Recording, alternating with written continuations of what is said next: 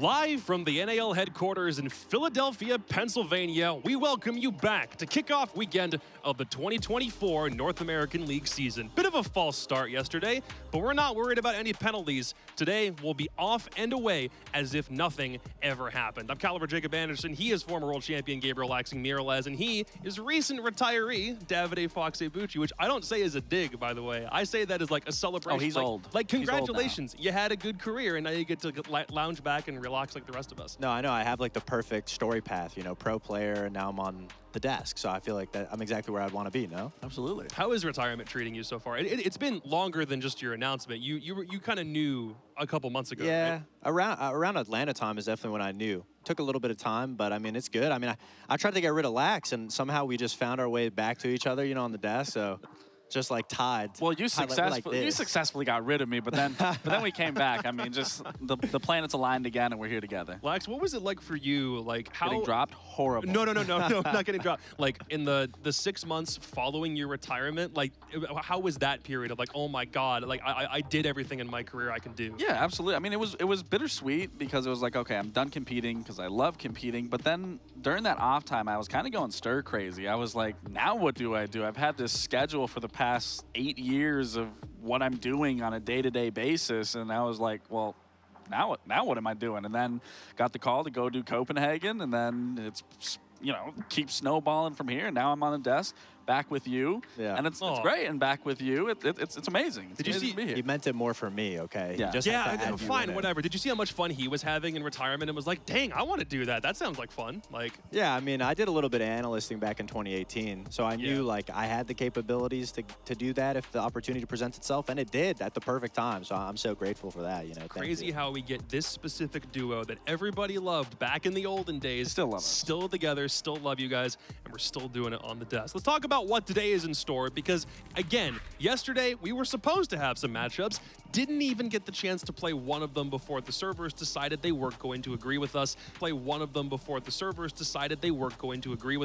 Today, luckily, they do. Knock on wood. I just hit my desk just to make sure that actually is confirmed. We have M80 and Wildcard starting us off. Los and OXG in Los's debut later on. We have a game of 2 rebuilds in Game 4, which is Beast Coast versus Mirage. I think every game on this slate, even if it isn't what was supposed to be the debut, is still going to make for a pretty good day 1. I mean, I'm extremely excited for today. I mean, me and Fox have talked about it a little bit. Is this day particularly, every team, I would say that these are really good matchups to really start out the stage, since we didn't get to start out yesterday how we wanted. So these matches alone, I think, are going to be some exhilarating matches throughout. Yeah, it's a perfect situation. Even though we didn't get to see the great games that we had yesterday, this is a perfect limit test for all of the matchups. I feel like every team is very close in play style or in regards, and so the fact that we're able to see them today as the first actual match, I mean, I'm pretty excited. I'm pretty excited about the Los OXG game. Not just say that jacket's fire.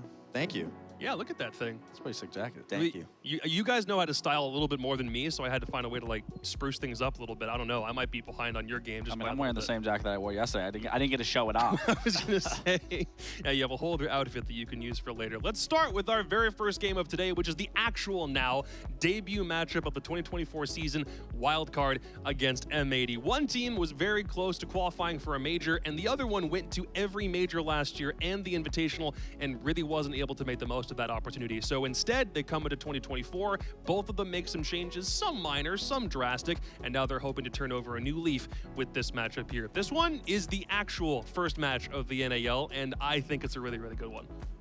I agree. I think it's a really good one. I feel like the best things to look at for both of these teams is the way that, I wouldn't necessarily call wildcard a full rebuild, but I feel like this is the first time since this last year that they've been able to get a lot of pieces to the puzzle, and I feel like both teams have been struggling to find that throughout the year.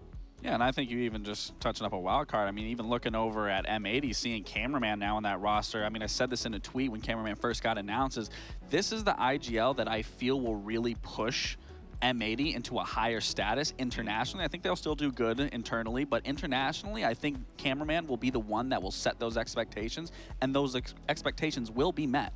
It's also just really weird seeing him on an NA team. I think the big thing is, so weird. We were looking for like what this M80 team was going to look like. It's still got a bunch of Brazilians on it, but Cameraman in NA? Like, well, that's interesting you say that, because Cameraman could have been in NA during the reciprocity days, specifically after Tokoname. Really? Yeah. We after Tokoname, we were looking at maybe getting some imports from Brazil on our team, and he was actually, because of Lax, he was the first one that we went to approach to, saying like, hey, do you want to come to North America? But back then, things didn't necessarily line up as they did Visas now. didn't line up. There was a lot of things, so yeah, it didn't work. But there could have been a scenario where it could have been Cameraman.rec. So it's only 4 years later that he finally finds himself crossing over into a different region and actually doing it for the first time. That's crazy. Hey, what could have been? Also, rest in peace, Reciprocity. Forever. Still one of those. It was everyone's favorite roster. I don't care what anyone says. That was everyone's favorite roster. Everybody in your family loved Reciprocity more than anybody else back in the day. You're 100% right. Let's talk M80 as the very first team we need to go over, because not only did they go to every event last year or the previous calendar year, they decided it wasn't good enough and blew up almost the whole roster to give us what we have today. They have abandoned the Americans and they've brought in the Brits. This is a very different lineup to what we thought we'd get in the NAL. Yeah, I mean, it's very different. I tell you exactly why. Just because I'm so happy that this is the changes that they went for, because it's the first time that it feels like M80's prioritizing the supports. They're prioritizing the backline. They didn't necessarily have an issue with slaying power. They didn't have an issue with IGLing. I feel like there was just no glue. And so when you look at all of the players that they've just recently got, those players, Citizen, I feel like in this last year was the glue for Sonics. Noodle was the glue for GK. Cameraman was the glue for Los, and now you have so many players. It's a sticky situation now on M80. So in my opinion, I feel like they have so many players that bounce off of each other, and I want to use the word selfless, because they're so selfless with the way they play around each other instead of just trying to build like a super team on M80. I mean, and that's what we've known M80 to be, is a super team. We've seen it throughout, that this was the super team, this was the super team. But just because you get 5 really well-established players does not mean that that's going to be the super team as we saw, given that they look good in NAL, but then you would see them internationally, you kind of look like an APEC team. They immediately were sent home. They were near airport, new arrivals, whatever that looks like. It didn't look great.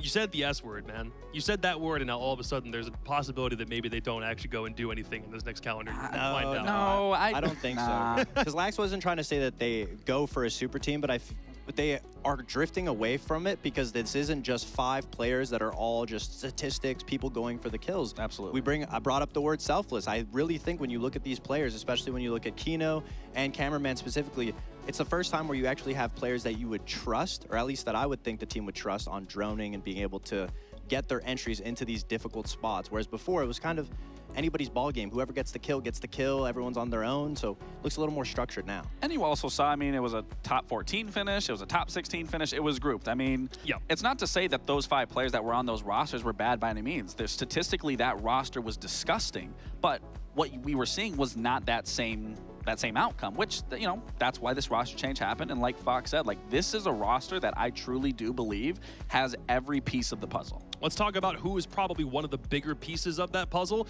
A guy who was 3rd rated overall at the most recent Six Invitational. Citizen was given a chance to join this team. He took this chance over sticking with Sonics. How big of a pickup is this for M80? I mean, Citizen is nasty. We all know it. EU knows it. NA knows it. It's the reason why he came over here. Sonics knew it. I mean, Citizen is a tremendous player. Just recently at SI, I don't want to say he carried SQ, but he carried SQ. Before going into that upper final match versus FaZe, he was the #1 rated player at the event. And on top of it, he was like top 3 in all 4 or 5 of those categories. That alone, I mean, Citizen in this day and age and how people talk, Citizen's him. He is him. I mean, he is him, and especially the amount. He's him. Look, he's right there. He's chewing on his fingers. I mean, he's definitely improved. Thank you for the play-by-play of what he's doing right now. He's definitely improved a lot, especially with the way that he's evolved as a player from coming to North America and then just being a part of Sonics. And I feel like M80 is getting him at his perfect moment because when they brought Ambi onto Sonics, I feel like Citizen took a little bit of a backseat to be able to cultivate the player, and now he understands how to be a leader as well as a strong, capable player that we know him to be. Give me some background on one of the guys he's going to be teaming with. Probably the only real piece that played every event from last year was Spoit, and he went to every event with the team, even if they didn't do anything really notable internationally. So why is he notable right now? Well, the other European guy that they brought on, I mean, he's the most notable just because when they first got him, right, for Copenhagen in that NAL season, he was phenomenal. He was absolutely devastating. He was pretty much, I wouldn't say carrying the team, but he came in right after a hot win from coming from Europe. Everyone expected him to do good, and he performed. And then they went to the event, and it didn't necessarily pan out the way they wanted it to. But if you look at his statistics and the way that he's been performing throughout the year, the stats aren't really changing. He's still successfully finding those kills and being a pivotal role, a pivotal slayer for the rest of M80. And so, like we mentioned, it's not a slaying issue, and it's not a late round goal IGLing issue. It's just about who's going to play for Spoit's trade. Who is Spoit going to play off of the trade? And I think now they finally have a full team to be able to do that behind him. Let's go and talk about their opponents, because everything about Spoit and the new M80 squad will be tested up against a team that has had a lot more time to figure things out because they only made one roster move in the offseason. Wildcard decided tryouts really aren't it. Let's go with the team that's already established, grab the guys who played for Mirage last year, and added another world champion to their roster. Yeah, I mean, I'm really excited for this roster. Obviously, bringing back Bosco, an historical GOAT. Boss GOAT is what we know him as. I teamed with Bosco. I won a world championship with Bosco, the first one ever on the Xbox. And now he's playing with a former teammate of Rampy. They also won a world championship together. And the one thing that I really love about this new team is bringing Bosco really allows both Rampy, Vertical, even Kansan to allow them to really flourish in those areas. And they have a strong backline of Bosco and Spiker that can really allow those layers and the in-depth gameplay to just really flourish with this team, where they didn't really have that with Slothy going into last stage. Yeah, I mean, a lot of people immediately think that adding a 2-time world champion onto a team is just going to be great, full stop, no matter what. But let's specifically hear what Rampy had to say about how this team is going to function coming into stage 1. Hi, this is Rampy, and I play for Wildcard Gaming. I will say I love my team. I love everyone I play with. This is a team that I really wanted to play with. When we announced our free agent roster, I was just hoping that this could happen because I think we're gonna shock NA with how good this team will be, and with what we want to accomplish. I'm just very confident. But I would say it's very awesome for me to play with Vertical. I've been competing against him since when I joined Pro League, and he was playing Pro League already at that point. I was watching him when he was on, I think it was Rise Nation. I really enjoy hanging out with Vert and playing with him and not against him anymore. I'm tired of dying to the reflex. I think a great first step with us was getting Meepy. We needed a head coach that knew what he was actually talking about and understands the game at a high level, and that I can say about Meepy 100%. And he's been helping us get on the same page since the start. It's been great so far, and I'm excited that we'll be able to show like how good we're going to be for this season and prove everyone wrong. And I think for us, it's about getting respect back for players on this roster. So I'm excited to do that. A lot of teams over the offseason decided the best course of action was to blow everything up from the inside and start fresh. But even though Wildcard did not qualify for the Atlanta Major at the very, very end of Stage 2, they decided to keep the core together, only made one roster change, and now they're coming in, hopefully, stronger than they've ever been before. I mean, it sure looks like it. The way that they've been able to round off their team since getting Bosco, especially, not to say that Slothy played bad, but obviously he was a younger player when it came to the scene, whereas Bosco, I mean, Bosco's been around for a while, and obviously he's able to fully cap off that team. Well, let's just give Bosco his props real quick, because it's been a minute since he's actually played a match. The last time he played was the Six Invitational 2020. Yeah! It's been almost 400 days since the legend has dropped into the server, so hopefully he doesn't have too much rust, right? Hopefully? Dude, I retired and I took like an 8-month break off, and I came back playing ranked, and I was horrible. I was washed. So almost 400 days is insane to me. It's a big distance, but I mean, he has been grinding for a little bit. We almost had a chance, an opportunity to see him play in last year's E2, but unfortunately, well, not unfortunately, fortunately for him, he was able to join the current roster that he joined now and be able to progress a little bit more. So he's been playing for about 3-4 months now, so I'd hope that the rust has shaken off at this point. Here's the main reason why he's added onto the squad. They came so close to making Atlanta. All they had to do was knock off Space Station on map 3 of the grand final of the LCQ, and they would have been going to the major. They were on the cusp, and all they had to do was get one more game, and suddenly they're going to a home crowd. Well, that's one of the things that I love that Rampy gave credit to was Meepy coming on and helping this roster, because sure, they didn't have the greatest start to the league and coming in 7th, but once they reached those qualifiers and those LCQs specifically, that's when we really saw that glimpse of Mirage, now Wildcard. We saw that team and what it could be, and they were literally one game away from going to Atlanta and just couldn't best SSG, but now they have had 5 to 6 months off, bringing in Bosco to really set the foundation and get off running. They're looking like a beautiful team. And a couple of guys who were standouts from that LCQ performance, we need to talk about them here just to remind everybody exactly how close they were. Rampy, Spiker, and Kansan were a couple of those spearheads from that LCQ run that got them so close. But how exactly is this squad going to function now? Is Bosco in? Is he going to play support and maybe we move Spiker to something different? Does Rampy come in and play entry? Does he, like, what specifically is this team going to look like, Fox? I mean, there's no way you pick up Bosco and you don't have him on smoke. I'd assume that he'd obviously favor the more supportive roles. It takes a little bit of time for him to get used to. It's also a less aim-orientated role. He's able to focus on what he knows best and what he was able to be successful in SSG. And it's so easy to work around the rest of these guys because Kansan, we saw him play support on Sonics. Now he's playing a little bit more of a flexible role. Spiker, we can see him flex, especially when you had a chance to play with him on PB. And especially Rampy. I think Rampy is such a phenomenal player with his selflessness, the way that he's able to just play whatever operator, whatever the team needs.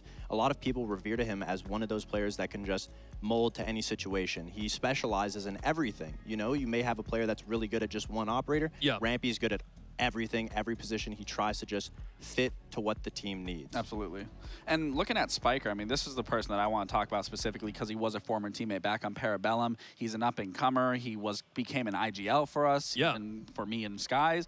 I mean, the biggest thing about Spiker now of having a player like Bosco that has this experience, has that support role. Spiker's on a team of legends, dude. Yeah, he can learn a lot from these guys, but specifically Bosco on how to really anchor a site, really how to play more passive, and just get a general read in the game. So seeing this team now and just possibly learning from Bosco, I can only see Spiker's skill ceiling excel even higher than what it's currently been. Well, let's see if that's what Meepy has done in the ban phase to see if he can't give the whole team a chance to flourish as much as possible. Gentlemen, we're going to Chalet for game 1. What do we think about that pick? I think, you know, M80 is a very aggressive team. They love the more aggressive maps, especially with the roster that they have now with Spoit, Noodle, Citizen being able to be droned in, entryed in. I feel like this is a map that prioritizes that, having a guy with a drone behind him. I mean, obviously, you could argue that for every map, but Chalet specifically. And so when it comes to a map like that, I mean, I feel like the aggressive style is better, whereas Wildcard, in my opinion, they look a little bit more supportive based off the player's play style. Yeah, and I'll support Wildcard here with this map specifically. I mean, like I was talking about early, talking about what Bosco can bring to the team and Spiker as well, is they allow that layer, that defensive backing where players like Rampy, players like Kansan, players like Vert can get aggressive and fall back to a strong backline. Is that going to be your prediction then? We have the brand new North American League Predictions Championship, and this is the first official game that will determine who walks away with this belt at the end of the stage. Jesse already has gone for Wildcard in this matchup, so are you sticking with Wildcard? Which way do you swing? I just had to, give people a little bit of context, but I am going with M80 for this map specifically. Wow. I'm sorry. Wow. I'm sorry. You're going with M80? I'm going with That's M80. sickening. I'm going to go with M80 too. Oh, If man. it was a different map, then like Fox said, this is an aggressive map, so I can see why Fox even leans towards M80, and that's kind of where I'm going, is it does really Sure, those but aggressive you're going styles. playstyle and not the fact that Wildcard have been together for longer and thinking that maybe that gives them an advantage. You don't think that matters, you're just thinking playstyle. Honestly, I'm really just looking out for myself here in the predictions. I need that belt. So We need Jesse to go down. I mean, Wildcard just has slower paced players. When it comes to a map like Chalet, I'm going to favor M80 because they have the more aggressive style. I agree. All right, I guess that's kind of all there is to be said. Jesse, the guys are ganging up on you over here. Please get over here so you can actually assert your dominance at some point. It's time for us to get started in just a second. This game has, well, we were hoping that we'd be able to see those games played yesterday, and we thought, hey, Sonic's Los is going to be the first one that we end up seeing. We're going to introduce the Brazilians first. But instead of seeing an all-Brazilian team come in, we're seeing a team that doesn't have any NA-born players on it, because Kino wasn't born here. He was born down in Brazil. Everyone else was either born in, Sweden, the UK, or Brazil, and none of them were actually born in NA. So we're still having an imports roster kick off our stage. It's just not Los this time around. No, it's not. But, I mean, the faces that are on these teams, we are already well aware of what they're capable of, who they are, the status that they have in Siege. So, sure, it's not NA players, but NA isn't even the best region right now, statistically speaking, just based off these events. So, if anything, we're doing it right now by getting imported players. Yeah, I'm really happy, especially for Noodle too, because I feel like he's just had the transition of just different region after different region. I was going to say. And so from going from a team like GK, obviously, to now coming to North America, he showed so much promise, especially on that roster. Yeah. Taking on the IGLing as your main entry, Yeah. that's such a difficult task. And now to be able to see him on a team with Cameraman, where he doesn't necessarily need to IGL as much, he can give a lot of the flexibility, a lot of the difficult calls to Cameraman and just focus on being the entry. I mean, I'm pretty sure Noodle's only like 20. He's still young. He's 19. 19 or 20. I'm just kidding. I don't even know. He looks I'm pretty 19. sure he's 20. I've talked to him about it before, but I thought you had some information on me. I was like, I don't know. He has a Wikipedia. I'm old. I just know that I'm older than everyone at this point. So Alfama has the Mr. Worldwide reference for him because he went to several different regions back in the old days. He was on the old EU core. He went to Fnatic and APAC. Noodle has also now gone to 3 separate regions. I think, are they tied in the amount of different regions they've been to? I don't know if anyone's been to more than 3 at this point. I think the max is 3. Yeah, I think you're right. I think the max is 3. So if it doesn't work out on M80 Noodle, you could always APAC or Brazil. The options are The last plentiful 2. and open, especially where imports are concerned. We'll be right back with game number 1 after a very short break. Remember, the road to the Manchester Major starts in just a minute. We'll be right back.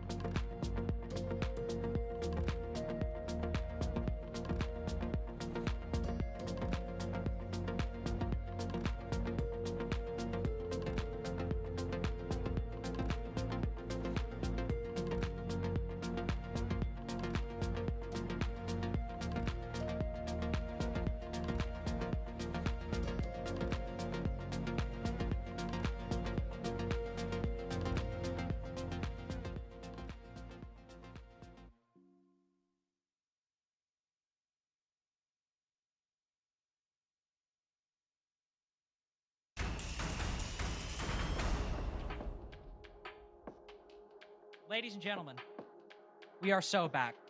I'm not gonna lie, Sam. We went to that break, I started getting nervous. I started like, no, not again, not again. But we do have the debut game for you, my friend, the official debut game. Sam, M80 versus Wildcard. We've actually got something to look at. Yeah, no, I'm very, very excited. You know, it's back. Your hair's not back, though. I don't know what the hell happened to Well, that. my hair was here. It's gone now. Did you lose another bet? Like, what? No, what's going on? I went to the barber and I said, look, I want a haircut similar to what I had. And then she did it and I didn't like it. So I was like, well, when Liam buzzed my head in Atlanta, it ended up okay. So we'll just do it again. So I got it, 3 on the top, 2, 3 fade on the sides, and we're okay. See, this folks, this is why you don't go to great clips. All right, M80 versus Wildcard, guys. We got a banger to start off the day with some new rosters that Carter and I will get into. He's chomping at the bit, folks. I was talking to him in our little Discord green room about these things, but I was like, hey, let's just save this for broadcast. So let's start off with the elephant in the room. M80, they've picked up so many people, and they're about to debut this roster here on Chalet, Carter. They picked up so many people, and one of them is just picking Kino back up. Like, technically, depending on your start date, it's not a roster change because he was on the roster in Atlanta, but then not on SI, where they picked up 3 people, and if you broaden your definition, they've picked up 4. It is a complete rebuild, and with the importing, as we've talked about, they get one of the best players from the Sonics, they get one of the most famous IGLs from Brazil, and they're going against Sam, the Rainbow Six equivalent of the 2022 Super Bowl halftime show. We got Rampy, we got Bosco, we got Vertical. This is the Siege team for NA old heads.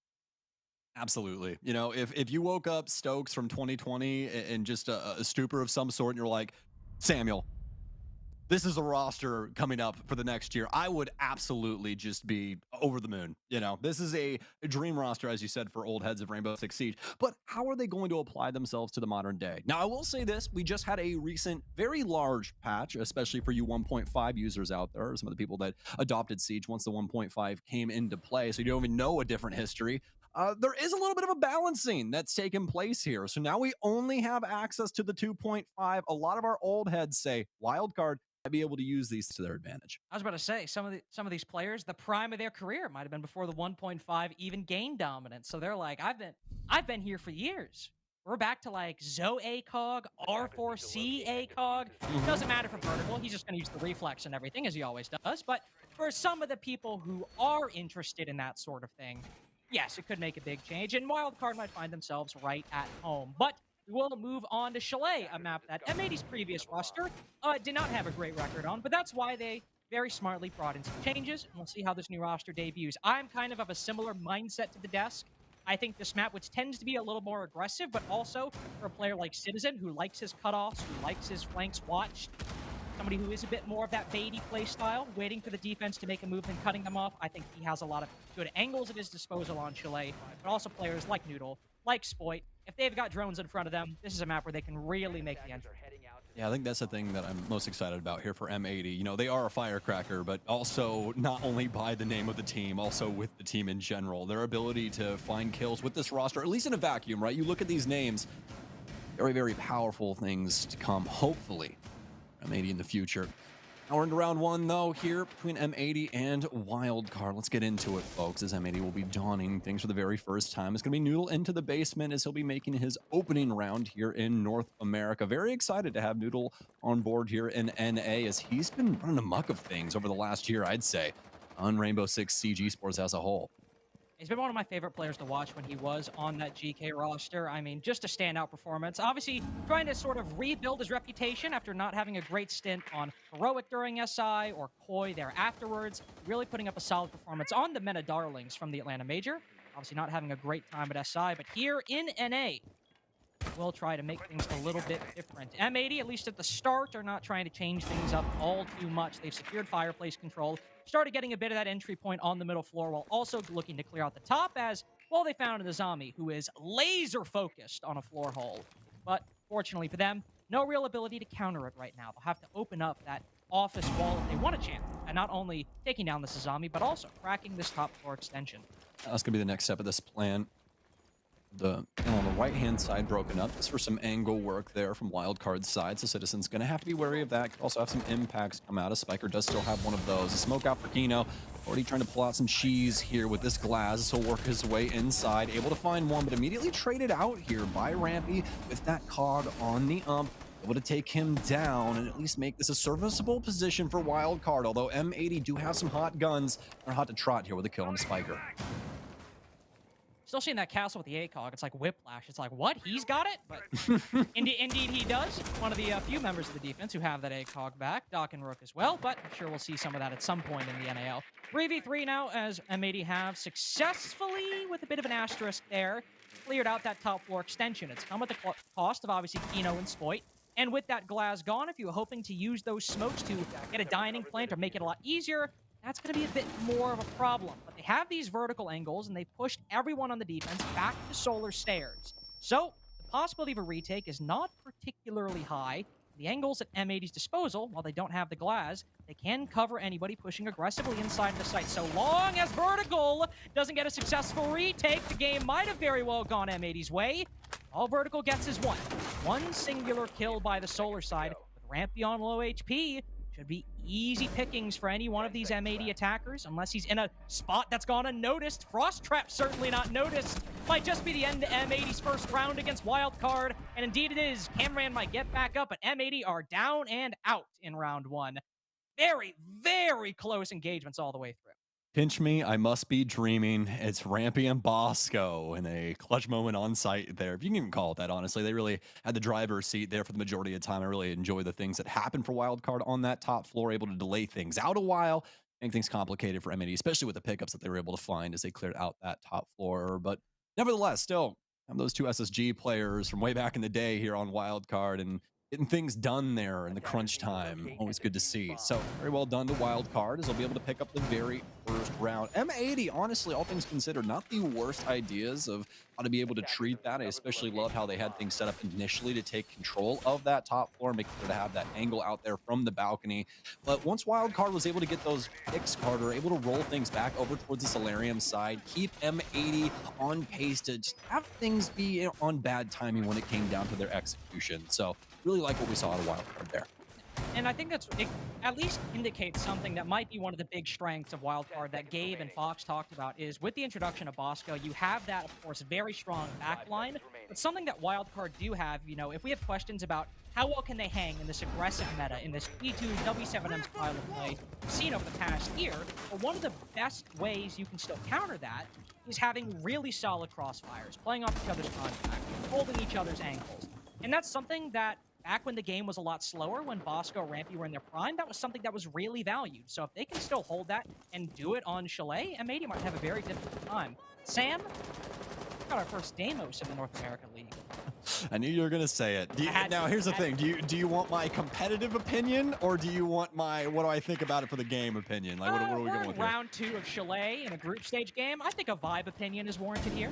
Honestly, I honestly don't think he's all that great. Only because he requires a high amount of coordination. I think when it comes to competitive play, he'll definitely be a solid option. But the big thing is now is that if you want to get information on someone, you have to scan them. So that means you have to try and risk some drones in a area where somebody like Solus can be. You can see M80's removed that from play, but that's the reason why. You have to try and risk some drones in order to make Deimos viable in the first place. Sure, Citizen will be comfortable in that operator, though. Kind of an operator where he can just do what he wants, get his own intel, take his own gunfights, play at his own pace. Might be something he really appreciates, but also if they find intel on one of these wayward players, maybe they'll have a shot. But of all the teams who you might find an errant roamer, Wildcard are particularly the team that would strike me as engaging in that playstyle. I mean, look at this setup right here. I suppose Vertical on, not Vertical, excuse me, Rampy on the Melusi is a little bit far away on those main stairs, and Citizen might very well find an engagement with him soon, but everyone is within an arm's reach of each other. You have the mezzanine player of somebody in library, the library player's got somebody on the stairs, and even the stairs guy has another guy on the stairs. There is somebody on Wildcard who can trade out their teammate immediately if something needs to happen. This is no house of cards from WC. This is enforced with Rebar. I love how they've connected all the dots here, Carter. It's so complex for M80 to try and push their way through. There's always going to be a supporting angle here, but as soon as I say that, we're down in this last minute, and they got to try and figure things out. This is where the gunfights matter the most. Boy, it's going to take a lot of damage, but remember, you still have to do those adrenal surges. He's going to get cans and all for that effort. They're not ready for Spiker, though. Be able to take down one, almost two there through the smoke. He's not ready for Kino's push. He'll gun him down with the para. Some smokes, as well as some claims from Kino, some lead down range too, but it won't find the head of the player in Barstock. It's a powerful position for Wildcard to still hold, even in the 3v4. If M80 decide to execute inside of games, that could very well stop things completely, but they have a lot of control over by Fireplace and top mezzanine. So a flood in the bar is not out of the cards just yet. Maybe looking for a little bit more intel, a little more comfortable of an advantage, and they will find it as Vertical falls inside of the site. He's got to fall back a little bit, knows someone is Fireplace, but is waiting for the push down library stairs. Make this the 3v2. On the player main lobby, and maybe you have to make a move. You've got the intel, but they need to go for the plant. Citizen cut down. There is still that bar stock player. Bosco obviously worried about the hatch. Isn't able to deny the plant. Now Rampy and Bosco, 2v2. Same duo, last alive last round, has got to clutch it out here. Rampy's got 2 kills to bring this from a 4v2 back to even.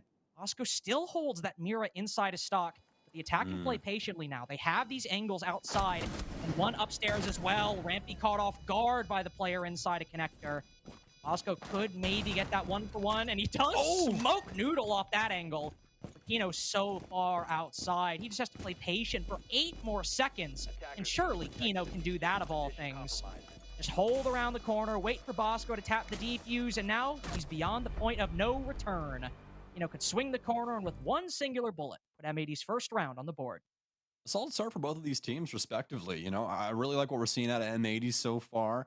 A great round there from Kiki, especially. Welcome back, Kiki. I know it's been a little while sitting there on that bench, but I bet you're happy to have some kills under your banner here to start things off. Looking pretty fresh with that Capital, especially there in the post. They were able to get that plant down, but M80 really highlighting their capabilities of being able to take some gunfights, trade things out into a positive scenario, and using that map control that they garnered from those to the fullest effect inside of the round. Garner round 2 for the offense, as M80 will have to try and readdress things downstairs. But I really like what we saw with that library clear, especially with Spoit trying to spearhead things in from that piano window. Really, Spoit getting that kill is what started things up, because M80 were reaching a point where they were stalling out, and the crossfires from Wildcard, or at least the ability to trade each other, was very, very strong. And if you aren't able to open that up into a 5v4, with how strong that structure was from Wildcard, you could find yourself in a really difficult spot and just constantly trying for a gunfight, maybe not getting the opportunity. And seeing Spoit able to get that entry, obviously only 1 and 2 so far, but if we can see Spoit start to really achieve those same heights he did in Copenhagen, of course, on M80 last year, but even back when he was on Koi, just a young guy with a hot drone and a good hot drone in front of him, good gun in his hands, he can make a lot happen. And to see him back in that position and finding that success would be great for this new M80. Yeah, absolutely. I think the other great thing about it is even if Spoit doesn't get that opening entry frag, you still have so many people that can back him up as a secondary option and be able to swing through there and clean up those scenarios that they're looking to try and get themselves into. M80 are going to wrap themselves around Fireplace Hall. Guys, it's basement defense. We all know this one. This is going to be pretty straightforward. They're going to try and cut the map in half here at the library entry point. They should be trying to get a drone in on this guy on the top floor as well as that one to the right, but they don't know of the library hallway player. Kind of a big deal here. They're going to try and adjust here on this angle. A nice find from Cameraman as both of them not really aware if the other was going to try and put their head in. And oh, Kansan, you stick around too long. Noodle delivers with the cog on the R4C. Easiest kill in Noodle's life right there. I mean, honestly, even as well, the kill on the Rampy, both 2 different defenders trying to take an angle with an attacker at a bit higher elevation than they were. End up losing their life as a result. Now Wildcard in the disadvantage, just as they were in the previous round.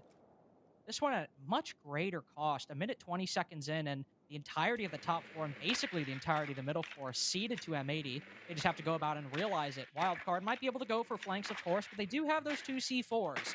So with that ram, if M80 are going for maybe a more Fireplace, snowmobile side to take, those C4s could find quite a bit of utility onto players playing around that first floor who are trying to achieve verticality. But as it seems the attack is rotating backside, might be a bit different. We have some options here to be able to at least break up some walls on the back end with Citizen, create some new angles and things along those lines. Also, another little notation here just for Wildcard's sake. They did end up bringing a zombie, but these barriers have been changed up, folks. You can actually shoot them down now. It does take quite a few rounds, so don't get me wrong here, but you don't have to try and use any soft destruction or anything else to try and get rid of those any longer. So just some old-fashioned lead. See what M80 wants to try and do as we are down to 45 seconds here, trying to get things open on the trench side, as they obviously do already have some verticality working into this. This is where Fubarao is going to step up to the plate, Spiker still having a lot of those utility pieces inside of his pocket.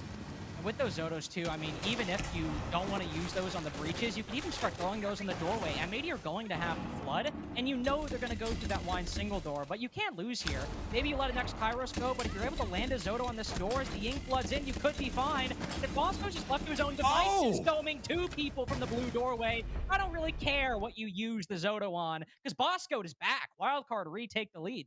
He's just so damn good, man. It's so patient. That's the one thing that I've always noticed about Bosco's play style is that he will just simply wait patiently for his moment to shine.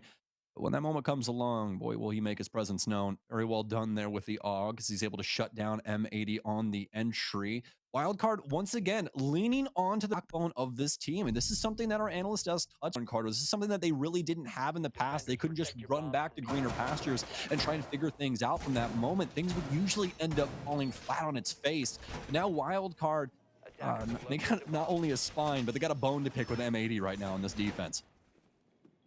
They do, and I think at this point, if you were hoping Wildcard would start making a compelling argument that this roster, I think a lot of people, especially when they were under Mirage, might have undervalued a bit that they've come to play. Chalet defenses, especially against a team with players of M80's caliber, Noodle, Spoit, Citizen, on paper, seems like a very difficult gambit. I mean, getting the lead, period, might be difficult for Wildcard going into this matchup, and yet 2 rounds now they've been able to pick up. 2 rounds where, sure, they went in the disadvantage in round 3, but still were able to fight back very convincingly. They have looked quite strong so far, and I mean, you got to give it to Bosco as well in that previous round. Just some excellent plays from him in blue, and as we're starting to retread bomb sites, Wildcard got to go back to familiar and very comfortable territory.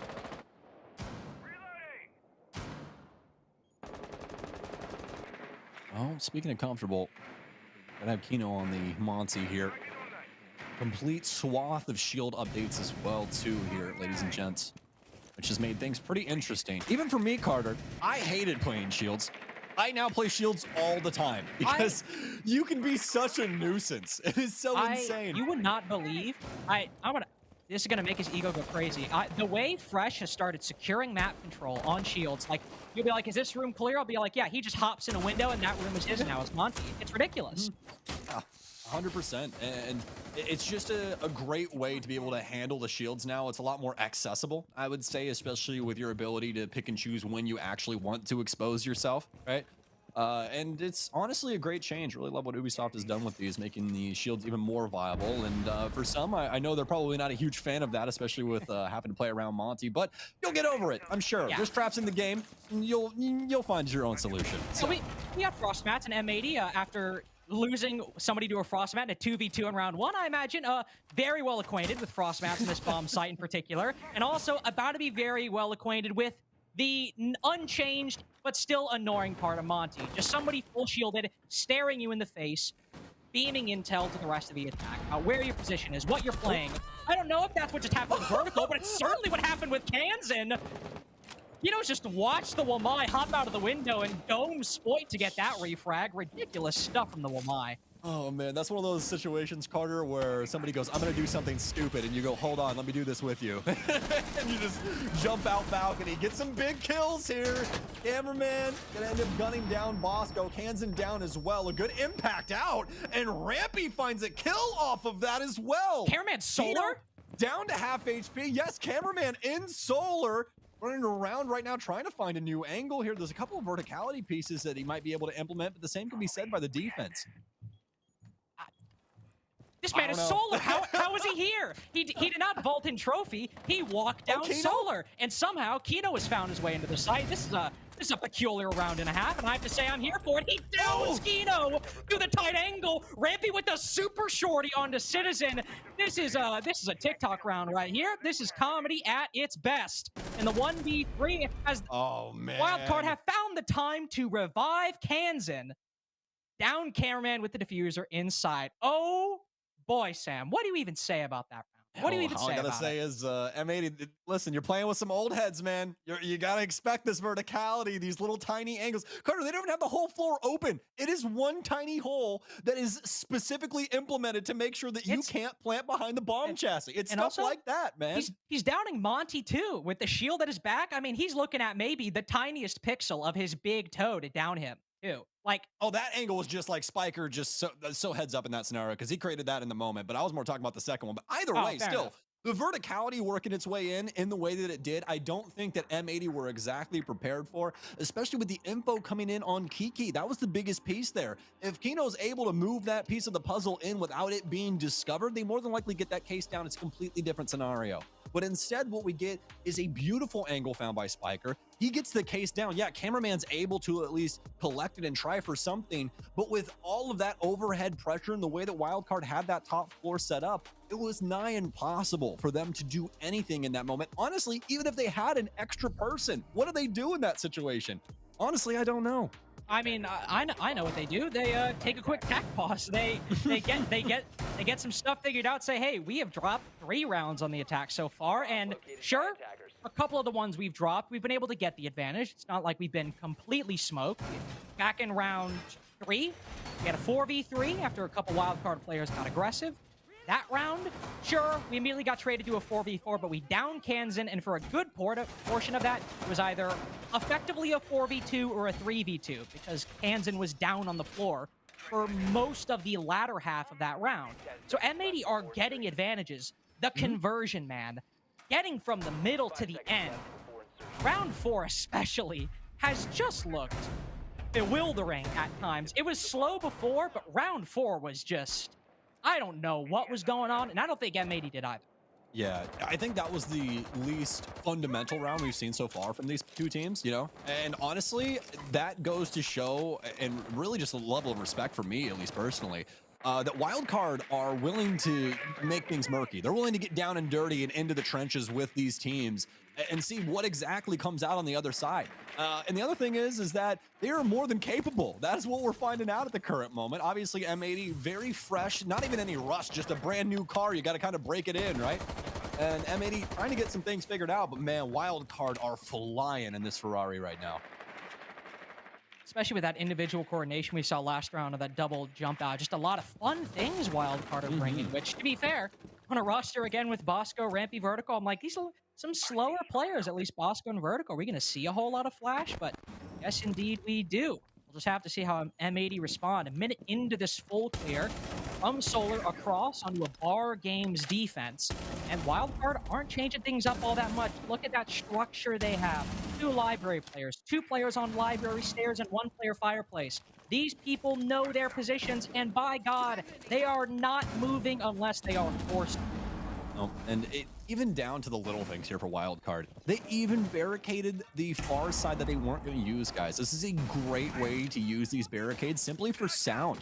Make it to where they have to try and open something up and give you that information where they're playing from. And now look, they've completely adjusted things. They know nobody's playing this balcony, so they're going to shift gears, move things inside of the library space, and try and make it more of a bunker. And so far, things are working out. What's going to go down? They won't be able to confirm that. He'll probably end up getting himself back up. But look at these angles here from the defense. A Nitro out. Citizen will get at least Spiker here. M80 coming out on the top of things, at least for right now. And yes, Kiki will be able to get Spoit back up. So all things secured, at least for the most part. But I got news for you, M80 folks at home. Bosco and Rampy, they're still alive. Bosco Rampy have just been the duo in the clutches throughout these first 4 rounds, consistently the last couple alive. And even on the previous Bar Games defense, even though it wasn't successful, we find ourselves in a similar position again. Rampy on the library stair. Bosco over by Bar, inside of stock as well, but it's still a difficult spot. Knows he's in stock. All of the attack is aware of this. He doesn't get away with anything. Rampy's able to find one, knows somebody's likely coming from the dining position. Maybe could find a kill here. He just sees the edge of the Grim, where Citizen finishes him off. M80 will get their second attack in quite a long time this half, and are now looking to end it 3-3 if they can muster it. Strong aggression there from M80 on that top floor. Kind of bullheaded their way into that library area. But I think the biggest piece to that would most definitely be Kino on the Monty once again. Able to apply that pressure and make sure that Wildcard always have to have that thought in the back of their head if Kino's to try and slide that shield and take a gunfight with them. And that was even all the way down to the wire there. And we only have Bosco and Rampy alive. The whole reason that Bosco is pressured to the nth degree is because he has Kino on his door there, constantly pinging him, constantly threatening that pressure from that gunfight. And it just makes things way too convoluted for Wildcard. They get over-aggressed on that top floor, not really able to trade out in the best way, and especially with that Monty being so healthy in those dying moments, I think M80 did a fantastic job of making it to where Wildcard really didn't have any capability to win that round. They snuffed him out there for round 5. Our Games has been the one site M80 have been able to get wins on so far, and as we go back down the dining, again, one where they found a lead, were able to go 4v3. One that was still achieved by Wildcard granting M80 some openings, taking some gunfights, getting a bit aggressive. I want to see if maybe we'll see Wildcard pull back a little bit. Got the Mira set up inside of dining. Want to defend that hatch, waste some of M80's time. We barely even see anybody across that top floor inside of Bar and Games. So yeah, Wildcard changing things up a little.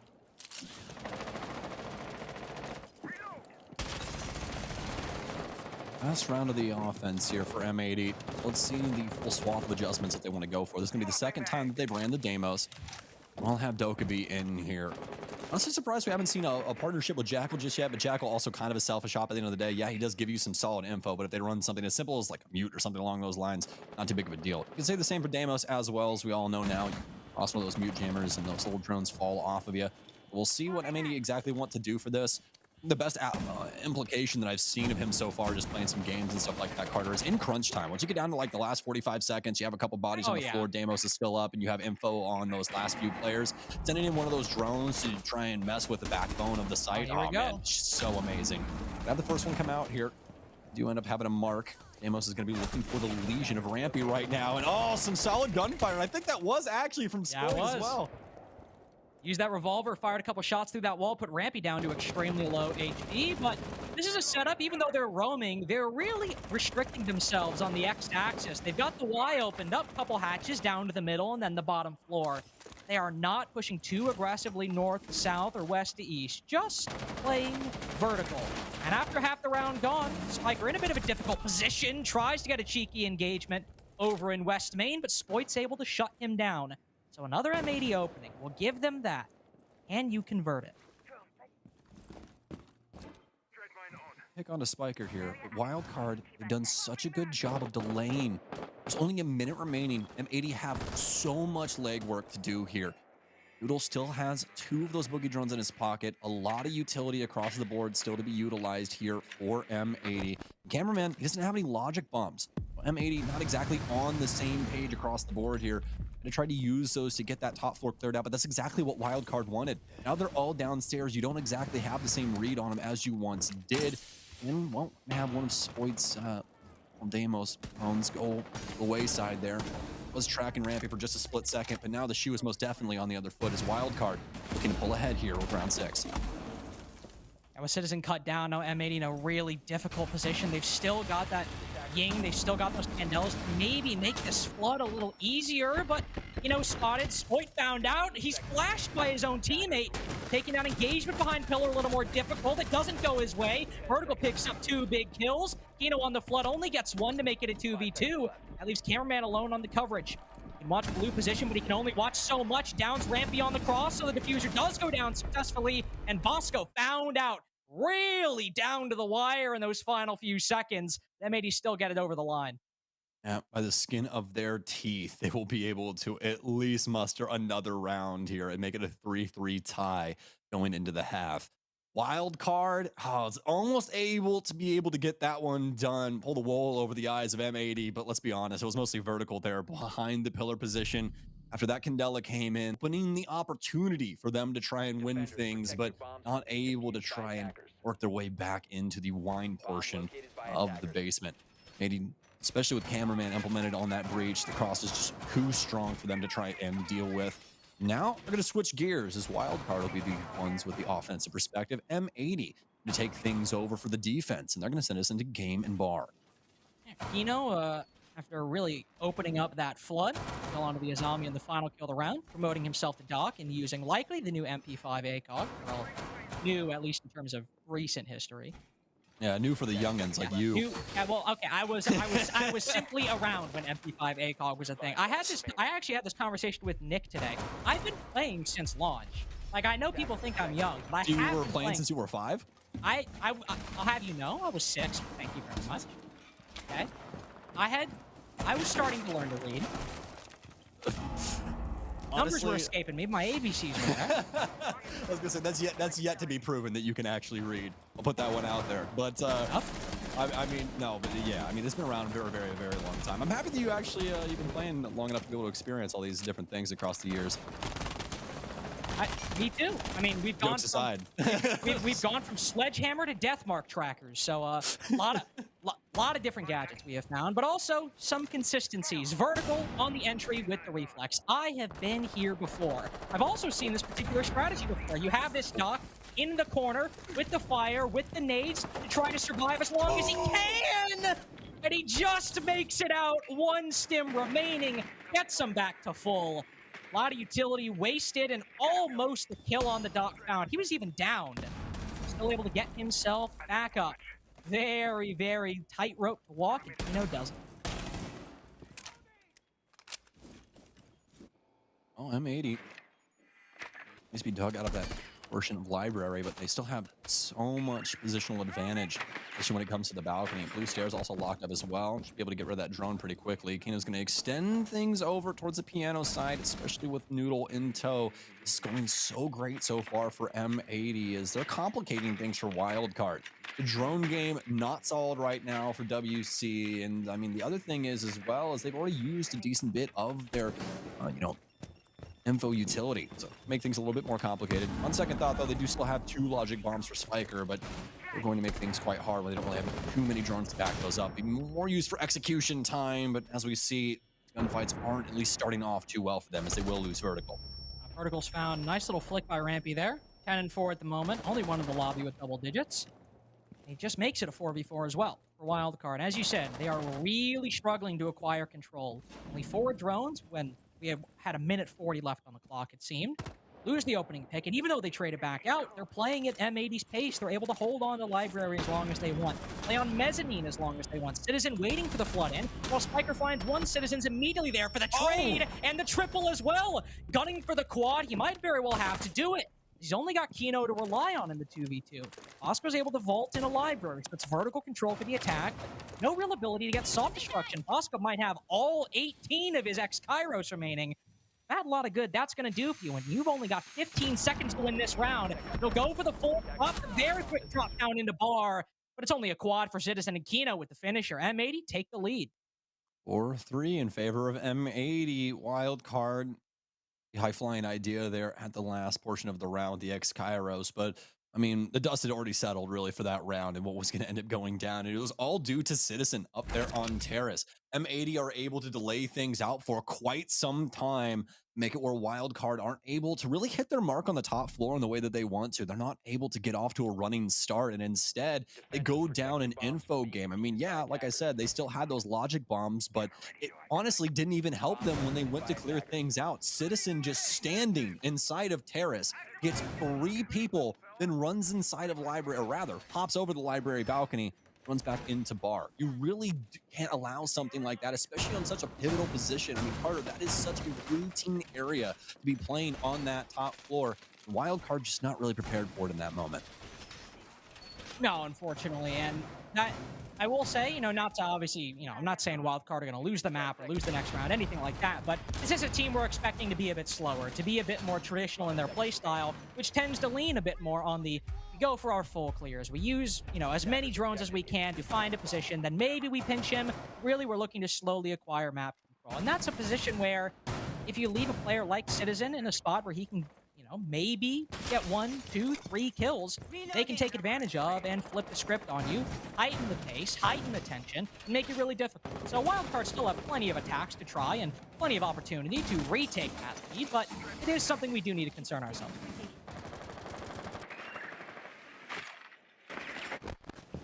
The utility that M80's decided to go with here for their defense, especially having Noodle hold things over here on the library.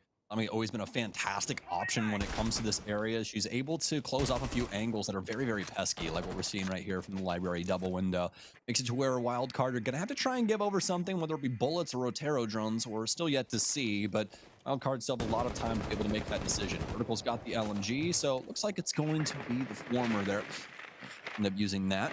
Terror drone coming in, and Kansan gonna find a home for it is, A bit of a misdiscussion there for just a split second, but fortunately enough, Noodle will give one over. And they'll find a about to home say. for that Rotero. Noodle was like, oh, I can see you're struggling with that Rotero. Why don't I give you a Kiva? You know, we'll start out. I'll put the training wheels on. Now, for your final two, we'll see what you can accomplish. Bosco on the Thermite has accomplished the opening pick. Spoit cut down very early on. Not having the best game so far, showing up in the opening duels, but unfortunately win or lose. Not just purely win. Noodle's able to find a very clean trade, though, onto Kansan. Well, we just have another 4v4, but again, another round where M80 seem to have the ability, the freedom, to force Wildcard to play their game. Pretty defensive-oriented chalet thus far between these two, as both teams have a very solid defensive matrix. I mean, just look at the way that Noodle is playing out this position, and I think he might be able to get another one. Fortunately enough, for Wildcard's sake, another drone rolls through. But do they want to try and commit to this top floor? Yes, he is the ISO'd player, but there's no such thing as a nade cook or anything longer. You're gonna have to look this lion right in his mouth. Noodle, looking for any opportunity here to try and open the floodgates again, but finally they'll be able to get a kill, but it's immediately traded and Noodles only went down. Yeah, Bosco will get another one for the books here. That's really about all she wrote for this one. Bosco does something very serious, and that would also require M80 kind of overplaying their hand as well, but you can see all of them rotating back. Cameraman kind of getting tagged up there from that long angle, so not exactly the best way to try and go, but not the, you not can the see 4-3 trash talk. Oh man. Well, our Polish friend here is definitely enjoying his Brazilian teammates with all the Ks there inside of chat, but Bosco's going to work his way up to the panel. Doesn't want to try and swing through just yet. This is more than likely the round. And I mean, M80 with such a solid defense here, all the angles to try and assist with things. I'm gonna shut up just for a moment just to see if Bosco can get something going on. Kino, come on. Peeking. All right, there we go. Cameraman will shut it down. M80 with the round. But yeah, as I said, M80, just such solid circumstances that they set up for their defensive standpoint and really making the most of it, especially for Noodle on that top floor. We've seen that mezzanine position twice now really proved to be a problem for Wildcard. First time it was going for the full clear over from Solar. This time it was a bit more of a direct onto this position, not a direct take at the bomb site, but a bit more of a direct focus on mezzanine from Library. And both times Wildcard have found themselves stalling out and extremely stuck in taking those positions, even though we see them able to get the opening pick. Bosco gets that 5v4, is able to find the initial bit of opening for Wildcard in the round, but then you still have Kansan running about, and finding that remaining player, using the utility, using the drones. Wildcard were really struggling to come up with ideas for how to do it, even though they did have some good utility. They had the flashbangs, they had various primary utility as well, and yet still Wildcard 2 times now, on that clear, as Noodle pointed out, have struggled to make progress. And on Chalet, on a map that really focuses on holding some different positions, maybe it's office balcony window, library window, but util clearing and then pinching from said positions, that's the name of the game for the early to mid round. And if Wildcard are struggling with that, M80 will have a lot of room to play with on these subsequent defenses. Yeah, most definitely. And, you know, with what we could potentially see out of this basement defense, could also see them try and get some things done on this mid floor, but when it comes to the basement, I highly doubt it. Roam clear usually pretty strong when it comes to this map. We'll have to see. I mean, not exactly with the most options either, so more than likely going to be the ladders. I'll probably stick downstairs and try and hold on to things. You love that we have implemented Fenrir, so we already saw him get away with some solid utility placement earlier from Wildcard as M80 tried to clear out that top floor, ended up blinding one of the players as they hop through Eco Balcony. But now be able to use, well, maybe I spoke too soon, right? That does happen sometimes, but we didn't exactly see all these people end up leaving site so early. But I honestly love this from M80, a very late setup on this top floor makes for Wildcard. If they didn't exactly have their drones in solid positions, they could end up getting completely blown away by M80's top floor setup. Oh, Not the bunker buster from Solar Window. It's found Bosco down below. Thermite cut down, blown sky high. Rampy sees it sail by his head, and there's not much he can do to stop what's coming. 5v3, as that wasn't even the first pick. The first was on to Spiker. Brutal start for Wildcard. It's not even 20 seconds into the game.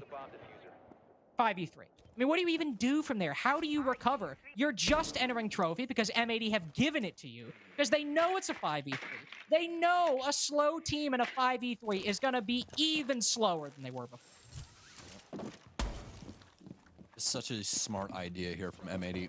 Beautiful call there, the cameraman or whoever on M80 that was like, hey, let's try and push the aggression and see if we can get something cheeky going on here. That Nitro Cell lineup from Noodle, I'm stealing that immediately. That is going in the piggy bank, boys and girls.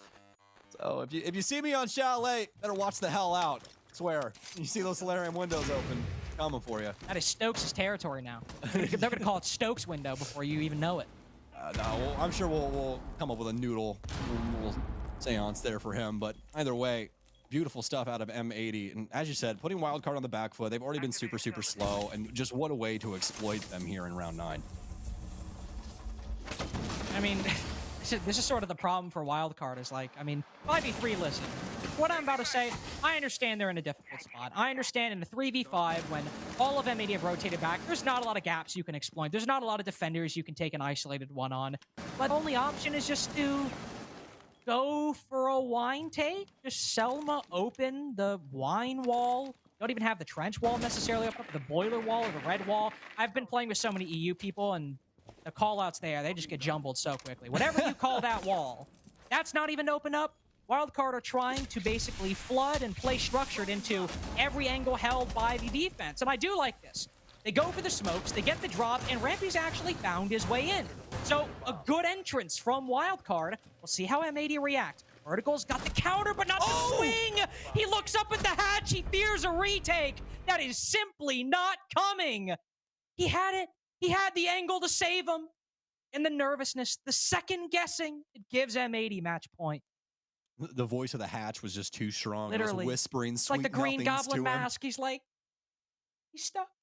He's rotating. It's rotating. Nope. No, he's not. It's not.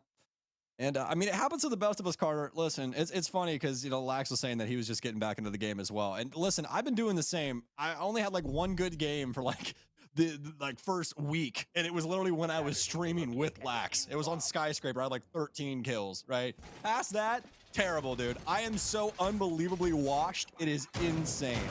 But I digress. Like, these moments like this are so very annoying when it comes to Siege, man. I mean, you think you hear something, there's just something in the back of your head that's speaking to you saying, oh, there's got to be a flank that happens here, right? There's no way. They have so many bodies up. M80 had to send somebody to the mid floor.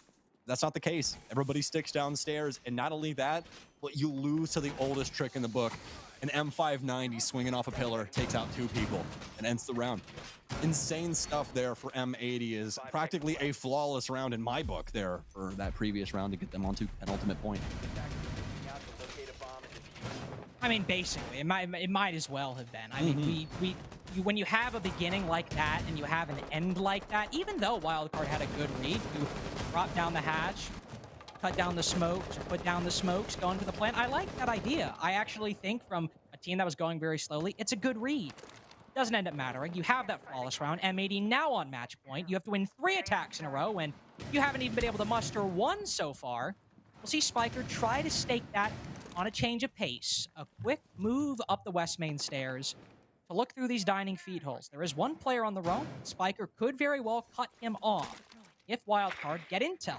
That Noodle is, in fact, top solar. He's just started retreating. We'll see what Vertical is able to find. We do have the castle intel on this top floor. Wildcard have more than enough utility to be able to handle a position like this, especially with Spiker able to add that extra spice once they do end up going for a clear on this top floor. I have to hope that they're able to get this in good time and work these angles in a timely manner as well. We have seen that gone awry, obviously, just in the last round, so that'd be something just to worry about at the end of the day. Oh, the timing! I mean, you speak about it, and it just shows its ugly head immediately, doesn't it? Noodle's gonna get gunned down, kunai in hand. Yet another one here will fall, but it's gonna be to the side of the blue this time around. Spoit able to take down Rampy.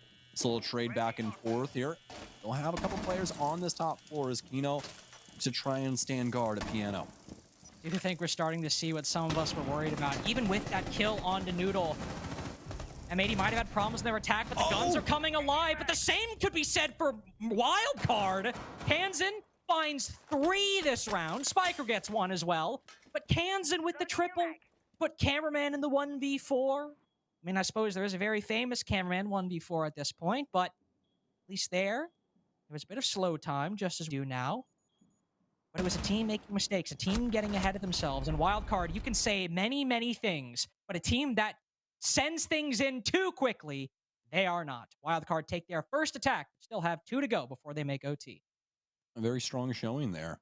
Able to pick up that round, exploiting the top hold there from M80 in a pretty solid but very straightforward way at the end of the day. You know, they're not trying to reinvent the wheel when it comes to that clear either. So they, for all intents and purposes, able to at least get another one over the line before we end up seeing a potential M80 victory here rolling around on round 11. As they're going to be going to kitchen and dining and have a better understanding of the way that Wildcard want to try and go about these clearances. And the one thing that stood out to us, Carter, is definitely their timing.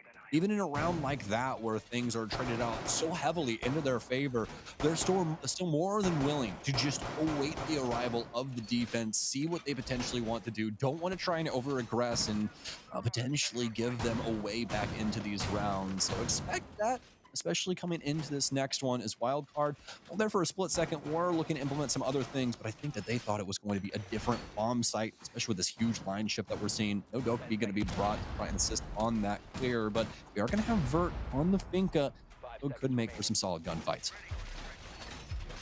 Used to also see some big adjustments. I mean, you have this dining defense, but you got a rotate hole made in the office wall, and I believe all reinforcements used now, so there will actually be an ability for Wildcard to have an angle into that top floor when they go for not even necessarily the full clear, but maybe the half clear. Try and get that top floor control, stop anybody from retaking, then open the dining wall below. Part of it's opened up. So the double hard breach that we saw Wildcard switch to, the Thermite and the Selmas, is actually less opportunities for them to sometimes, or maybe, go for those openings. Well, this extension here from M80, forcing Wildcard to respect every portion of the map. Every square foot has some M80 body watching over it.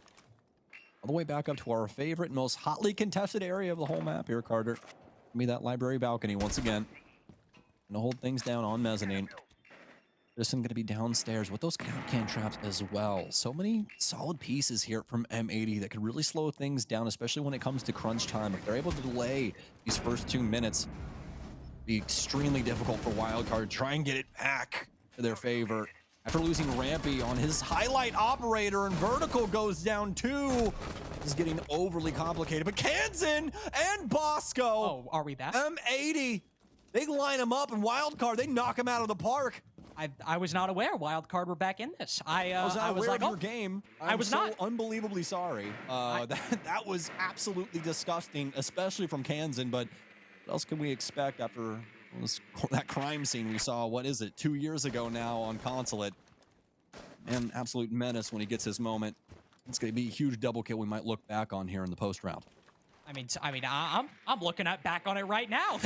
I mean, huge double kill, 3K from the team overall to make it a 3v2. Sam, I'm actually not looking at anything else but that at the moment, because it's put Kino and Spoit in a very difficult spot.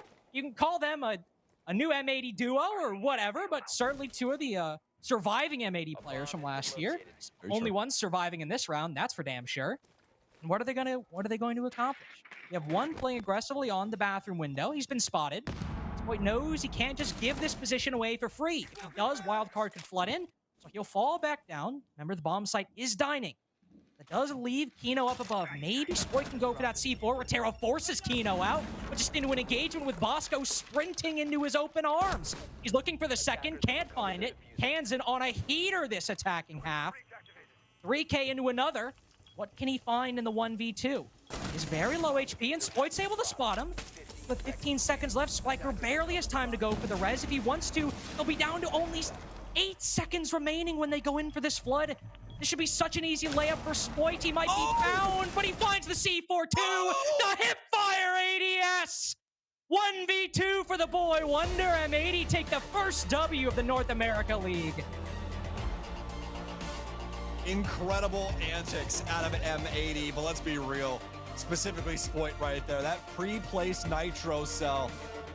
He doesn't just shoot, folks. He walks the walk as well. The knowledge inside of that brain, truly powerful, as he'll be able to sneak that one away from Wildcard. You said it before we went to Chalet, Carter. M80, not a great record on this map, but they start off right here in stage 1 of 2024. Yes, and of course, different roster that had that not great record on Chalet. Very, overall very different. But we were, a little worried going into the second half. We see some good performances from Wildcard. I'm thinking, oh, Rampy said you might surprise us. Are you? Are you going to surprise us? Am I going to be sitting here thinking I was a fool for picking M80? But then once we get to that defensive half, when you have a team as talented as M80 Sam, I mean, Citizen, Spoit, even Cameraman can have his moments. Those are gunners that you just can't simply let have the map control they want. And unfortunately, that's a lot of what Wildcard did.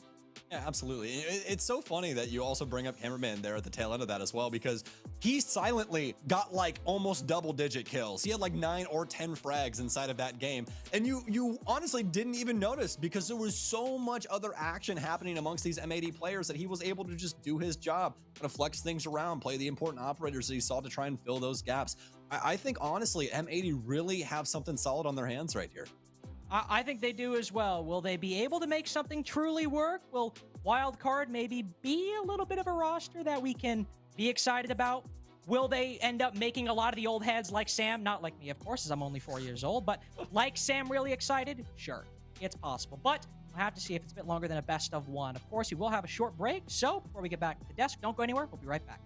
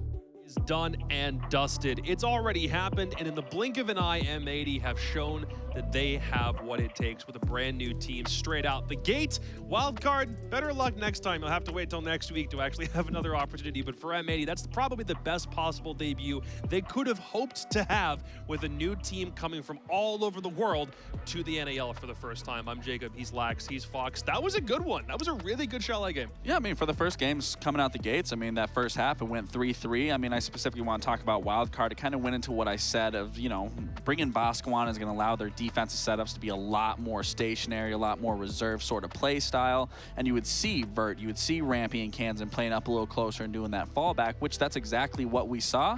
But then it switched sides, and that's when we saw everything kind of flip on its head. Yeah, there was a lot that flipped on. I know at the half, I specifically told you guys backstage, I was like, we're not seeing much adaptation when things go wrong for Wildcard. If things aren't going their way, they still stick to the status quo and keep doing this slow, methodical, almost, you know, like you've seen it before, like on an old SSG team, the way that they just tried to slow out the other team. And there was a big worry about once they got to attack, are they going to be able to get aggressive enough, get into these openings? Because M80, obviously, they're not just going to slow down and stop. They were making amazing adaptations, reading into exactly what Wildcard was doing, and constantly moving, so it was so difficult to keep a pinpoint on them. And I just didn't see Wildcard try to respond fast enough to those things. It felt like Wildcard maybe had some momentum toward the end. They got one round on attack, but only after M80 went to match point. And then this final round almost felt like we could see Spoit die and suddenly we need a round 11. It never ended up getting to that point. So did they figure it out and it was just too late? I think Wildcard had a really good game plan going in, but obviously M80 was just so hard at keeping them down. And so even though some of the rounds looked like Wildcard were in the driver's seat, especially that last round, they used so much of their time clearing out the rest of the roamers from M80 that when you put big players in big positions like that, Spoit just ended up winning it on that last round because the time.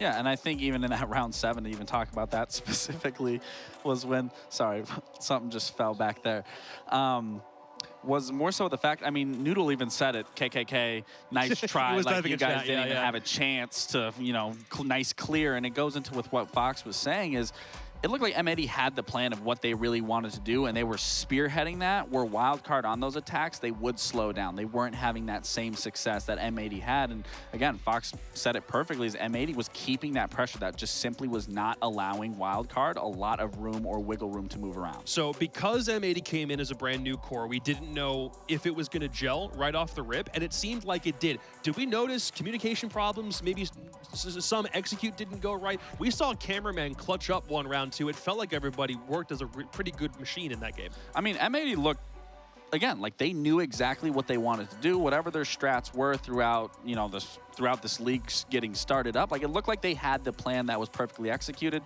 Looking at the wild card side, what really confused me, and this could just be because this Kiba barrier placement this update just happened, we weren't seeing those Kiba barriers shot out right away. They were still using explosives. They're using Flores drones. Yeah. And it was really it was frustrating me, but like, I get it because you're so used to not being able to shoot a Kiba barrier that now you like are stuck in this way of like, all right, I got to waste util on it. Whereas I feel in some of those instances, that's what was slowing Wildcard down. Whereas if they were actually able to identify that you could get rid of those Kiba barriers just simply as shooting them, that it would have sped up the process in some of those rounds specifically. It's just one of those things that you have to train yourself to be comfortable with doing that sort of thing, because it's a brand new patch. You need to make sure that that habit is just instilled in your blood at some point.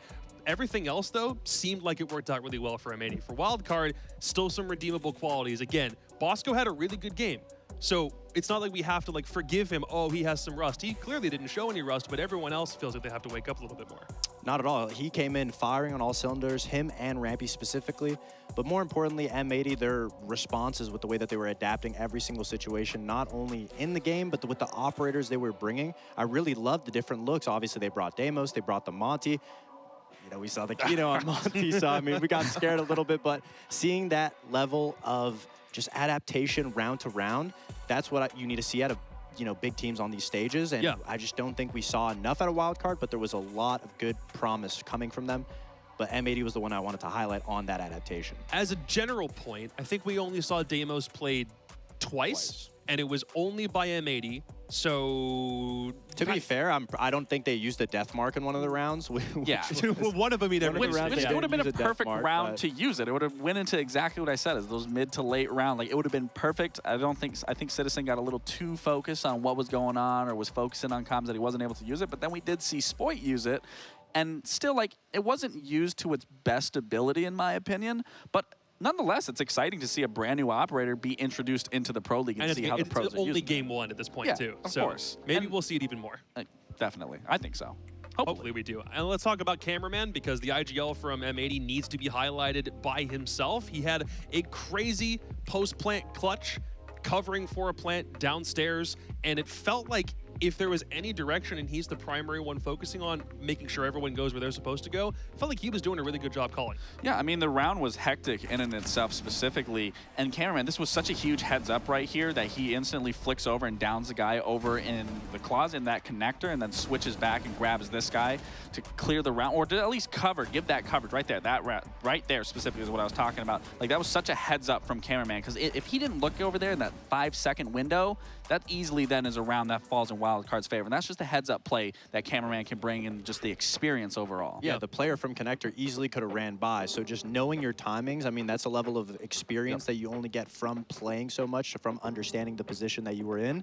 Not only was he able to perform that well, but he was also the main caller, calling all of these adaptations. And I mean, when you have the leadership like him, we highlighted him beforehand about needing to be that glue, and he clearly was. Obviously, that round was a big round specifically, but him just calling all of the micro adaptations, I mean, it was just a really well-rounded just from him. And it feeds into what Fox was saying already, of just being the glue and being that IGL and setting the round expectations and adaptations. Like, that's what Cameraman is going to be doing, and you know that from an IGL standpoint, is you are the one that is setting up those rounds, those mid to late rounds, and how it's going to properly be executed, and then it's just on the team to get it done.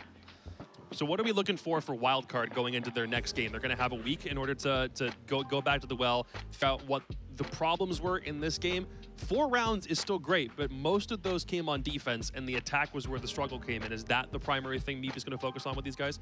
I think the map obviously played a huge part into their attack struggles. It is a very attack-sided map, and the players that are on the roster are slower tempoed players. So when they got to the attack, it's like, who are you expecting to make these crazy plays that maybe somebody on M80 would make? Obviously, you look to Vert. A lot of their strategy and the game plan that they had was very methodical in the way that they were trying to clear people out of these corners before they got into the map. But M80 was ready for that. They had a lot of different vertical angles, a lot of different positions where they would try to bait somebody in one position. Usually it was Noodle that was getting baited in a position, and then they would set up crossfires on it. And Wildcard wasn't able to understand that or recognize that and be able to respond to that fast enough. And they weren't brute forcing it. Their utility wasn't able to clear them out. We saw Kino get away with his life as a dog. That was through the fire. Sliver of So out. they're just barely scraping by away, and there's nobody on Wildcard that's responding that fast. So I want to see just the level of adaptability. I keep saying that word, and I hate to say it, but it is important. I want to see the changing, the level changing, and the dynamics from them. Well, let's see directly from the horse's mouth how this game went. On the first game with M80's full set new roster from all over the world, we got Kino on the line to see how this went behind the scenes, because I think we need to hear from them whether this team is actually gelling as well as they did, or if they have a whole bunch of different mistakes that they have to sort out. So let's see if we can get Kino in here, and he'll explain if it was a good game or if it was something that can still be improved. Dude, can you hear me? I can't hear anything. Hello? Kino! I have a feeling My boy! I'm supposed to listen to you guys right now. Can you hear me yet? Oh, man. Maybe one of these days we'll get him back in. So sweet, man. I love Kino. Guys. You mean you both played with him before, so guys. we'll have to see if we can't get him on live in just a second. We don't like him. We don't need him anyways. You specifically asked for Kino. You wanted him in I the know, interview. but just seeing him there, we don't need him anymore. That answered my question. He's smiling. He's happy. He's the question Kino. about Monty, all you had to do was look at him and you're like, yeah, okay, that's fine. I had a really interesting question. I really wanted to know if it was just Cameraman that was making these operator changes and calls, calling out the Demos, calling out the Monty, the Capital. I really wanted to know if it was Cameraman specifically or anybody else that was just, if you saw an opportunity, they made the call and then they would make the play. I want to know a little more about the inner workings. All right, well, let's ask him direct because I think he can actually hear us now. Leo, are you there? Yeah, Kino. Guys, I can't hear it. No! Guys. Oh, man. I just had a simple question. No. Why is he on Monty? He found himself Fox off the Lax, team because of Jacob. Monty, and now he can't. Now he's on it No. again. I'm sorry, buddy. We'll get this figured out at some point. Nope. You really want? I I want to wonder if talk he had to his. him I too. wonder if he had his chalky. Actually, in that intro, I think of him joining back on the team. I think he shows. Oh, the he chalky loves milk. the chocolate milk. You know, We loves don't need to chocolate milk. reference that. Nah, He you loves gotta. chocolate No, milk. you 100%. That Not is- on stream. You can do it on Twitter. We just can't do it here. Why? Because you know it was in that video. Well, I'm not talking about the rest of that video. I'm just talking about the chalky milk specifically. Like that is like a Kino setup. Did it take you a second to remember? Yeah, I that was one? like, it's No, chocolate milk. I am specifically talking about the chocolate milk because that is a routine. That is normal for Kino. Let's try this one more time. Kino, can you hear me? I can. There we Finally. go. Good stuff, Hey, buddy. guys. Congrats on the dub. I want to ask first off, brand new team from literally everywhere. How much time have you guys had to scrim? We had about 2 weeks. We had 1 week where 3 of my teammates were across the world, so it was kind of hectic. They had like high ping and whatever, but Yeah. yeah, like overall like 2 weeks. Fox? Kino.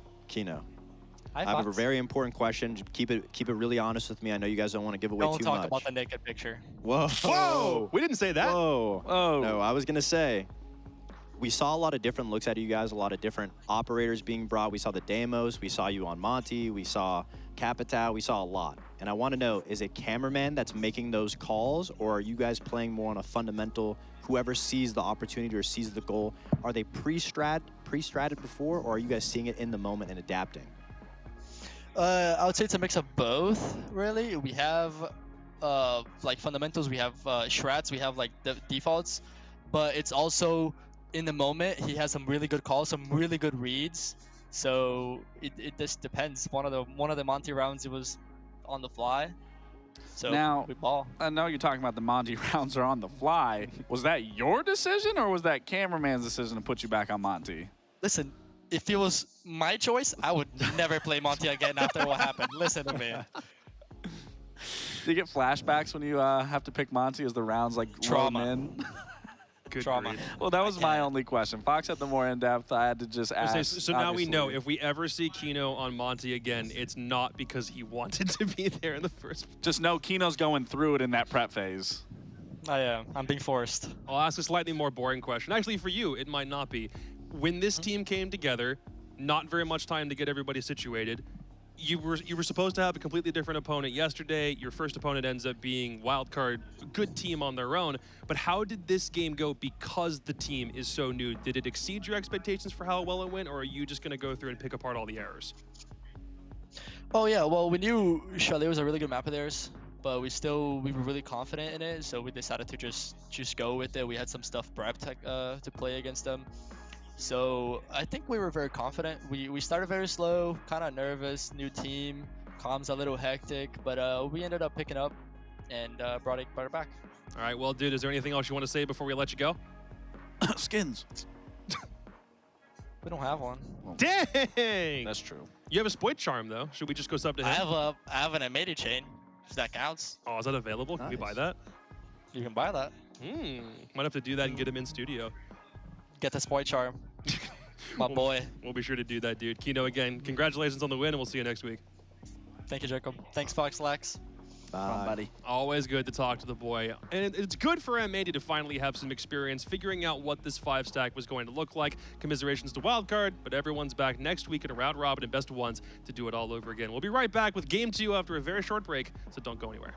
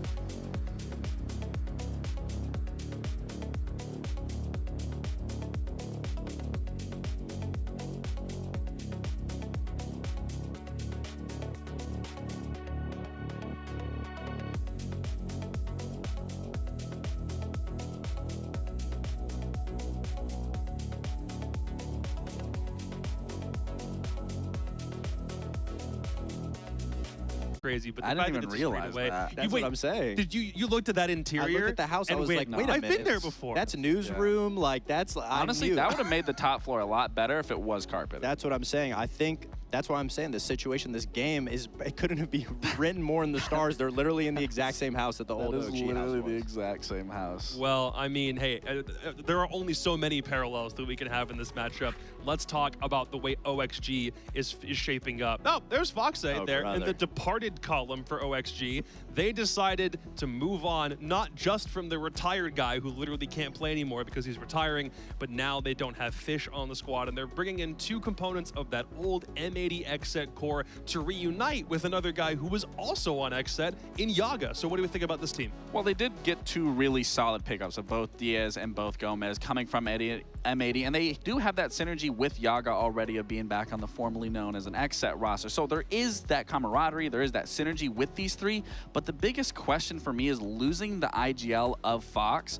Fox was such a pivotal piece of OXG throughout my He's sitting career, right throughout next to this you, man. career. Come on. Well, you have to talk about, though, it's such an important piece that made OXG, that made the reciprocity roster of having that experience.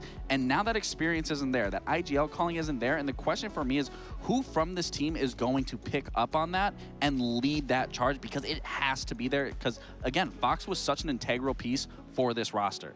If they were staying on the same format that we played that when I was a part of the team, obviously there would be some worries on my side of things. But with speaking with the rest of the players, I know that, especially Yog, he really was a big fan of the M80 XSET system. Obviously, bringing in Gomez and Diaz is two more pieces to that system. They're really trying to be a lot more fluid. And when it comes down to that mid to late leadership, you know, you'd be surprised, but Newers is very comfortable making play calls like that off of the fly. So they really want to be a lot more flexible. They don't want to be static. They want to change the identity of the team, and picking up two players with Gomez and Diaz adds that structure, and Gomez has had a phenomenal year this last year, so I think picking up him specifically just adds an extra element of entry and flexibility. So I think these two pickups are really good as opposed to, you know, me and Fish. I really hate to do this to you, but the reason why those guys are here is because everything that was trying to work for OXG last year just kind of I'm looking for the political way to dance around the fact It's that okay. OXG just wasn't that good. in stage OXG one. was not. Yeah, I mean, no. That was the worst version I think we've seen of OXG. Plain and simple. And I can say that because I was a former player on the team. I know what it was like. You know, it's no slight to you. I thought that Clash play was amazing. Thank you. But outside of that, everything else was It was true. It was we had a very big identity crisis in this last year, and obviously they're trying to correct that. And I give them huge props. I think they made the right decision with going with Gomez and Diaz, as opposed to some of the other opportunities they could have gotten. I'm happy they stuck with those two. No, and I think losing Fox, like, you have to be getting at least two people, especially getting rid of Fish as well. You have to be getting two people that are going to be able to pick up on that and change that identity of the team. Yeah, they still had the chance, both of these guys, to go to every event, again, even if M80 did not advance very far in the events that they went to. So guys like Diaz last year, so many kills over every event that he was in. That's like 600 kills to 500 deaths. The same thing goes for Gomez, but you have to find a way to take both of those pieces and utilize them in a new thing. It's not to say that just because three pieces of that old XSET M80 team are together that they're going to adopt the same thing, right? Because you still have to find a way for Dream and Newers to connect, and you got to find a way to say, like, for Redeemer and Hopes to say, you know what, this team actually can go somewhere. Absolutely. Every team is obviously going to be different with the way that they come together, but they have that synergy with Yog, Gomez, and Diaz. And I've been saying, Gomez is the most improved player of this last year, and I think Diaz is also the most consistent player of this last year. So getting that little bit of consistency that maybe I had, and getting a player with Gomez that has such a high ceiling to kind of replace Fish, I feel like at the end of the day, it's a win-win and they're in their best situation possible, especially in this matchup against Los. A big reason why we keep harping on OXG is because it's the established team that has some changes.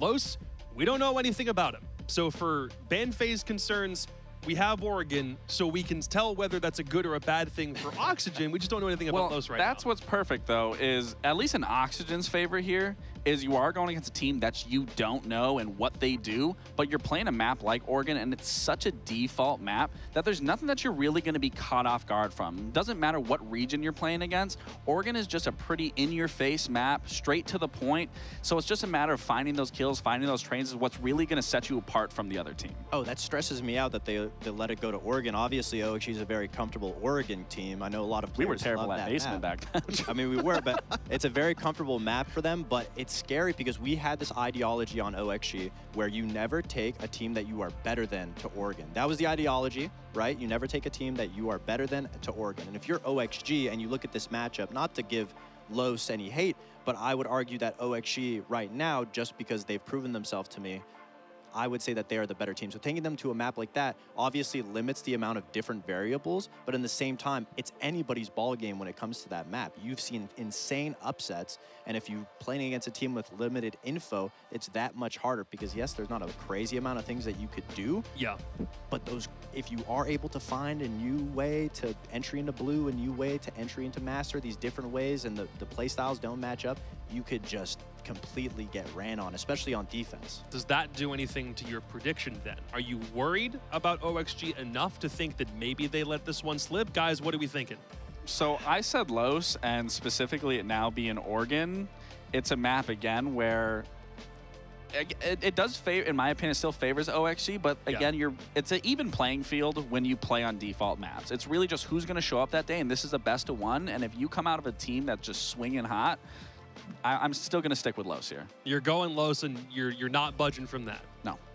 What about you? I'm definitely scared for OXG. A little bit on the map pick, but I'm going to stay with OXG. I definitely think it's just, I think it's their day. They Still wanna the come to company, prove. man. They want to come to prove. I bet you they're watching at home. They see me and Lax on the couch, and they're like, wow, these guys are going to be talking up a storm. Hopes and Redeem are definitely just roasting me talking right up, now. just yapping about OXG. So I know they're at home. They're playing. Like, they really want to show themselves as a team that has just been able to find their new identity. I really think that they're going to take it on this. We got to change those percentages, by the way, because me and Fox are sitting at 100%, while Jesse is at a womp 0. Yeah, Jesse's not doing too hot. You ain't getting that belt.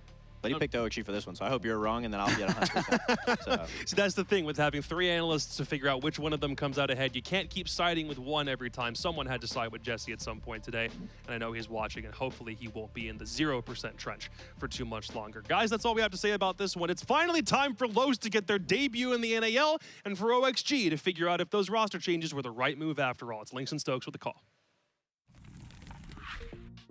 I'm sorry, Sam. I think Jacobs made an error. Did he say Los in the NAL? That can't be right. I mean, you know, I'm checking the Let me- script hold over on, here, let me- Carter.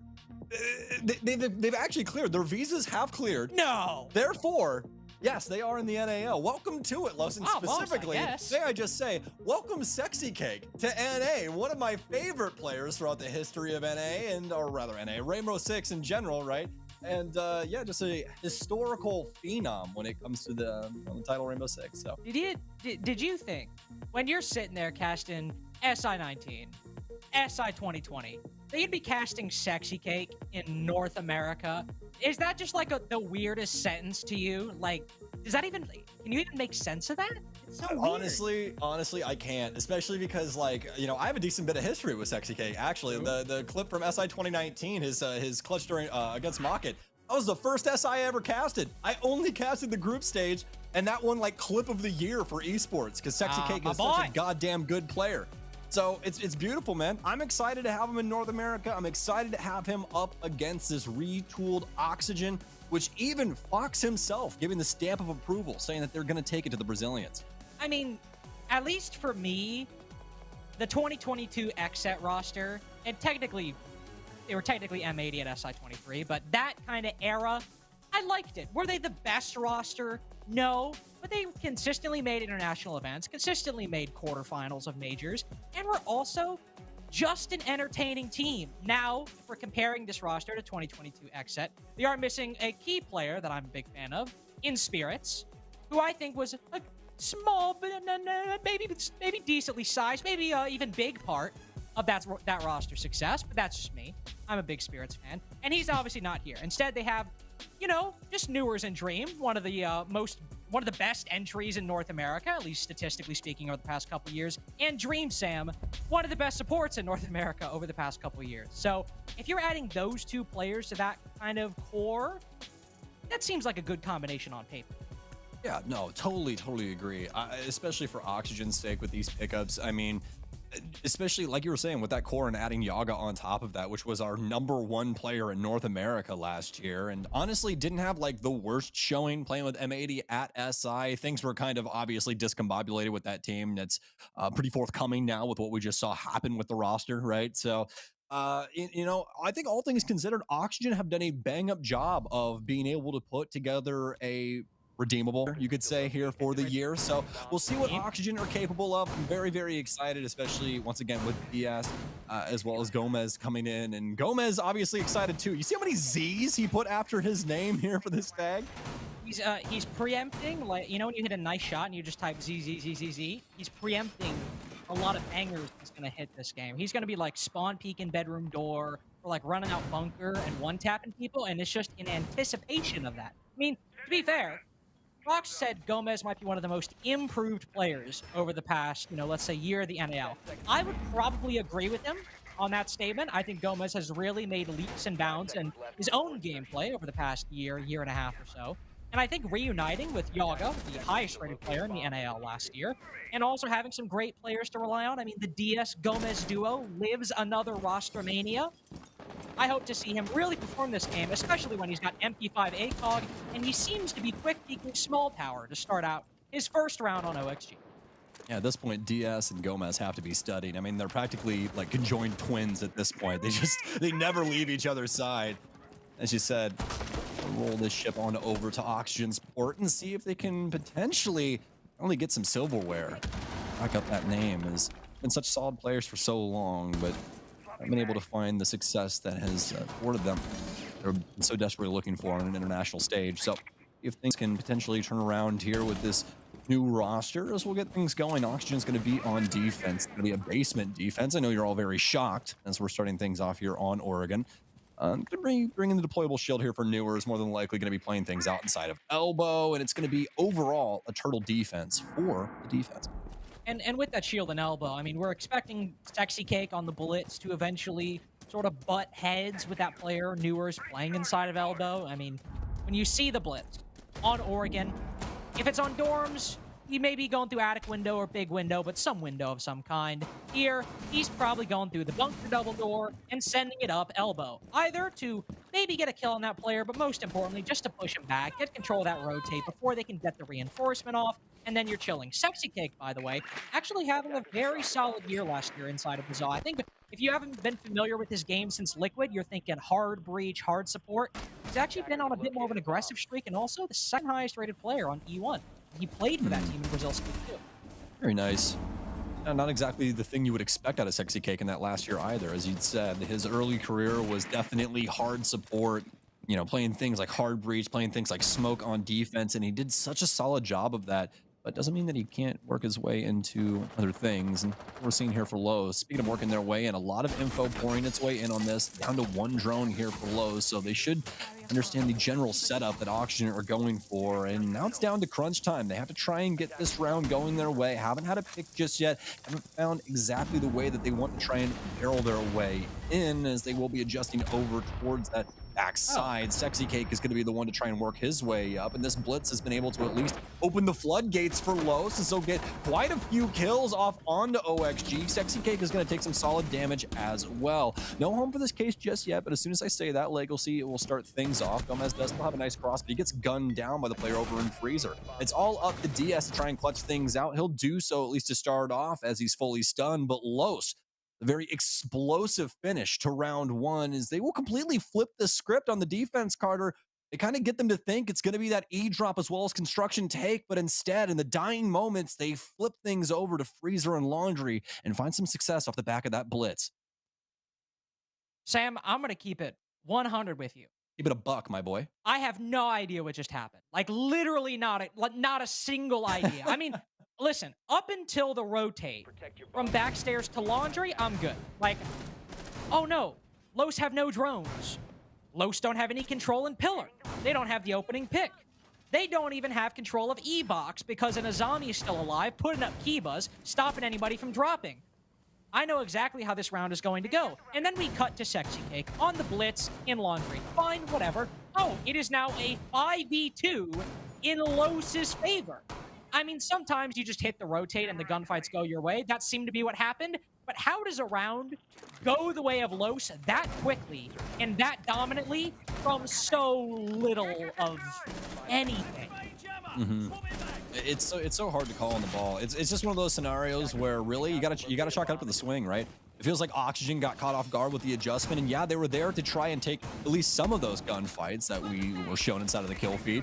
But Los were way more prepared for that scenario as they, I mean, hotly contested Freezer as well as Laundry. And I think, honestly, Carter, a lot of those kills that we saw from that kill feed, I think coming in from that Freezer position, able to kind of open up the back end there, what was now the obvious front side take there for Los as they were able to try and work their way in from Laundry. But yeah, those kills over towards Freezer Hall and such, really making it possible for Los to try and barrel their way in on top of the pressure that we had already gotten from the Blitz. I mean, Sexy Cake didn't kill anybody. He just worked his way in there, flashed someone to back them off, and just started making a mockery of Oxygen's defensive situation. So now with round 2 on the board here for them, looks like Oxygen is going to try and send this up to Kids Dorms to try and see if they can potentially get one over on Los. And to Los's credit, if we see them when they, one, realize that a take isn't going their way, 2, rotate very quickly and get into the proper positions very quickly, but 3, also get kills with literally no intel as they had no drones left, that's going to be really good for their attacking side on Oregon. A side where often you're forced to just flood in through a couple doorways or down a couple stairwells. Dorms is no different. If Los get caught up hunting the Solus inside of Attic, Yaga will rotate off, but if they then struggle to open up these reinforcements or struggle to get control over by Big Window and White, the ability to rotate quickly, play off your teammate, and get kills with low time and low control, that's something that'll serve them well on any of these bomb sites. And Sam, we're at a minute 20 left, and that low control, low time point is starting to rear its head again. Honestly, at this moment in time, I'm not going to be concerned with it for Los until we see something just drastically go wrong. It seems like they are really dedicated to their info game and having a good understanding of what this defense wants to do. And so far, honestly, so good. They're going to be able to get some damage off. Yaga's going to get a few pellets into the back end there from the kitchen position. But honestly, all things considered, I'm surprised that he still has as much HP as he does. I'm just going to sneak back closer towards the white stairs here, but definitely in shooting distance when it comes to these default angles you usually see implemented on the top floor. But Los haven't been able to coil around the site just yet in the way that they would necessarily want to. And that's going to start now here at the 30-second mark. You can see as Ash works her way up white stairs. We're also going to have that player over towards double. Also, those 2 working their way in towards Attic. So it's going to be a full shove here from Los on every entry point that they can muster. But Oxygen, so far, so good as it comes to clearing out a lot of these angles. Big kills coming through. Legacy's going to go down as well. And Rise, what do you have in store for us? He's got somebody playing on the Dorm's door, but it's going to be Diaz to clean it up with the pistol. And Oxygen finally get their first round on this defense. And as opposed to Basement, that is how the setup in round 2 should usually end, because we're at a minute 20. Los's intel game, despite his Solus being on the board and a very poor showing in the first round, is actually quite strong. 7 drones left at about the minute 20 minute mark left in the round. But what do they have? Well, they barely had any hard breach. They only had 2 hard breach charges, but OXG are running an open setup inside a bedroom, so you don't need as much. So what do you have at your disposal? Well, they've opened up the attic wall, but only at about a minute 10 seconds. 2 minute left, only once Yaga gave up that position.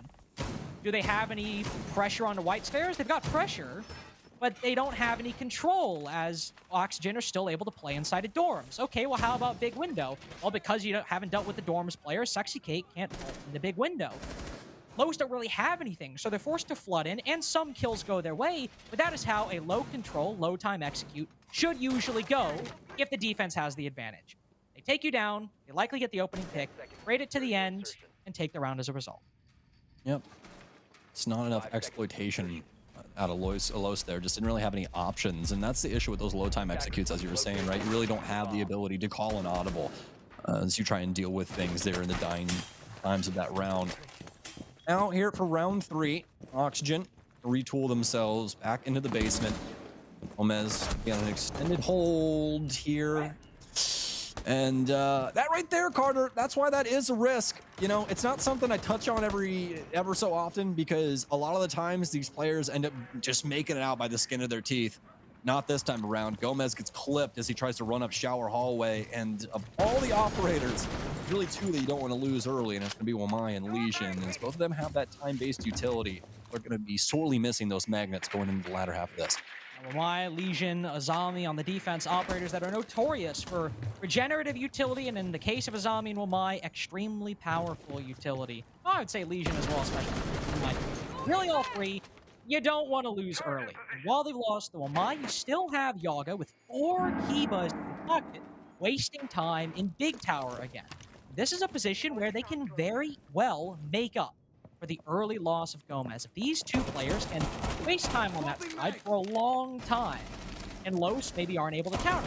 They got intel in the Big Tower position, but if, I don't know, Furious gets stuck on a rotate in between kitchen, maybe you won't have time to unfortunately get the hard recharge before Oxygen rotate back. So 4v5, sure, but half the round wasted. OXG now rotating back down to face the bomb site where all of those Kibas are still in play, and those Kibas did basically single-handedly repel Los's E-Box drop all the way back in round 1.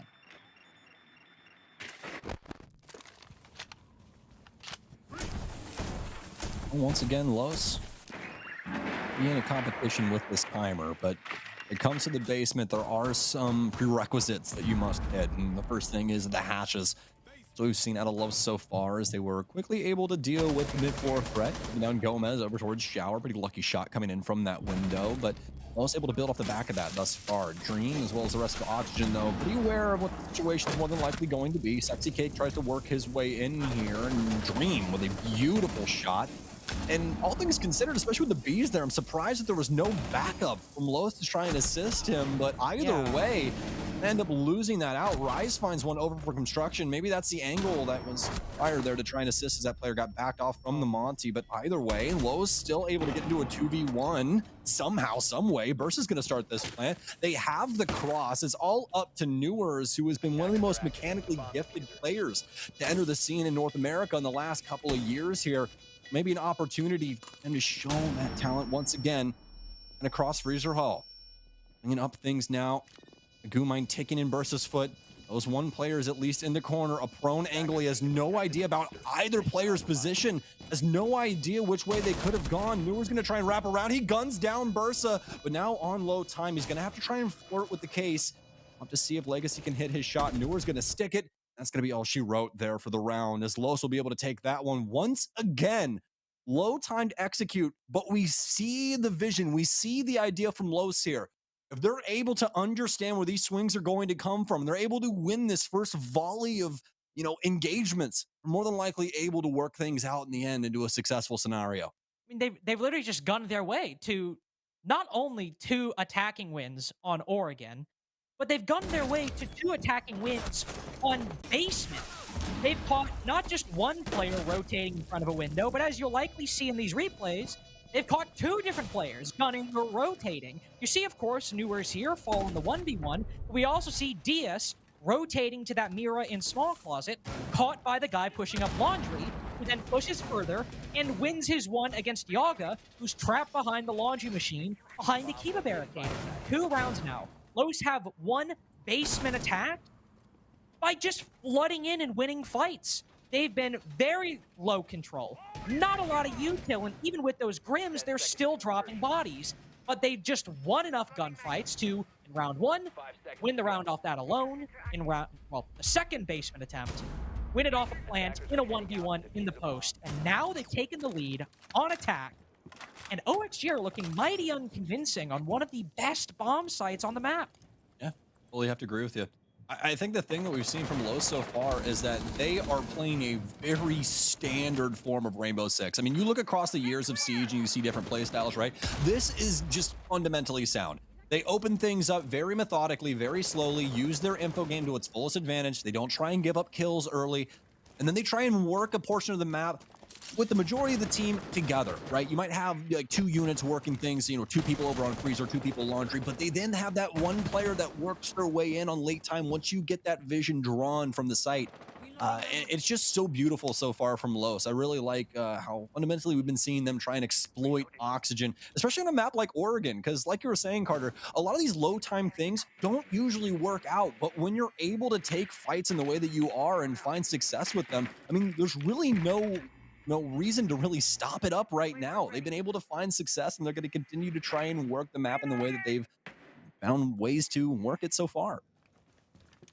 Oh, I love that Claymore setup. Not the double. I mean, I guess technically I didn't see Macy J. I think it was Get Flanked. I first saw a tweet about that. But yeah, the double Claymore, double Goo Mine even, and the multiple P90 shots into Bursa. Oh.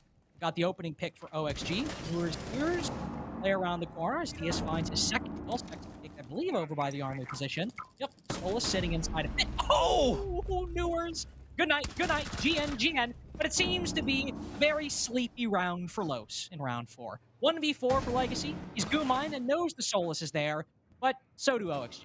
They know where this Lion is, especially once the 417 gives away his position. And look at how much health has gone from that Goo Mine, Sam. Look at how much health has gone now that DS is deciding he wants to go for the 4K. He is actually, I will say, in contrast to his... Well... Round 4 goes the way of OXG. I'll take that for things you don't see every day. Although we already did have one for Fresh's I almost said crossword. But yeah, his tic-tac-toe thing, whatever it is. Yeah, I can't remember. Bingo. There it is. Yeah. I love he just accepted his fate. Like, I watched him stop moving on white stairs on 1 HP, and I was like, he's letting the Goo Mine take him. Let the Archangels take him right there on white stairs via Goo Mine. Oxygen will tie things up after unorthodox defense. Not something you really see a lot of teams lean on, but hey, when things haven't been working out, you got to try something new. They throw it into kitchen as well as meeting, but we don't really get to see that. What we really see is Los trying to deal with this top floor setup from Oxygen in a bunch of different ways. Some solid info work, but really what it came down to was them trying to deal with a few of these odds and ends from Oxygen across the map and ended up getting tied up in those knots. Lots of kills going the way of Oxygen, which before we were touching on Los, able to find their clearance, at least through the map in that regard, and able to make things a little bit more difficult for Oxygen when it came down to that hardcore crunch time moment. But this time around, obviously not the case. Los is going to have to try and readdress things. They do have some extra info here coming in with the Grim, and also Buck working, or Buck, my goodness. Glaz working his way in as well is a pretty interesting operator choice for a scenario like this. When I see the Glaz on the site, I mean, it's got to be a big window take, right? It has to be. I mean, you're not gonna smoke off the bedroom wall and sit in the tiniest room imaginable, hard scoping an angle, waiting for somebody to peek, even if you're in the smoke. This just screams to me big window white, big window white. Now, big window white, or really any take on Oregon, is going to be difficult when the moment the prep phase begins, you're already down to 5 drones. Sorry, not prep phase, action phase, and it looks like before we've even reached 50 seconds in, you've lost Sexy Cake, your Nomad, currently 0-5, unfortunately, but also before Sexy Cake could really use any of his primary utility. Very, very mediocre, putting it mildly. Really curious as to why we haven't seen Los really reach for Bravo or Twitch yet either, just because they do get those extra drones. They've been pretty heavy so far on the info game, so maybe we see an adjustment coming here in the next round. This is fairly on the nose for what they were trying to go for across the board here. And oh my goodness, DS, what a shot out of the cog here on Wamai. New implication is a couple moments here in the recent histories of Siege. He did have the 1.5, which, I mean, personally, my favorite gun on defense. MP5K with the 1.5 was just something magical. But we've got it back with the COG. Feels great. Nice little lineup there, so we'll be able to take down that player on the double window. And Los, worse for wear is an understatement. They have practically no drones, at least operable ones. Oh, on second glance, we do have one here on Finka, but either way, nothing really to do with the last minute besides pray. I mean, they got the bees, I guess. They've got 4 canisters for Grim and Furious. Okay. He's got a kill on a Dream. That's something. Honestly, for this round so far, Los have really not had much of anything, which is a bit weird considering that on 2 basement rounds they had nothing and got 2 victories there. So maybe they can do it again. In a 3v4 now that they found Dream, Rise also knows that this player, DS, is playing hard right on that big window. This is a very difficult position to escape from, especially when the attackers have intel. If anybody from Lowe's help him pinch, it seems like that's not going to happen, especially once Rise just steals his own fate by vaulting into a frost mat on Big Window, and Bursa has now been found inside of Attic. Those Grim Bees do him no good. OXG retake their lead, and it seems if it's not basement, it's no problem. Yeah, most definitely. Auction have been able to find their stride on this defense. I think they've got a really solid understanding of the way that Los wants to try and go about this, and it's really through that info game. We see them constantly using these drones, trying to understand the positioning of the defense, trying to understand the setup on these bomb sites.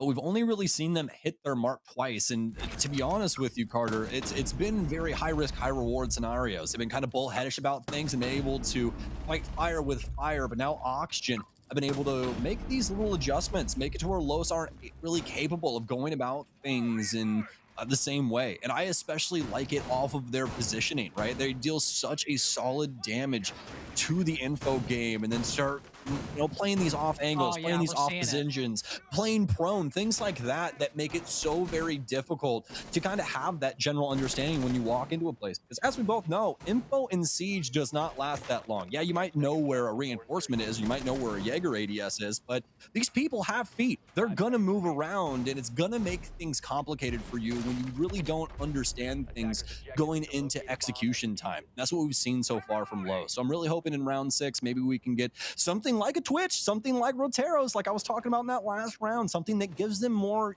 info utility to try and assist with some of these pressure points.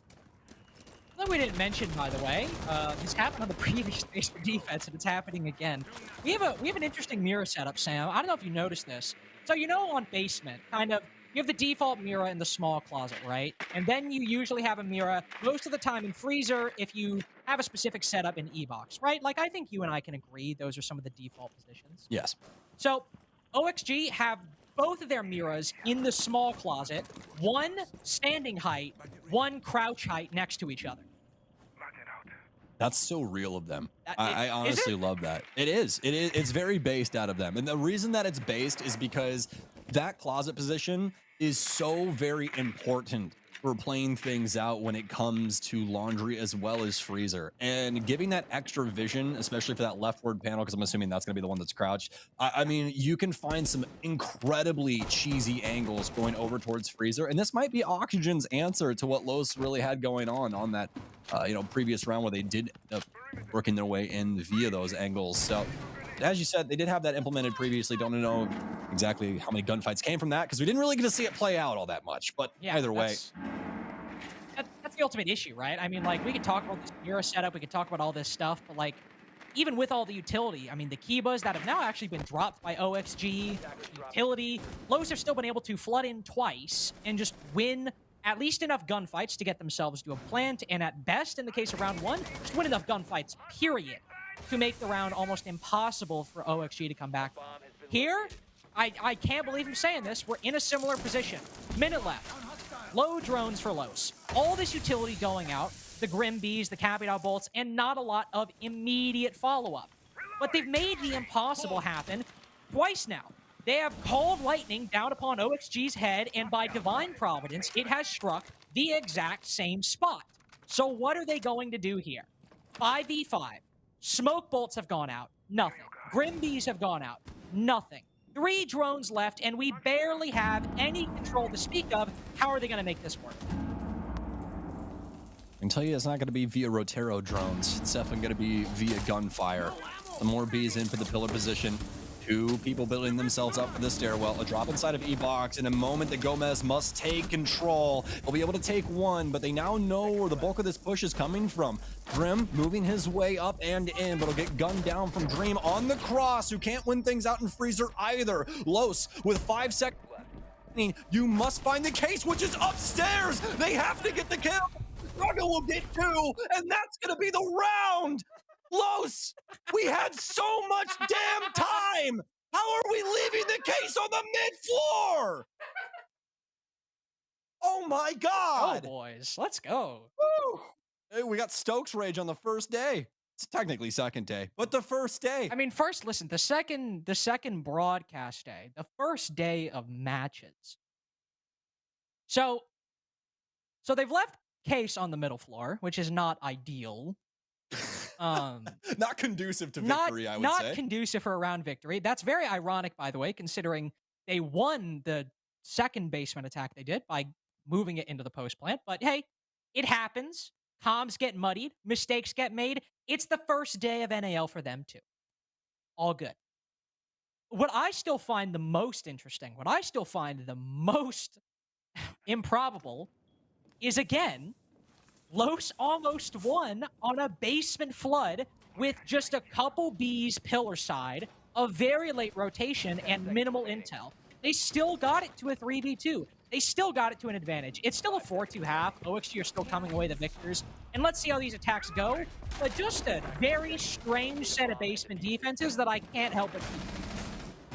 Yeah, no, and you have every right to, because it's not something that you see every day. But I mean, for Los's sake, the setup is really, really solid. You know, the main areas where you would want extra bodies, they have people there. You got multiple people handling laundry, multiple people handling, you know, pillar, and that's really what it stakes the whole claim on for that basement area, is just those key pivotal positions like that, you know, like elbow on top of that, as well as that central room, that make that site so very volatile for the offense, because there's so many little coves that you have to worry about that the defense can simply just hide away in, use good utility, and more than likely thwart your entire game plan.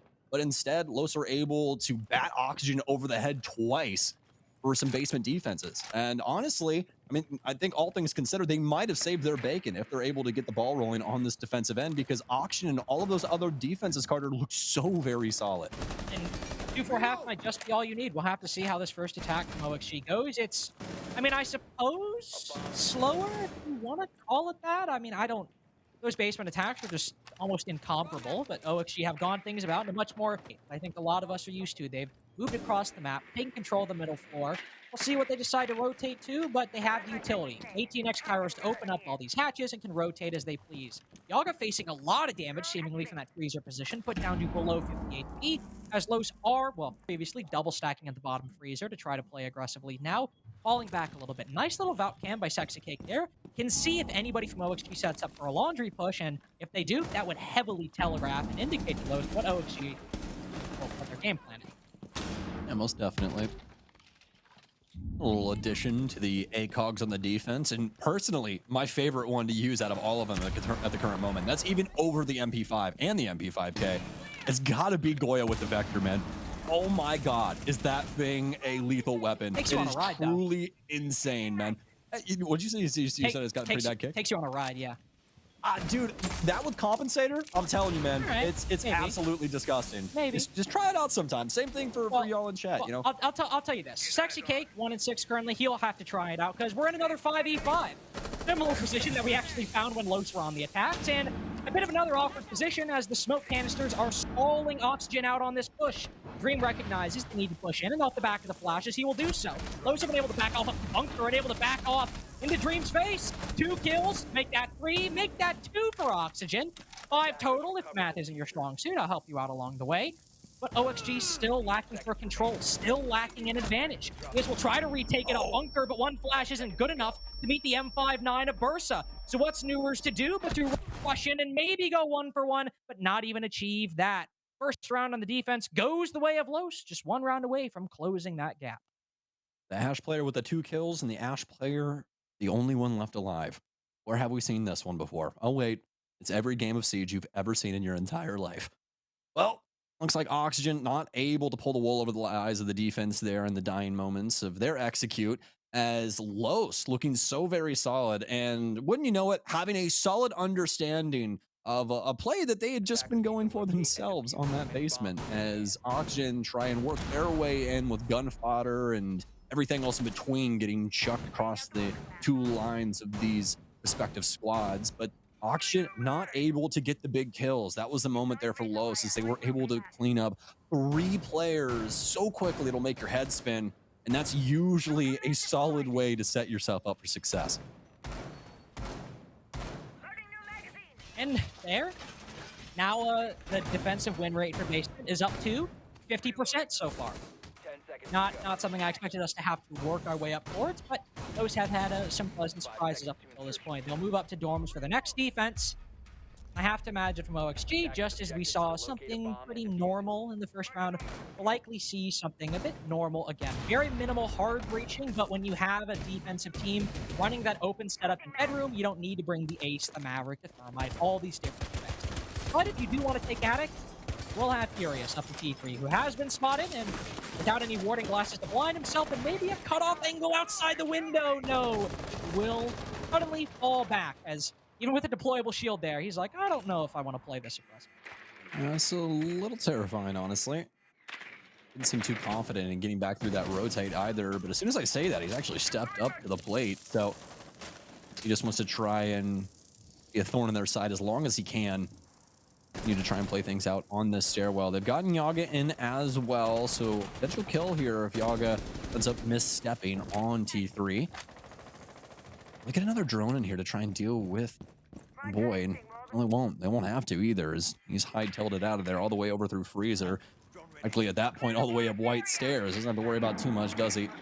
Nomad's going to get a drone in. He sees the Frost, and I know where he's gone. I'll free things up over on the far side for Auction, as I'll more than likely begin working things from that tower position before adjusting to greener pastures to more than likely get open master wall. I'm still kind of stuck on that deployable shield just in the middle of T2, but I mean, I'm sad we don't get to see its purpose. Furious is instead rotated over to Classroom. We'll see how strong the flank watch from OXG is.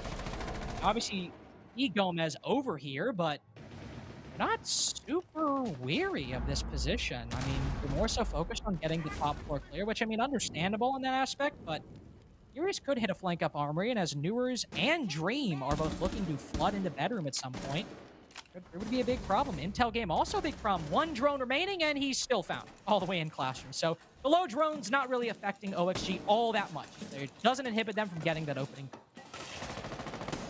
Do a solid job of at least delaying things out. We'll put Oxygen down to sub-minute here to try and solve the puzzle in round 8. Norse does have control of main stairs, as the majority of Oxygen going to be working their way in from this trophy position. We should get somebody working their way up White, maybe a potential Attic player too, but let's have to see. Have the Grim working his way in here with the Bees. Gonna be Yaga over on that end. Another hard breach tool out as well. Rise gonna be playing directly underneath this breach, and with such low information, this is gonna be so very solid. No nades out. Yaga with a big kill on to Bursa. Rise not forced to move yet. Stun out. He sees the player, and he'll get the case down too. Stuns go out. No other kills either. A moment in history there for Rise, but one that will pass us all by, as he could have potentially shut down Oxygen's round, but it's going to be all Oxygen, and specifically all Gomez for OXG to pick up their offense. Just a symptom of, I mean, no drones remaining to find out that position. Also, again, a late execute, so Dream just assuming nobody's riding behind the couch ends up paying for it. But OXG don't really end up paying for it overall, because there, as opposed to maybe some of the other Dorms attacks we saw from Los, despite the low time, the positions were all generally good. We see Yaga pushing up Attic. We see the Flood in from Bedroom Shore, but more specifically in from Trophy as well, that's able to get that trade and cut down that Wamai. So OXG, of course, winning the gunfights, as were often a necessary prerequisite for a lot of the wins we saw from Los, the 2 on their attacking half, needed to win a lot of those fights for the round to go their way, because they were struggling with flooding in with very low time and very, very limited intel. But of course, the fights go their way, and they have enough control with that Attic push, with that trophy flood, and even with Dream dying, they can get the trades, have a lot to build on a successful round for, and then it just so happens we kind of just completely fall apart after that, and the round ends very quickly after. So Basement maybe not going OXG's way, but they're able to win their first round on the attack on Dorms, which one of the 2 primary bomb sites, you're not going to be complaining. Most definitely. And I mean, so far, so good for Oxygen. I mean, their defenses, yeah, there was some exploitation that Los was able to find, and mostly it was just the ball peen hammer, right? As they were just constantly smacking Oxygen upside the head with it. But Oxygen able to find their footing, get some very solid defensive rounds going for themselves, as well as that solid offense. Is We're able to finally get it over on Los. It was looking pretty solid, honestly, I would say, when it came down to it. Able to get rid of the drone game, keep things elongated there with that Frost. Although he does die, he does waste so much time and makes things a little bit more complicated for Oxygen. But they had so many solid guns working their way into that round that even though they were able to get the case on the floor for Los's sake, Oxygen still were well within their right to take that one off the back of the previous cannon fodder. And that's exactly what they did. So solid round there from them. On a tech pause now, folks. I do believe I hear some shotguns and some barbed wire in the background, so I don't think we're too far off from swinging back in. And there we are. Round 9 ahead of us is Oxygen looking to push on to penultimate point. Most have gone to the tertiary side as well. Won't try dorms a second time. They'll immediately hop down to the middle floor, which is where we usually being the word that's doing a lot of heavy lifting in that sentence, you usually see teams pick up at least one round on the attack, but OXG able to mount a convincing dorms attack might be able to, like you said, push to match point here. They can take the vertical, they can open up stage, or just accomplish whatever they want to do. I mean, we don't see some of the hallmarks of a stage plant. We don't see the OSA. Don't see any of the hallmarks of a split plant, like a Monty. So a bit more flexible of a lineup for OXG. Got the Selmas to open up splitter stage. They've got the smoke bolts and the fire bolts to flush out positions. We do a lot of things with this lineup. Oh yeah, most definitely. Have solid displacement as well as solid map control as well if they can get established. And well, that's one way to do it, isn't it? That's twice now that Gomez has been able to secure something like this just via lobby. And we even saw that when Oxygen was on their defense as well. They ended up having Newers get a nice pick just based off of misinformation via that front door here too. Alos once again onto the back foot. They'll look to try and find a pick of their own here in round 9. Try to fight back. Sure, but that's also one of the weirdest spots to be in on the defense. When you lose that opening pick, and it's not really because of some bit of a setup that maybe you can rely on. It's just, I thought Gomez got the kill, and I was like, no, he did not. But Yogg is instead the one to get that kill on a burst. And basically the exact same thing I was going to say, which is, you haven't lost a kill because Oxygen were trying to like counter your setup at all. You've just dropped the body somewhere and have to carry on in a 4v5, then a 3v5, then a 3v4, then a 2v4, and now a 1v4, and now a 0v4. Match point, OXG, I suppose, as Los just peek every angle known to man. Dude, Newers is so locked in, he created a vacuum in time. That's crazy. It's so insane. A huge kill set there from him, though. They're at the tail end of that, based off of the back of Oxygen just really working their way in on small. I mean, that's not something that you see every single day. But for Newers, it most definitely is his kill, or rather his name lights up the kill feed. They'll take it to Los as they try to work their way in on that tertiary site to hopefully get around over an Oxygen, but obviously not the case. No, definitely not. I mean, like, what do you say there? I mean, Los were taking fights, rotating, and died. Unlucky, I suppose. GG go next. At least you won basement before. This wasn't a site where OXG tried to flood in off the back of some utility, and again, were being repelled. Los were able to get that basement win percentage up to 50%, or technically 75% for them, as they've won 3 of the 4 basement attempts so far. Attacker defense. Honestly, Sam, this has been a very weird game. Like, I'm trying to keep like the facade up, but this has just been such an odd game. Attack, defense for either of these teams. We've just seen so much weird stuff go on. From Absolutely. the double mirror window laundry to everyone peeking every angle in the previous round. This is just I'm just sitting back, waiting to see. And there's ACOGs in the water, my friend. Actually, I don't think there are. Ooh, no, Sexy Cake's probably got the ACOG. Oh, at least for the defense. Yeah, no, the fact that Los is going to lose this round just because they don't have ACOGs, actually. Yeah, there's unfortunately a stark ACOG deficiency in the Los lineup that is going to come back to bite. Absolutely. Gomez and Oxygen, man, there's nothing really to do on these mid floors, and there's no way. No, we got it. We actually have to be trolling now. There's no way. No, dude. Dude, there are 3 reinforcements in pocket. Dude.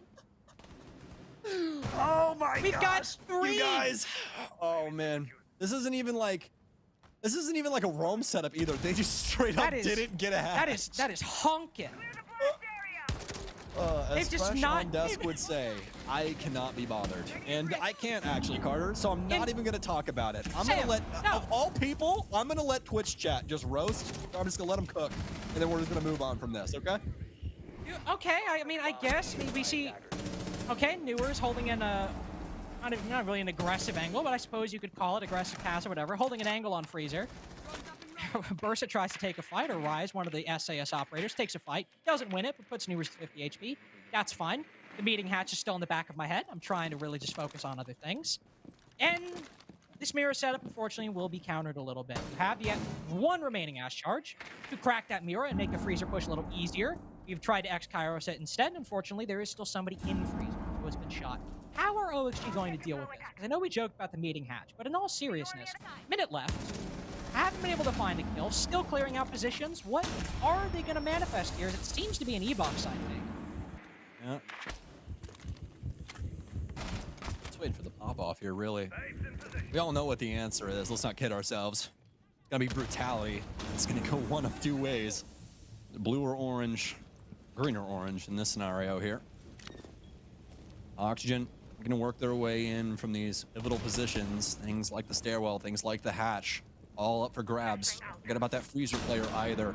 It's Los most definitely will not. This is a big moment here for Dream. And Los across the board, making mincemeat out of the offense. It's up to Newers again, but this time it's a clutch moment for him on the Ash ACOG. Last time with the ARX, this time with the R4C on the low HP. Say the same for the Warden. Gonna be Bursa to pick that one up. Los will survive elimination, at least for the first game. Trying to force this overtime here. We'll be able to find a successful defense, but I mean, wow. What an insane set of circumstances that we have seen constantly befalling these two sides respectively across this entire game. And honestly, Carter, the only thing I can chalk that up to, at least for the hatch, just looking across the lineup and trying to make sense of it, is got to be the fact that they had 3 armors there. On top of the smoke as well as the Goyo. And I mean, if they are also on top of that have smoke, like doing site setup with a shotgun as well, Goyo has all of those canisters to put up too. There is a realm where somebody just was like, maybe I can get it, maybe I can't. I mean, Sam, definitely not on the same page. We can say that for sure. I want to let you finish. There's one thing clear to me, okay? Don't take Los to the basement bomb site. Just don't take them to it. Just don't do it. They've won it every time, or almost every time. Almost every time. 4 of the 5 times. 80. Well, after that round, 80% of the time. Damn. Well. Yeah, we've seen. We have had 10 rounds. 5 of them have been basement. 4 of them have been Los victories. All of their rounds, attack or defense, have been on basement. Now, unfortunately, that does not go to particularly good omen as we move to the dorms bomb site upstairs. This is the time to start turning things around. This is the time for things to change. Because to be fair, when it's come to floods, Los seem to be the kings, and OXG had very minimal droning in the latter half of the dorms attack, and some positions went unclear. There are points where Los can make something magical happen. Okay. All right. I like it. He's going to prep the Eva barrier there just to threaten the fact that he could hop out. Sees the drone there from Yogg. Yogg going to put some bees down low. There's no way he swings off of this, right? Oh, yeah. Could be the freest kill that GS has ever seen in his life. I mean, hey, listen, I know it's North America. I know it's North America, Los. I know that, like, you guys see a lot of cheeky, dumb things happen in NAL, right? But, like, come on, guys. Give us the benefit of the doubt here. Yeah, we got a few Brazilians on Oxygen. That was like the ego on that. He's like, nobody's watching the big tower jump out. Surely nobody's going to be watching this. That's just, all right. That's the Azami gone, I suppose. And that's, I don't believe they've got the reinforcement off in Attic. So that's just free for the taking. No hard breach necessary, of course, as we mentioned. Not a whole lot of hard breach on Oxygen's previous attack, but now you got the 2 hard breach charges, the 2 sets of them in Dream and Yaga's hands. You got the Selmas as well.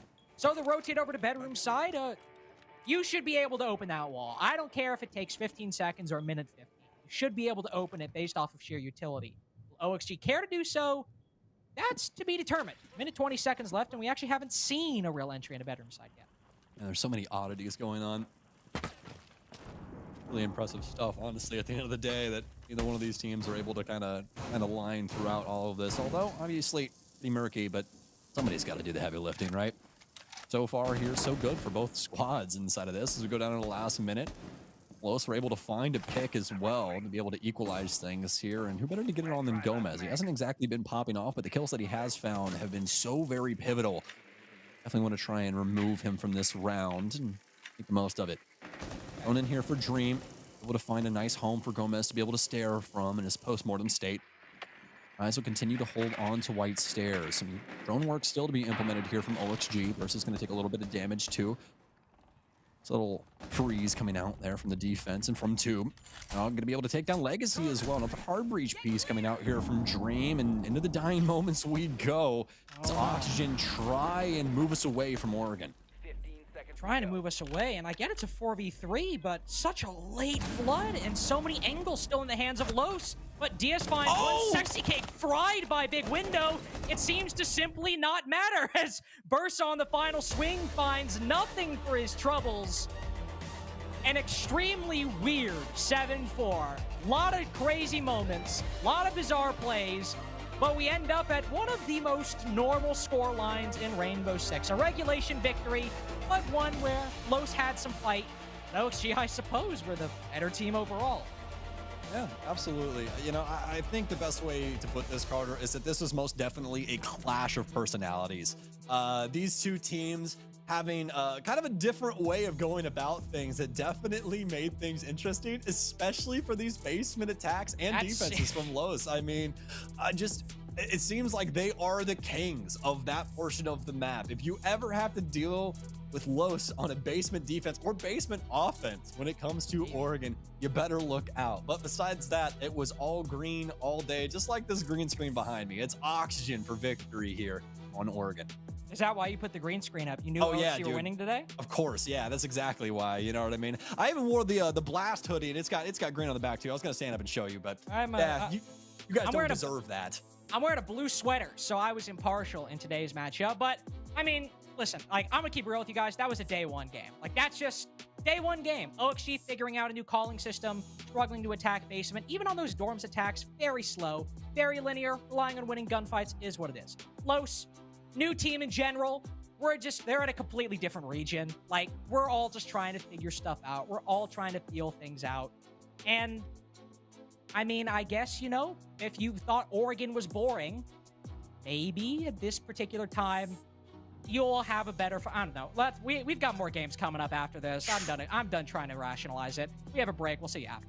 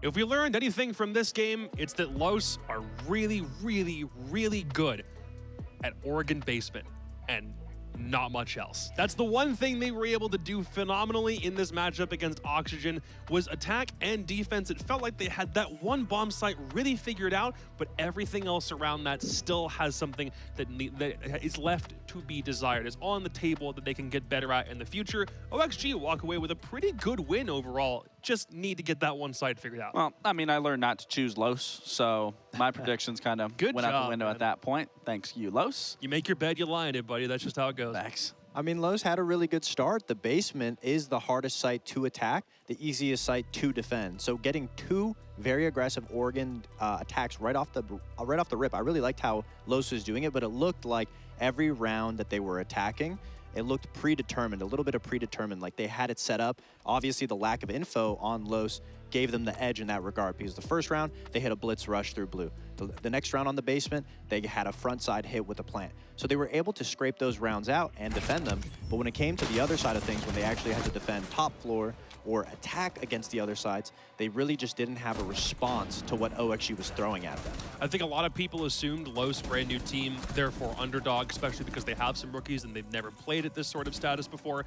But how well did OXG play overall? Like, even if their opponent might have been a bit weaker, did they still play a good game, or were there some errors there you could spot? Yeah, definitely. OXG played extremely well. I mean, that predetermination that Fox was talking about that Los was putting into play then ended up falling into OXG's favor because then Los didn't know what to do. Los had no counter for it. Los didn't know how to play against it. Then they would read into plays. Then everything just looked telegraphed at that point. So, I mean, Oxygen was very quick to the adaptations to figure out what they needed to do in order to counter what Los was trying to do. Yeah, I wouldn't even say that Los was an underwhelming team. I felt like they showed a lot of good things. And attacking basement, you obviously are going to have stress on you if you're losing the basements of Oregon. That's all about the map, is getting those Oregon basements. But the fact that OXG was able to regain, take a little more time, and once Los used everything out of their arsenal, they didn't have a response for the third basement attack. OXG was actually able to bring it back to a 4-2 on their defense.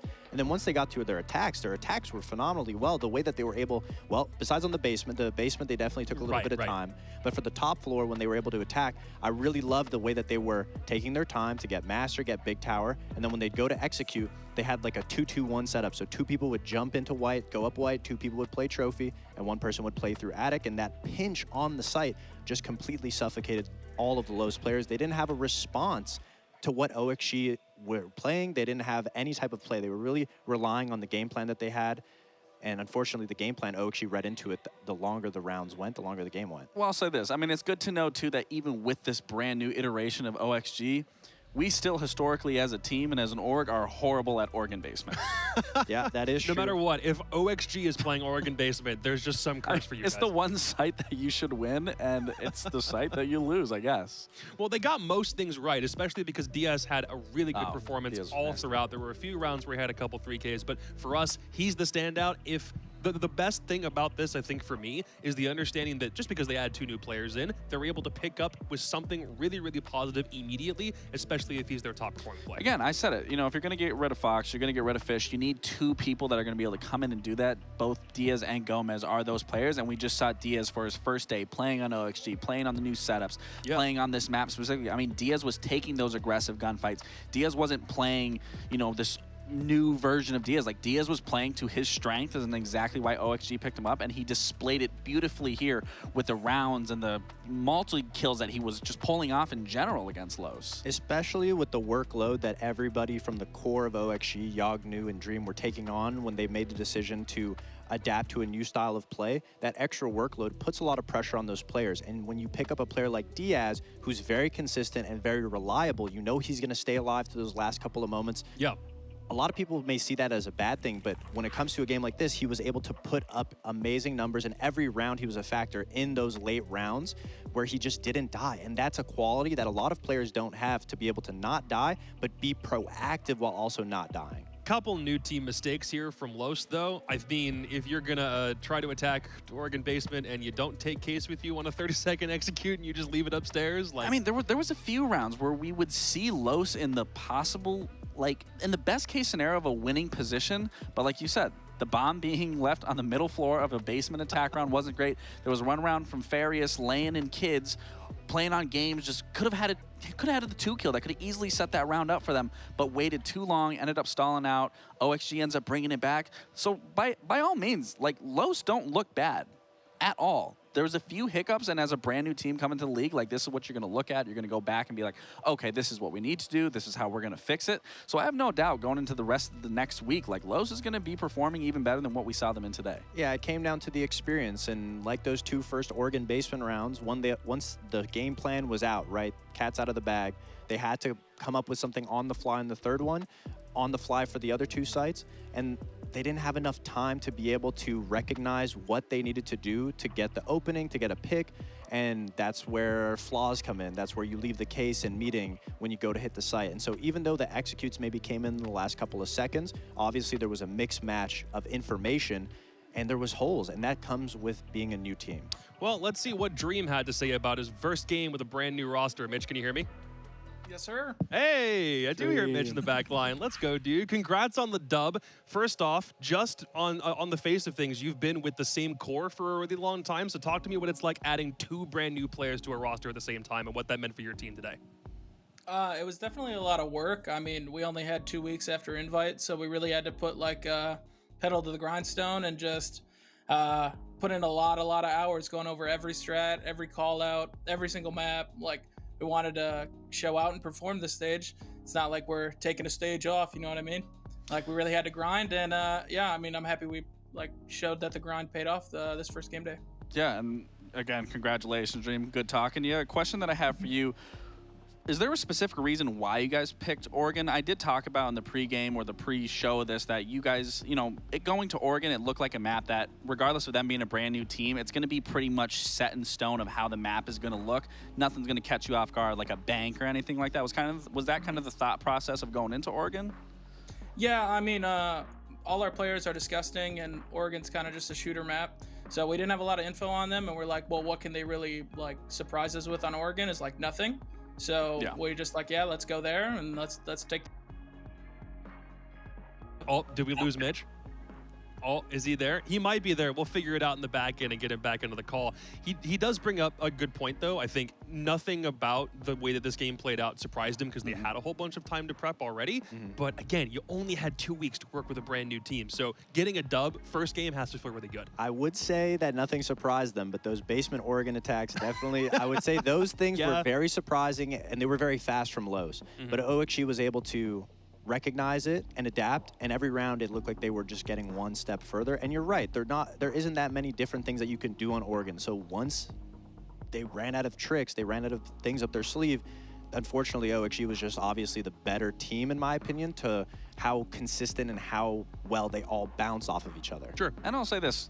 This isn't even a true testament for me of the new OXG because Oregon is such a default map, and same thing for Los. I mean, both teams look really good, but I really got to see the in-depth map pool, what these teams can do and what they can provide on maps. Because again, Oregon is such a default map that it's not showing a ton of what the new iteration could possibly look like. That's so for fair. me, there's still a lot of tests that need to be proven from both sides, but they still both look good nonetheless. And it's not just a map thing. The meta is going to affect every map in a Definitely. different way too. So it's not to say that you can fall back on a lot of what you used in the past, not just because the team is different, but because everything about the way that you play Siege and Deadly Omen is a lot different compared to how it was just a measly 3 months ago. We are now halfway done with our first, but technically second playday of the new NAL season, and we'll be right back with the doozy Sonics and Dark Zero coming up after the break.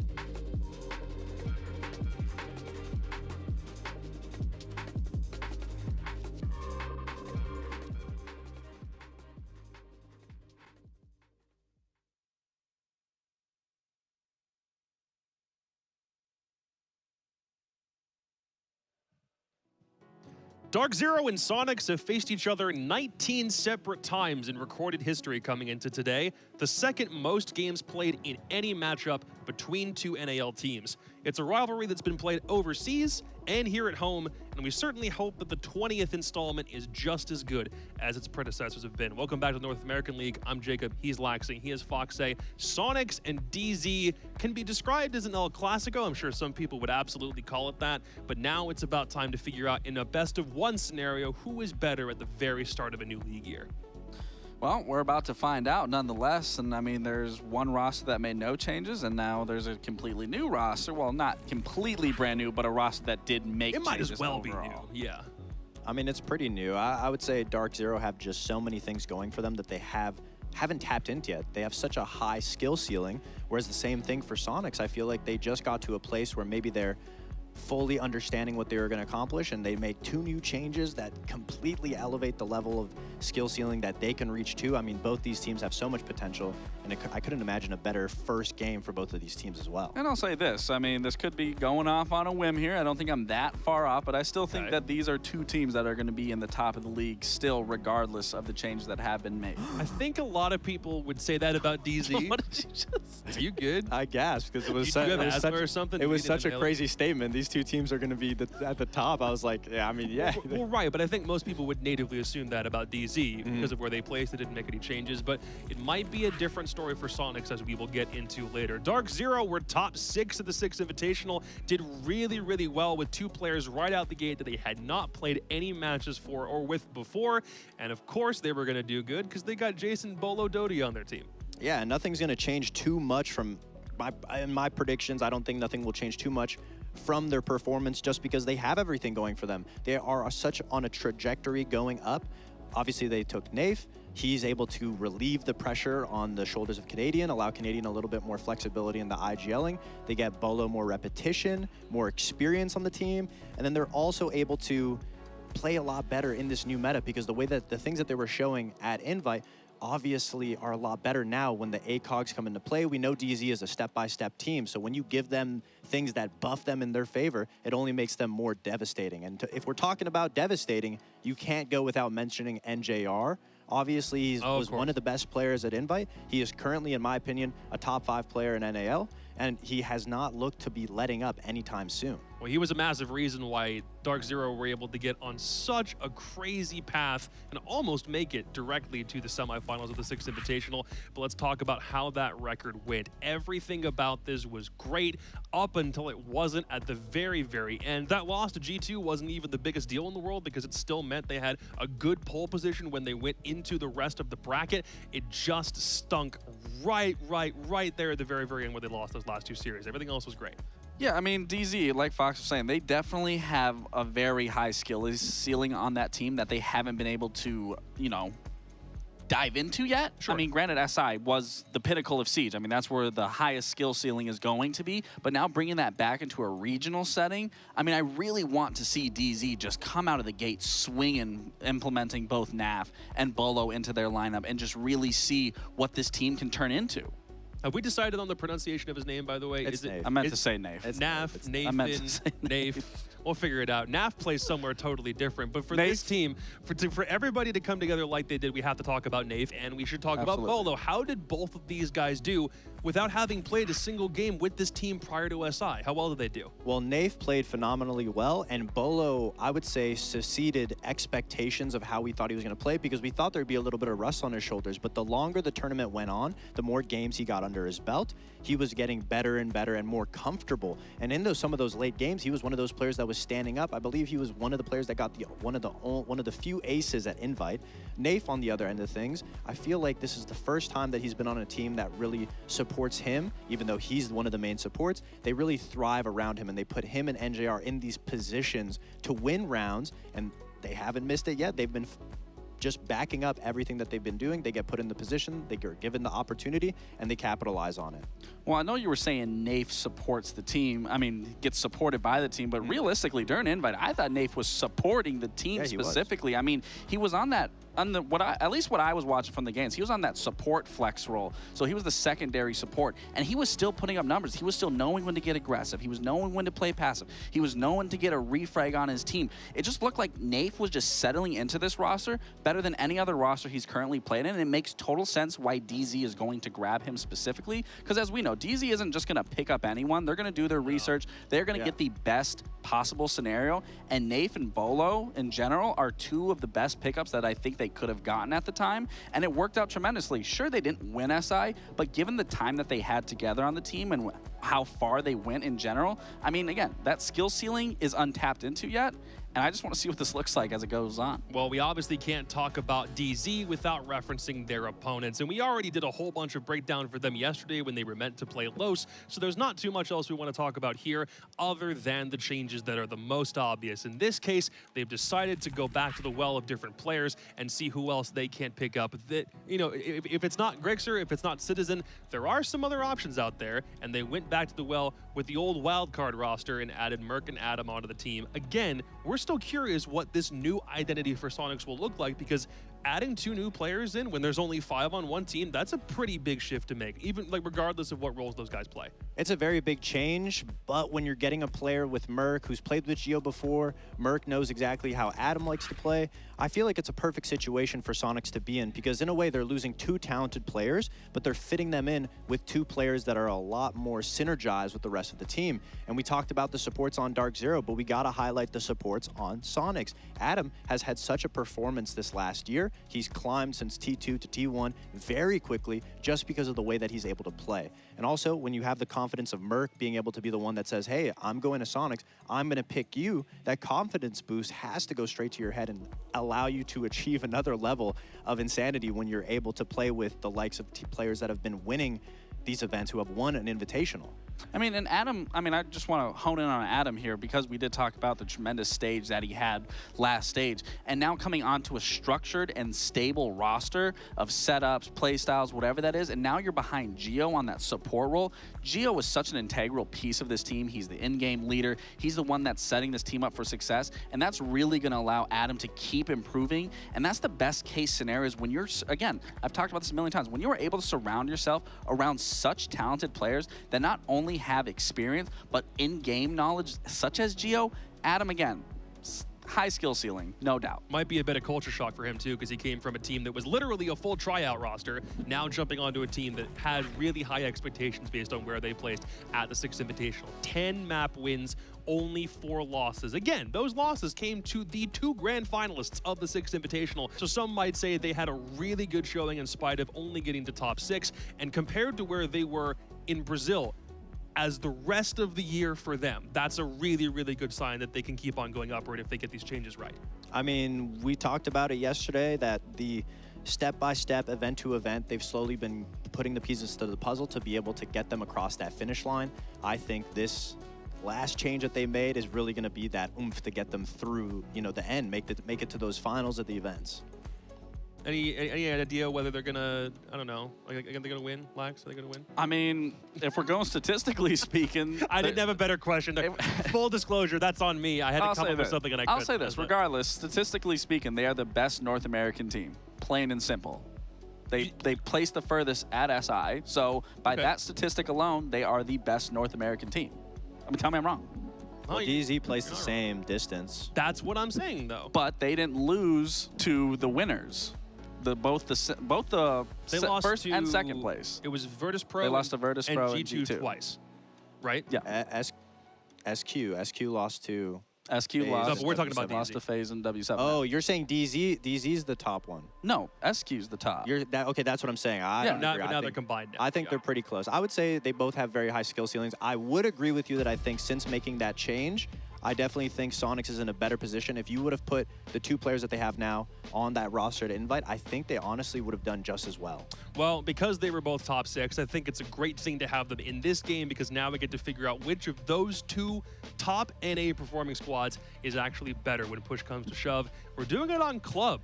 How much of this is just like, you should know Club. If you lose Club, what are you doing?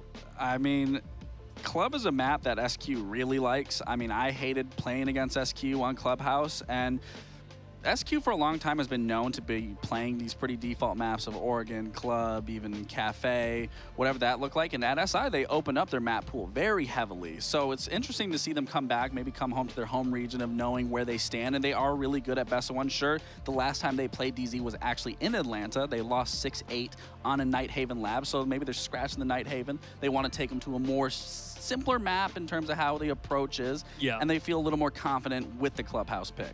All right. Belt is on the line. Laxing picked Los last time and didn't quite get it right. So I'm going to go back to you. Again. I'll go back to you for on this one. Who wins this game? Go to Fox real quick. He's at 67%. All right, Fox, come on, do it. What do you got? I mean, I'm definitely going to pick DZ. You're picking DZ? Yeah, wait, how am I at 67%? Wouldn't I be 100%? I've gotten all the games right. We haven't played 3 games yet. I wonder how we've gotten there. Wait, Interesting. No big deal, no big deal. So hold on. DZ for you. DZ, absolutely, Dark Zero. You're picking against Sonic on Club. All right. Let the record show that he did that. Lax, what are you going with?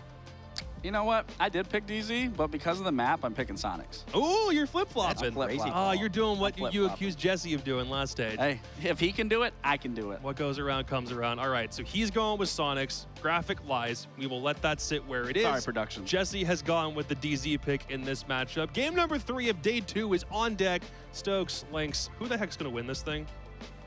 Oh. I'll tell you who's gonna win. Why do you We're all- ask things? Why? Why? We are all going to win because this is the match of the day. I mean, like, it just is. Like, M80 wild card, sure. Los OXG, whatever. Sonic's Dark Zero, are you kidding me? The only 2 NA teams to make top 6 at Invite. And every time, by the way, I want to say this real quick. Every time you talk to Sonics, what do they dread?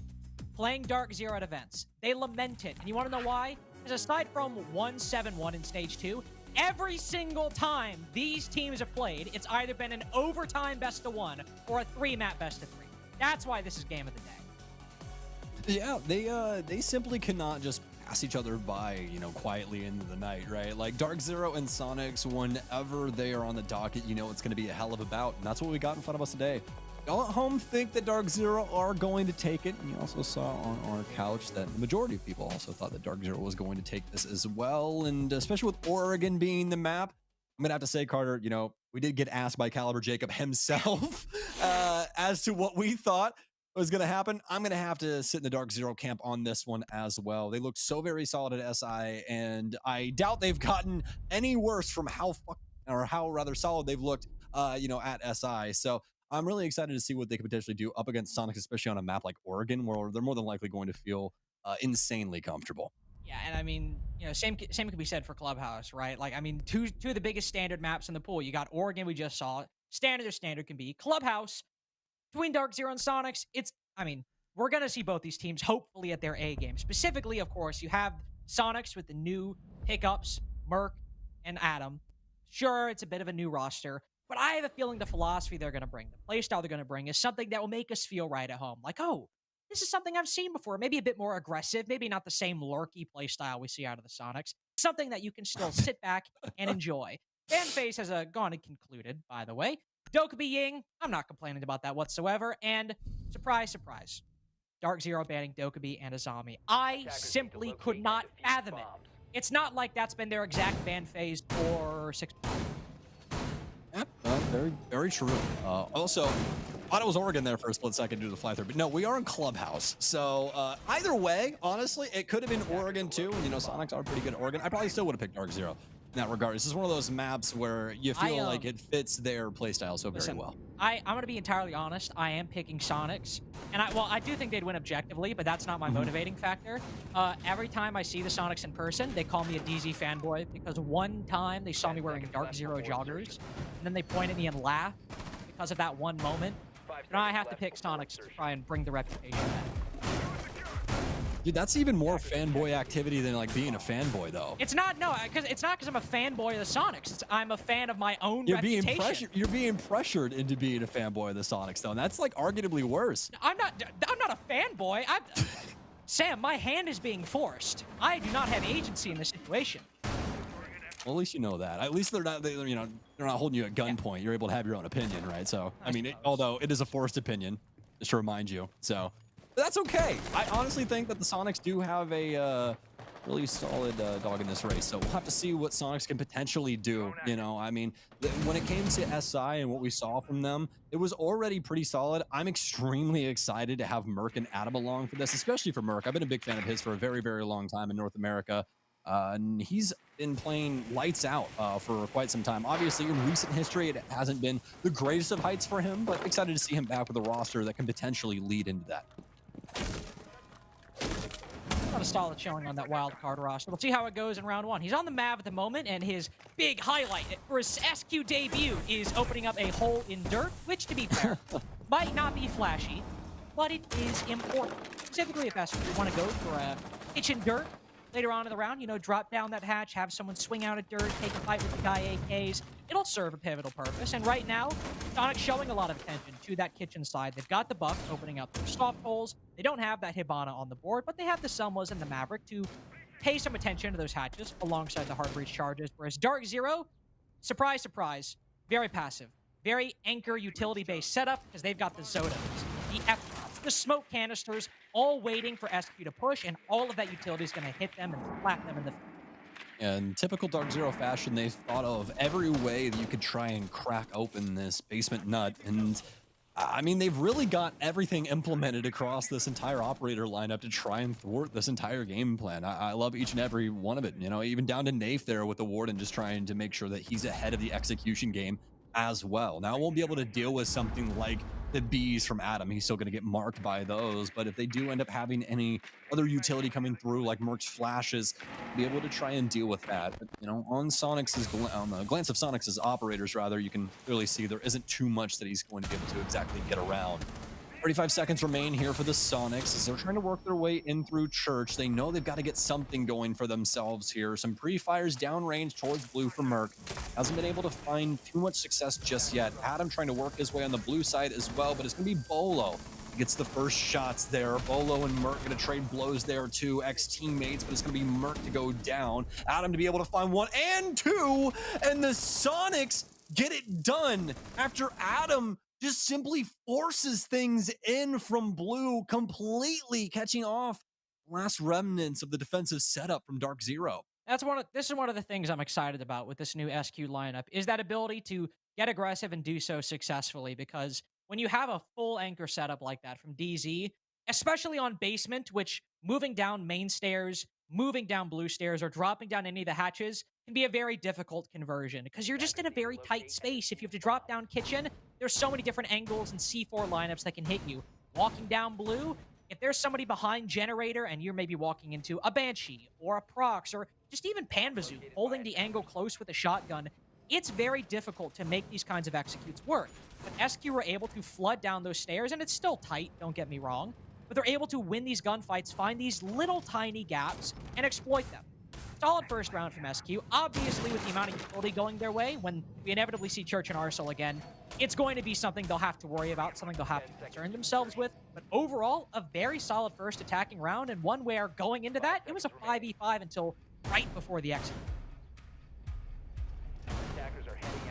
Dark Zero have tried to reapply themselves to the map for round 2 here.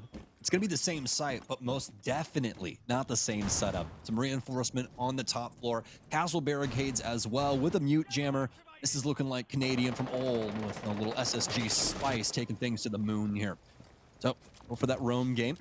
If they can find some success with this, you can see Sonics also thinking about things in a different light as well, as they did get some extra information off that. They switched Merc away from the Maverick on over to the IQ. Also brought in another hard breach there on top of Adam switching over to the Lion. So some better clear for them, as well as making sure that they can guarantee that these hatches do get open. Well, they might have to try and deal with some other things down the line, something like some Electro Claws could thwart their direct game plan, and they might have to try and find a workaround. I think those Zodos are also could potentially be a huge problem for Sonics, especially if, similar to the OXG game, we see a lot of late floods, because those Zodos can obviously stall breaches, but throwing them on doorways and just forcing Sonics to flood in, and they're flooding into, you know, heist on a doorway that is slowing them down to a snail's pace, it can be a big problem. We're retrying Church and Arsenal, and just as it was present on the previous round, it'll be present again here. And even though Sonics won, it'll still be something they have to worry about. Very slow full clear at the moment, all on that top floor, and just now dropping down as we're about halfway through the round. Still some electricity to deal with, still some hatchets open, and we've seen the Sonics make good work. But again, even though they've won it, it's still some things to be concerned about. Utility, still on the bottom floor, still a 5v5, still a lot of vert and clear to accomplish. Yeah, Sonics have switched out 2 players, but you have to admit, once they were able to understand what the map looked like and knew the Dark Zero would pull back, they were making really good time on this, Carter. I mean, they're getting these hatches open, they're getting everybody quickly into position to be able to try and assist with this basement execute. The fact that we do have these players over towards main still just trying to keep things alive, coil themselves around the side. I know I say that a lot, folks, but that's exactly what you want to do when it comes to bomb sites inside a siege. You want to have multiple angles that can kind of conjoin and assist the other and get it to where the defense can exactly go about things in the way they want. They can't pass correctly. They might end up getting cut off and giving up a life that they don't exactly want to. There's Zodo down for Bo. We'll continue to hold on to this. Does still have a Nitro cell. It's going to be Nafe to strike first. Nafe to strike second, too. Smoke and Ambi will both go down. Solid gun power taken away from the Sonics. It doesn't mean that they can't try and get out of the woods. 24 seconds remain, and Nafe is putting them to the sword. A triple kill for him, as he's been a bandit the night so far, stealing this round away. A stun out after Gio's able to pick one up through the church breach. It's going to be Nafe for a quad, and can the Brit get it done? He's hunting for it. Main hallway, super shorty in hand, and the team's going to try and allow it. He works his way close, and he'll get it done. The first ace of North America goes to the Brit.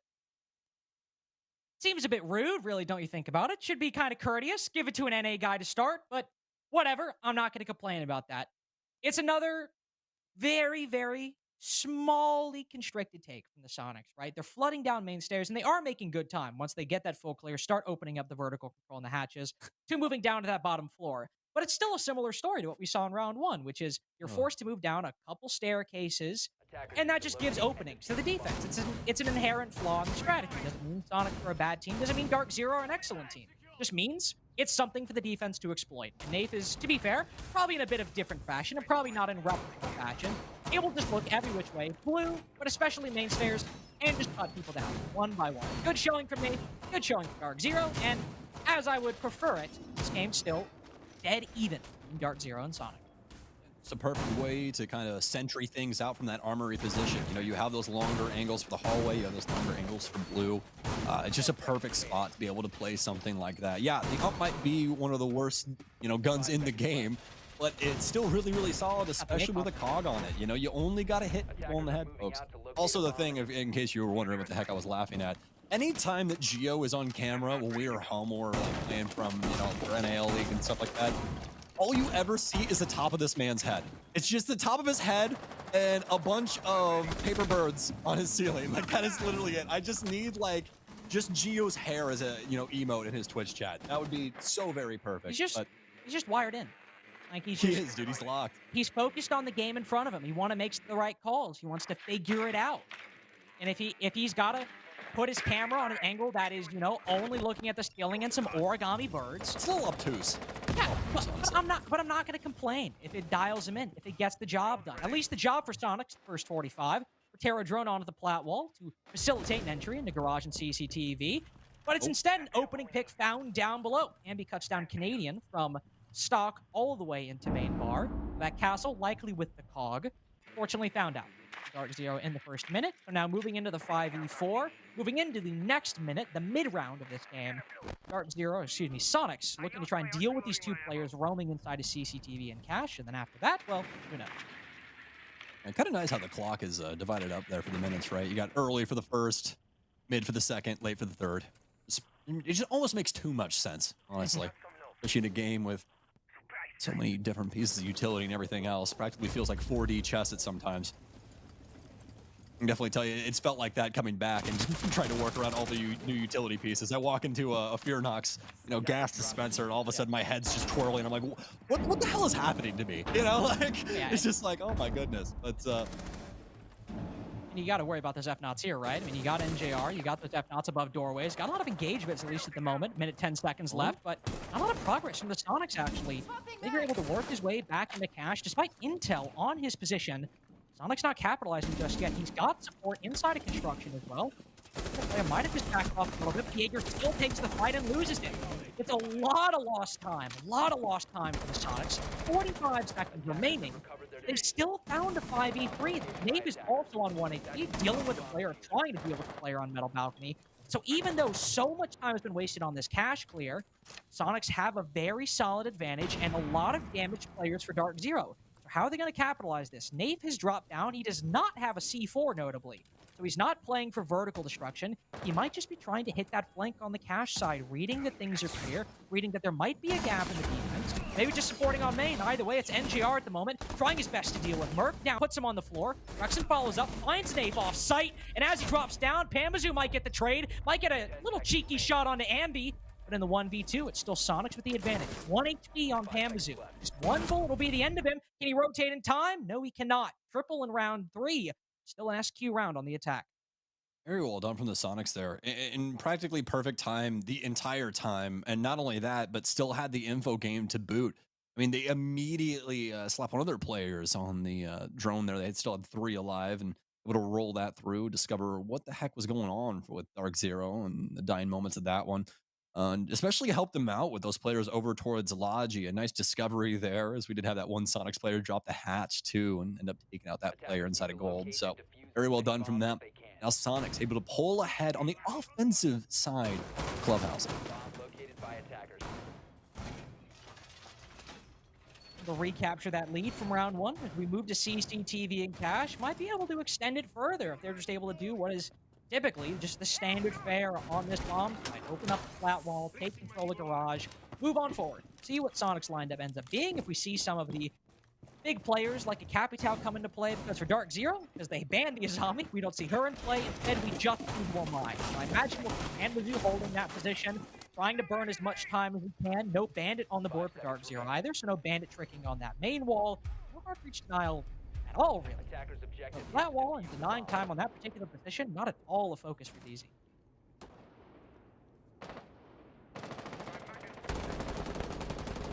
Elbow. Setting things up inside a garage. Definitely a player that you do not want to try and deal with in a position like that. The very famous clip of his now teammate Canadian talking about trying to clear Bo out of things like deployable shields. And he's like, have you ever tried to fight that guy? He's just constantly swinging back and forth. It's like, it's so ridiculous. It's just still to this day one of the funniest clips I think of whenever I see Bo load into a server here competitively. Because that's truly what it is. You watch Bo play, he is so unbelievably snappy. And hit some of those shots where you're just like, wow, I don't know if there's another person alive that could do something like that. There's only one other player that makes me think of stuff like that, and it's Shaco. And by the way, be a nice clear here to start things off for the Sonics. We'll be starting things off here from the west balcony, working their way in on Jacuzzi or Tub, you know it as. We have the logistics hatch open as well. No harsh defense here from Dark Zero on this side. They do have an extended roam. Going downstairs is going to be Canadian, who would have thought, on the Solus inside of Oil Pit. Talk about what you know Bolo for. That's what I know Canadian for. Just lurking away from the bomb site. Just doing his own thing, usually on the Solus. He's a maverick. Yeah, listen, he is, I was about to say, yeah, not the operator, but he does blaze his own trail. Certainly, absolutely certain of that fact, if anything. I will say, though, for a Sonics, a bit surprising. We see the Amaru in play, but that's one thing, but also no real focus on Garage whatsoever. Oh, a failed impact trick! Oh, maybe we'd see the impact land on that exothermic. I was going to comment that this push from the Sonics, going from con side, is really rare in this day and age, especially when, like I said earlier, there's no hard breach denial on flat wall. It might very well have been free for the taking, but Sonics don't care. They've thrown flashes and now thrown nades and trying to work the work from below with the buck, and while Canadian hits that flank and takes down Ambi, he's regained control of Lounge down below. So if Sonics want to push in, want to go for that plant, there's no C4s, but there is that Solus down below who very well could deny. Geo pushes his way in, but falls to Bolo after he gets the kill on NJR. Dark Zero still maintaining their lead. Sonics shut out of construction. No stuns left for Rexon.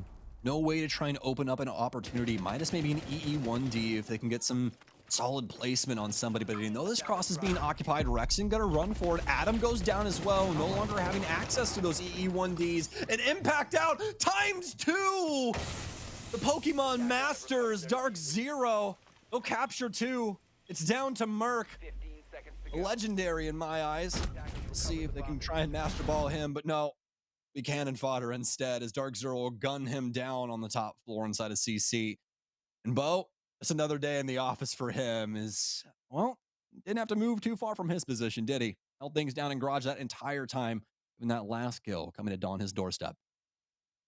Still kind of shocked we saw the con push from Sonics. I mean, no hard breach denial on plat wall, not a whole lot in garage, just the Wamai, especially because he's zombies banned, and they decide to go for that push on the opposite side. Now, to be fair, they make good progress. They're able to open the con wall. The impact trick doesn't work, but this is sort of the issue with those kinds of pushes. It's, all right, well, if you open that up, what do you have to pressure those players' garage who have a long angle on the con wall, or the con doorway? What do you have to deal with the players on red? To try and deal with the player holding that doorway from the red hallway. Sonics might have had solutions for that, but in the 3v4, you're really strapped for resources, and because you didn't open flat, because you didn't take control of garage, you have nothing to rotate. It's kind of why that push is oftentimes not seen very commonly, is if you aren't able to apply pressure successfully to another position, you're just forced to funnel in on what are some very difficult gunfights to counter on the defense. 5 seconds left before insertion. Dead heat between Dark Zero and Sonics. I know, we're all very surprised. Round 5 here. Dark Zero's going to head back downstairs. It's going to be the third shake they've had on this bomb site. These previous ones, this one coming to bear. Next two, not so easy. Also, we obviously saw that very first round, not exactly going the way that DZ wanted it to. Ended up going for the roam strategy in that regard. This time around, though, no. Back to basics. Back very close to what they had inside of that very first round. Nave back on the Warden for sure. And JR not able to get too much done just yet. Very surprising as well, as we've already had 4 rounds played out. Our number 1 player, period. Lost the entirety of SI. Not able to get on the board just yet, but I bet it's coming pretty soon. You'd hope so, especially from a player as respected as NJR has come to be in his pro career. I mean, now 3 years on this Dark Zero squad. Can't believe it's even hard to say that. 3 years he's been with Dark Zero. Ridiculous. So we'll have to see what he does. You see some changes. No Tuberal this go around on the Church Arsenal defense. Well, instead going to the Bandit. Still some similarities. Minute 15 seconds before Sonics make their way to the middle floor. Mid-round here is actually quite strong. Able to open up hatches, able to acquire vertical control. I'm curious what is in store for this Cali on a basement attack, by the way. Don't really know what Adam has planned, I'm going to be honest. Because there's, aside from bottom main, not a lot of long angles, and aside from the Bandit, not a lot of stuff to use those lances on, except, I guess, Nave's Yeah. I don't know if they were trying to guarantee that the hatches would get open or what. I mean, the only thing you can think about at that moment is just playing some of these longer angles and seeing if you can potentially get somebody in the cross, right? But either way, we'll have to see. I've just been wanting to guarantee that they can get these walls open. Bandit's out, and he's going to be able to reapply this. Does he get this one too? He will, because he's Bolo. That's Jason Doty, folks. He's pretty good at this damn video game, in case you're wondering. Yeah. He's going to lock that up. Complicates things for the Sonics, but Adam, express delivery to Bo as he'll get taken down from range. Adam with the Chris Kyle shot, or more like Christina in this regard. Ambi with a nice shot as well onto Nave. Adam has the potential to get another one here in blue. He does. But again, I'm just sitting there like, surely doesn't get one with the sniper, right? I mean, such a ridiculous shot in the first place. No way. It's Merc finding 2. Canadian NGR cut down in 2 different bomb sites. Cambazu's found out. Look at Adam. He knows. Pulled up the SMGs, ready for the close quarters engagement, but instead he feeds himself to Merc for the 3K. Oh my lord. Sonics might have got the lead in the first round, and they retake it again, but nobody can get ahead on Clubhouse. Well, you had a pretty nice question in that round, Carter. What was Adam going to do with that sniper rifle there, right? And it was split bows Adams. That's what it was. As he tore him to shreds, single round. Able to really open things up for the Sonics, open the floodgates practically, as they're able to break down Church, make those angles so very difficult for Dark Zero to try and stand on in that portion of the bomb site. Not only that, but just to add insult to injury, Merc also rubbing salt in the wound with a nice 2K of that new holographic site.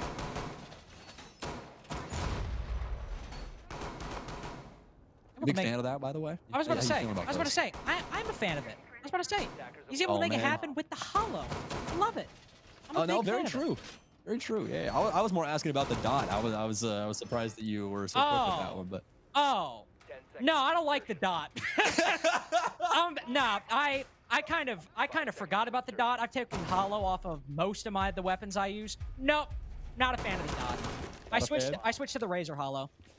the Razor hollow. No, the Mozzie you're one? not even going Cybertruck either. No. I heard Cybertruck is good. I know NGR was using it on the Alda at SI. I've not become a Cybertruck believer. It's been Razor hollow. Okay, all right. They increased the dot size on that one too, so I don't even know if. Oh, did they? Yeah, I don't even know if they'd I've be just fans of that psyoped one myself. anymore. Sounds good. It's all placebo. It doesn't matter. I'll tell you this. I went back to the oldest pasture I know, which is the Reflex site. I'm now in Verticals camp, so. Well, oh. Ambi I was to get it done initially. Ambi wasn't even alive when the ACOG was useful in the game, so I mean, this is just new territory for him.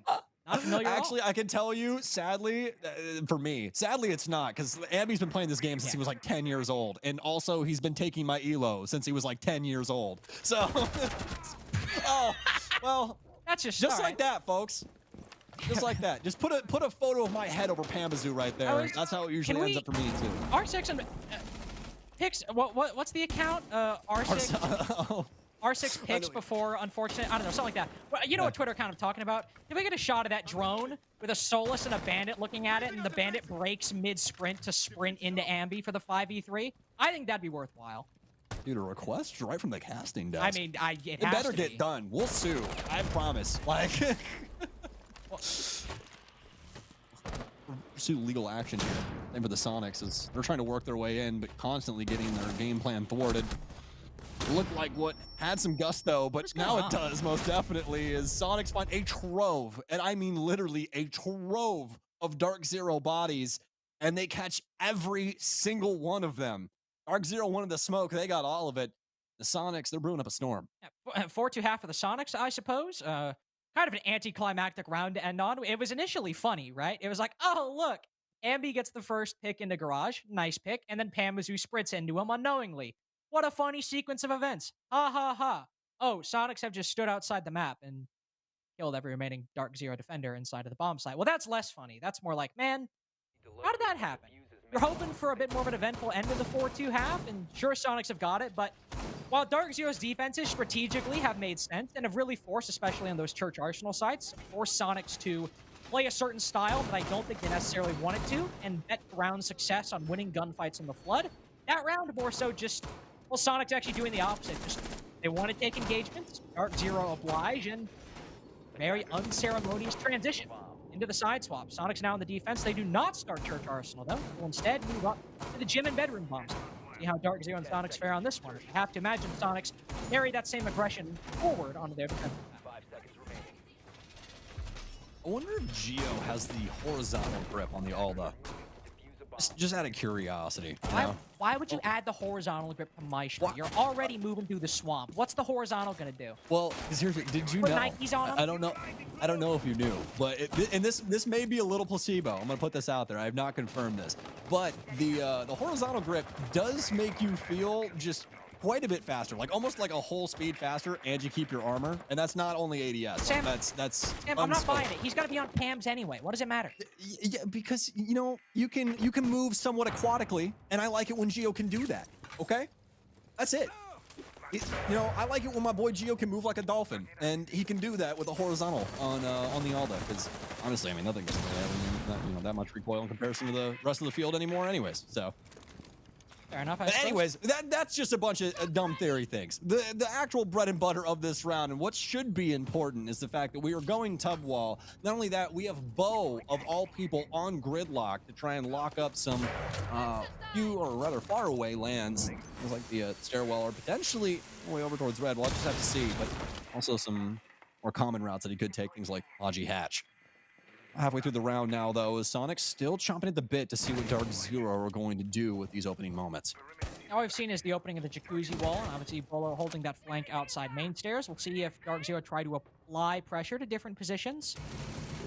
Amazoo, yep, I was about to say all the way down below. Thought for a second he was in Logi, but Smoke canister and the bees go out. Maybe we'll see some quick control. I think Pamazoo just down in kitchen trying to put pressure on anybody playing upstairs, but all Dark Zero get on that entry is 1-for-1, and then the C4 and the ult to follow up. Just a bit of a half-cocked entry into the logistics hatch. Nave now by himself. The flash actually bounces like 8 times and then lands right in front of Nave's face. So recovering the momentum, stopped a little bit. Both have joined forces over by the main stair position. I think Sonics have realized this, though, as you can see them all rotate over to the construction side. Ambi even dropping down. See if he can catch anybody by main stairs. Also, maybe look up through the con hatch, depending on where Dark Zero decide to go for plant. Just a ridiculous situation. Now they see him down below. They've got time to hunt him.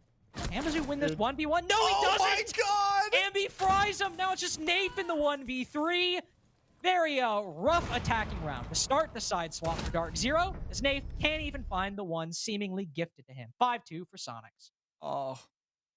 It was so funny there, too, because I saw one drone for Dark Zero when Ambi dropped it. I was like, nah, I know where this is. It's gotta be in bar, right? I just start seeing the yellow pings come out on Ambi behind the bar. They're still not able to get the kill. Oh, so very unfortunate. But hey, sometimes that's the way that the cookie crumbles, right? So either way, don't worry, folks. We are still in Clubhouse. It's all right. Yeah, we're not changing maps halfway. Yeah, it's kind of a fever dream right now, but that's okay. It's a timeout from Dark Zero, and they might wish that it was Oregon at this moment in time, because Clubhouse, it's not looking too hot, Carter. Well, that's the problem, is like, it's a fever dream for me because I was expecting a closer game. I mean, we were talking about it like, all right, 1-1, 2-1, 2-2, 3-2. Gotta be good here, right? And then these past couple rounds from Dark Zero have admittedly been pretty weak. I mean, that defensive half, or the round 6 in the defense, we already talked about. There, we opened up Jacuzzi Wall in pretty good time. Solid, we've dodged the bandage trick. We've opened up Logi Hatch, and I see a setup that I initially like. We have Pamazoo down below, on the Buck. The Grim Bees up above, both trying to work to supply intel to the Buck and apply pressure on the players in Logi. Only problem is, there is not only a player in Logi who's dodged the Bees, he's on the part of the floor that you cannot break. So once Canadian dropped, seemingly without either, maybe he had intel on the guy there and he was just trying to go for the 1-for-1, but either way, Canadian died, 4v4, and then Sonics were able to maintain the advantage because no part of the actual bomb site has really been pressured aside from Logi. So a weak defense into a weak attack, I think that's got to be the best time for that Dark Zero tech. Yeah, absolutely. And especially when you look across the fence and you see what's happening on the Sonics side of things, right? I mean, Ambi, Adam, and Merc all with 7 kills. Geo's 5-5, and Rexon, I mean, he really hasn't had to do too much. He's just had to do his dang job, right? That's really it, and that's what he's been sticking true to this whole time. And it's worked so successfully for Sonics thus far, to the point where, ladies and gentlemen, NJR does not even have a kill. He is 0-6 going into round 8. That is something that you never see out of this player. Also sort of an issue, right? We're like NGR a bit more of a passive guy, you know, on the flank, on the breach, the back line. That's kind of his game plan, right? It's classic, especially from the Sonics, say, oh wow, NGR sitting outside a window for 2.5 minutes and he's killed 3 people. Let's go, vamos. But 0-6, he hasn't had the opportunity. Sonics have been too quick. The gunfight's been too successive, and right now is the droning. A failure for Dark Zero early on. 9 drones, will they find this Vigil? The ERC is activated, so surely they're aware of his presence if they're droning around bar. They also catch someone rotating out a bathroom. It's Geo on the mute, I believe. Yes, it is. Now he's backed off a little bit. Not pushing things too aggressively, especially on that close angle if he's got the shotgun, which surely he does. This would be a favorable engagement against NJR, especially as he does have those Z-pings. Still a very quick turnaround time from acting on that intel, then reacting to the shotgun in your face. No, they never drone Merc!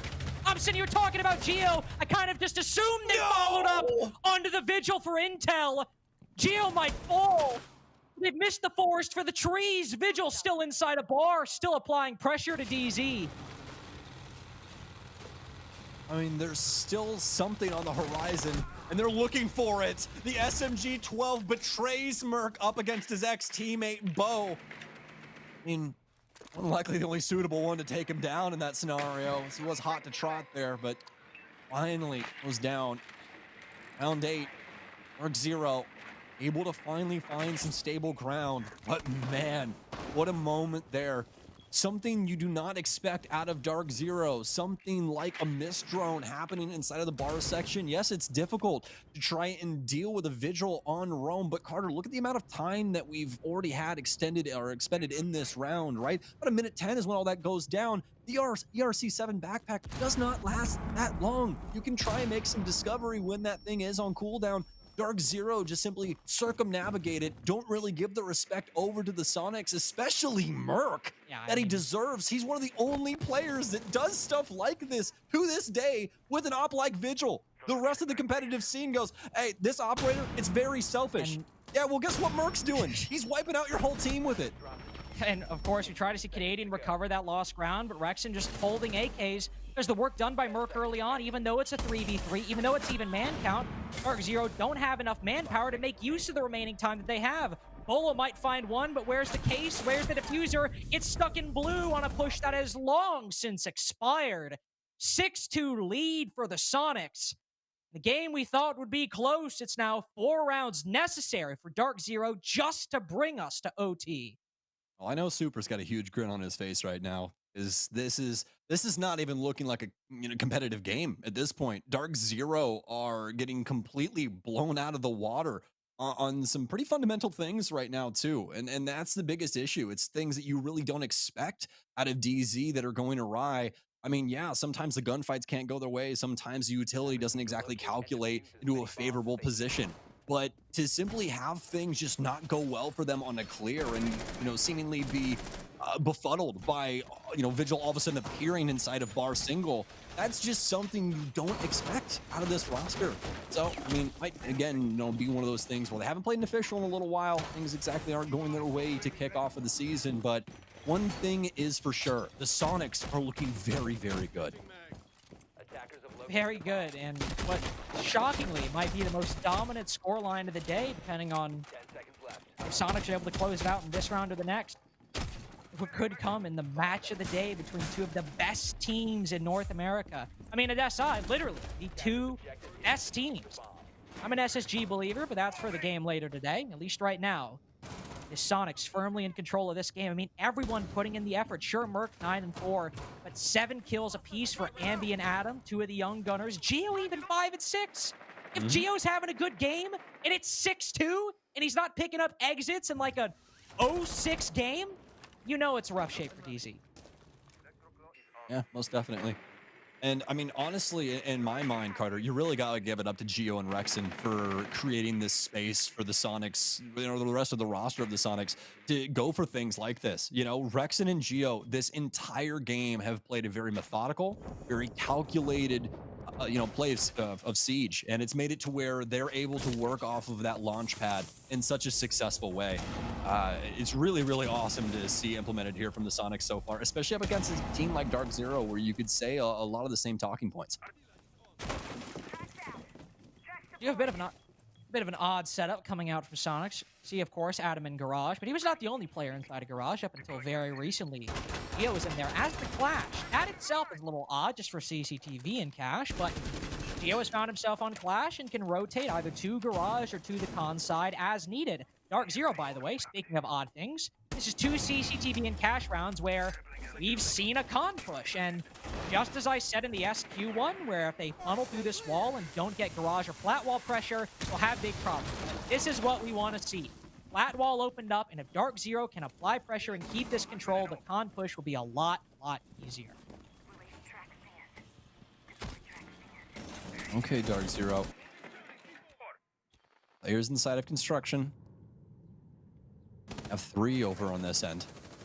JR still actively on that drone. No positioning here for Garage. Be quite a big deal, but JR is going to open up the gates now. Merc will be the first one to go down. Adam, more than likely in the most powerful position available to the defense at the current moment, and it's going so very wrong. He can't find a single angle that's favorable for him, and Ambi is going to have to try and right these wrongs that we just saw go down.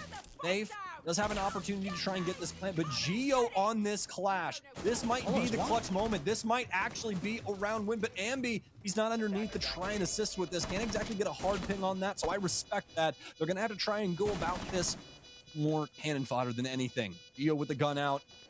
This SMG in hand, it's so very solid, ladies and gents. A great gun. It does a lot of damage, but he's not able to get things to go his way under green box. Ambi's going to have to try and step up to the plate. He knows one's here. He knows one has to be on red. Last one more than likely has to be over on the con side, but now it's just up to Geo. And with very minimal time, and Bo and Pamba having a beautiful cross here. Oh, this might be all she wrote. He'll be able to clean those up, but on such little time, all Bo has to do is just play things out appropriately here. Wait, what? He's underneath. Wait, this no! might actually, there's no out. No! No, Bo, no. No! Goodness gracious. That is the most insane finish to a game in the NAL that we have had in a very long time, ladies and gentlemen. Dark Zero able to hold things down on the post plant, all simply because they can't operate around the verticality like they want to. And something as simple as a wooden barricade, something that the majority of Siege players overlook in their defensive setups, it wins Sonics the round off the back of Geo sticking a diffuser. So very well done from SQ. So very well done from Geo, especially in a game like Siege where you have that constant buzzing going on. He just sticks a diffuse and sees what DZ can do about it.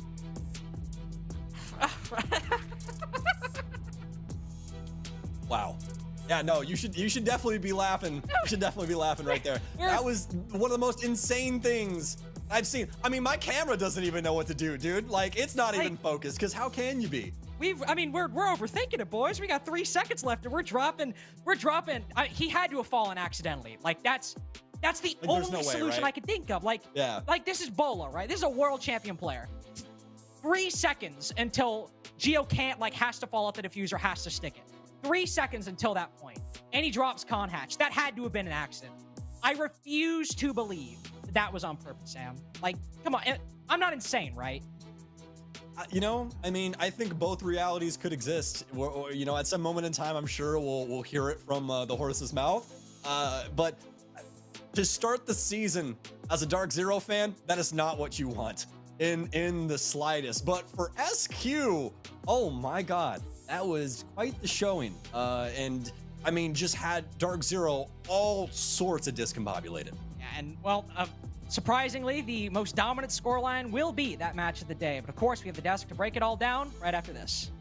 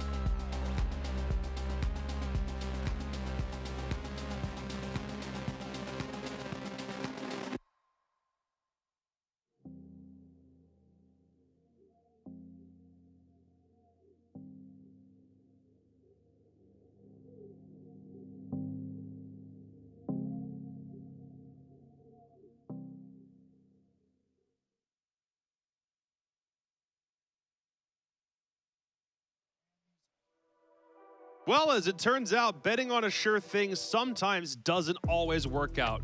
Just because Dark Zero came in with no changes and were top 6 at SI doesn't always guarantee success. Sonics knocked them off 7-2 in our 3rd game of the day, and we're going to be talking about the way Geo won that last round for a long time because there's so many little intricate things to break down about that one. But the rest of the game from Sonics still really, really good overall. I mean, I said it. I picked Sonics. They look tremendous here. I mean, the play from them, I mean, I know we're going to break it down, but I chose Sonic specifically. I was originally going to pick DZ, but the fact that I saw this go into Clubhouse, it just came to me. I knew this was going to be a Sonics map. I didn't think it was going to be a 7-2. You actually went with your gut this time. I 100%. I saw the map, and I was so proud backstage. I was like, yeah, I picked Sonics. I went into Super Chat. I was like, don't throw my predictions. I mean, Sonics played really well. We saw the cogs turning a little bit on the brains of DZ. They were trying to bring out these adaptations, add these different layers to slow SQ down, but unfortunately for them, it didn't work in their favor. As soon as a wall was put up in Sonics' way, Sonics just bulldozed through that wall. And obviously, Clubhouse is a map that you don't judge people off of their defenses, you judge them off of how good they are on attack. And obviously, Sonics came to play when it came to attack. They just bulldozed through. They tried their best to deal with the strategy, but as soon as DZ tried to outsmart them, Sonics just let the guns rain through. Well, this is always something that DZ has always been plagued with or struggled with in general, is when a team throws a wrench in their setup, they tend to slow down. And you're now playing Sonics that always have had a slightly aggressive play style, or aggressive play style for that matter, but now you're bringing Merc onto the roster with Ambi, with Adam. All these guys will spearhead into those setups, will spearhead into those attacks, stop you at the foothold of once you get in. Yeah. And it's the exact reason why we saw Sonics run away with his success, is because they didn't give Dark Zero any bit of respect anywhere on the map. I completely agree. They didn't let them set up at all. Not only on attack, whenever they were put an obstacle, they pushed through, but on defense, I mean, we saw Merc just pretty much free roaming. On that Vigil and yeah, bar. on the Vigil and bar, we saw them actively just trying to slow DZ down as much as possible. And I think when it came down to that last round, obviously you can see that, in my opinion, Dark Zero played so hard not to mess up that they were getting in their own heads and messing up because they were trying so hard to be perfect. That's what it looked like, and that last round was a prominent example to that. There were two very contrasting stories coming into this game. Even if both teams were the same place at the Invitational, one of them makes changes, one of them doesn't. Somehow the team that doesn't make changes and doesn't have to think of how to basically build a new identity from the ground up is the team that suddenly has the bigger identity crisis by losing this game to a team that had not that much time to scrim with only 2 new players coming in. That's probably the best start the Sonics could have asked for to start their season. But that's where it goes into it being Clubhouse specifically, which completely swayed my entire answer. Because Clubhouse, again, it's one of those default maps similar to similar to Oregon, where it's not going to be like anything super crazy or super intricate, but anyone, doesn't matter if you're a ranked player, doesn't matter if you're a pro player, you know certain maps, and Oregon, Club, Consulate, maybe not so much the new Consulate, They should be but old drilled Consulate, up in here. those are drilled into your head, so just slotting Adam and Merkin was going to be really easy, and it looked, both for Adam and Merk, it looked like they knew exactly what was going on and how they wanted to approach it, regardless of it being a brand new team. Let's look at a couple players from that game and how they all lined up. We'll look at the 2 new guys from Sonics, both Adam and Merc, and then we'll look at a guy who was the best player at the 6th Invitational for the whole tournament and whether he showed up or not. There are a lot of things that we need to pay attention to in this game, but looking specifically at how the new guys did is probably the biggest thing. It's not just Merc and the Vigil play. He was doing a whole bunch of that all game. Oh, he was just so aggressive, and he was one of the main key points, and he's good at doing that, at disrupting the flow, especially when something gets in the way of his team. Since the history of his career, every team that he's on, he's always that guy that is just able to find an opening and find a way into the site or a way into the attacks to just disrupt everything. And he did such a great job consistently, the whole team did, that as soon as an obstacle came in their way, everybody attacked at the same time. There wasn't a single instant that they missed it.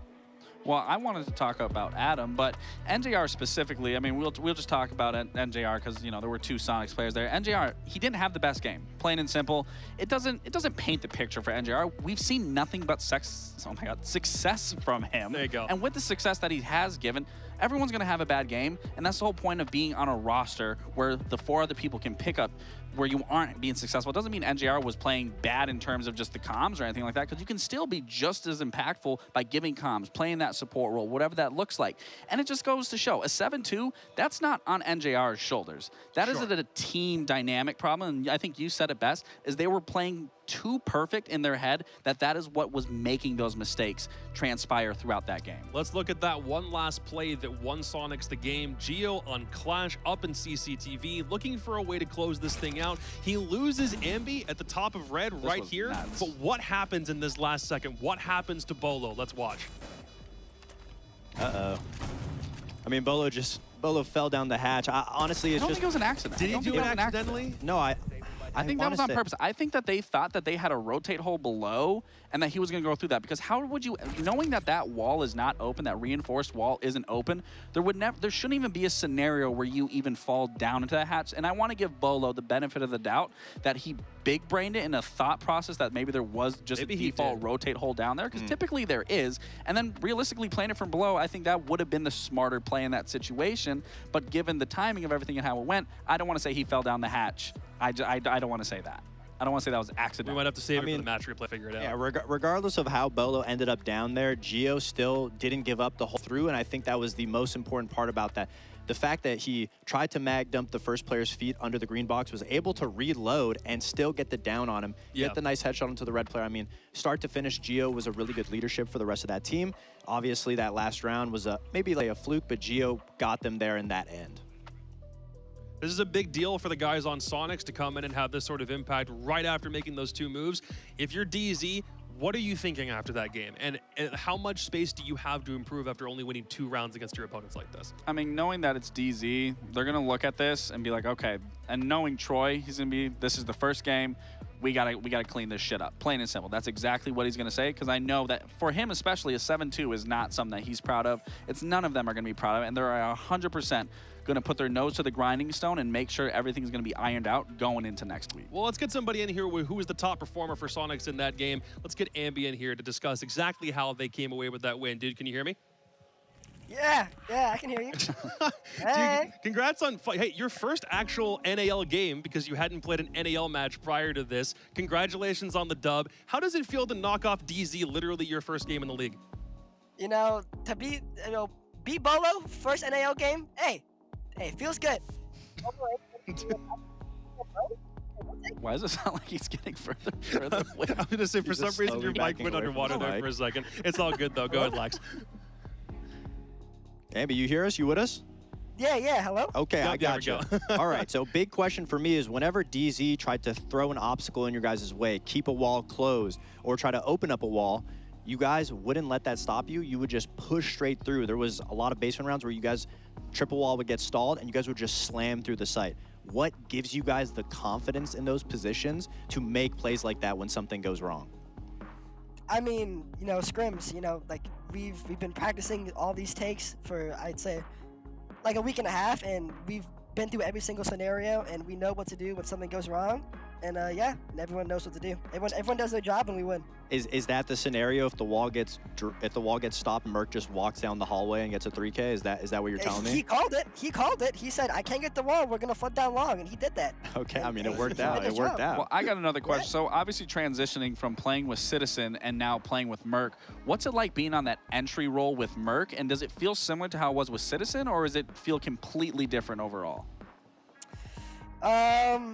I think they're two completely different players. I mean, they're two completely different players. You know, Citizen has its benefits, Merc has its benefits, but I do like Merc. I do like Merc. I mean, I'd hope you'd like your so team. You're saying Merc's better? Yeah. Yeah. No. Oh, yeah. man. Well, I love Citizen. I love them both, but I gotta go with my teammate, of course. I do love Merc. Stand Merc's on it. nasty. For sure. Yeah, Merc is better. I fuck with Merc. Appreciate the Jeez. clarification. For you guys, so I mean, for you in particular, the only time you'd ever played Tier 1 Siege was on LAN. It was in Sao Paulo. Now you're back to playing online, but that's also how you made your career, was playing online in T2 or T3, wherever it might have been. Does it still feel good to play Tier 1 Siege at a high level, but online? Are you guys readjusting to that okay? Yeah, you know, it's weird because if we win a run, I go for little fist bumps, and there's no one there.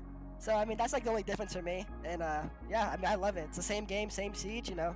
Just your team was next to you. What room are you in? I'm trying to like. I'm in my basement. Okay.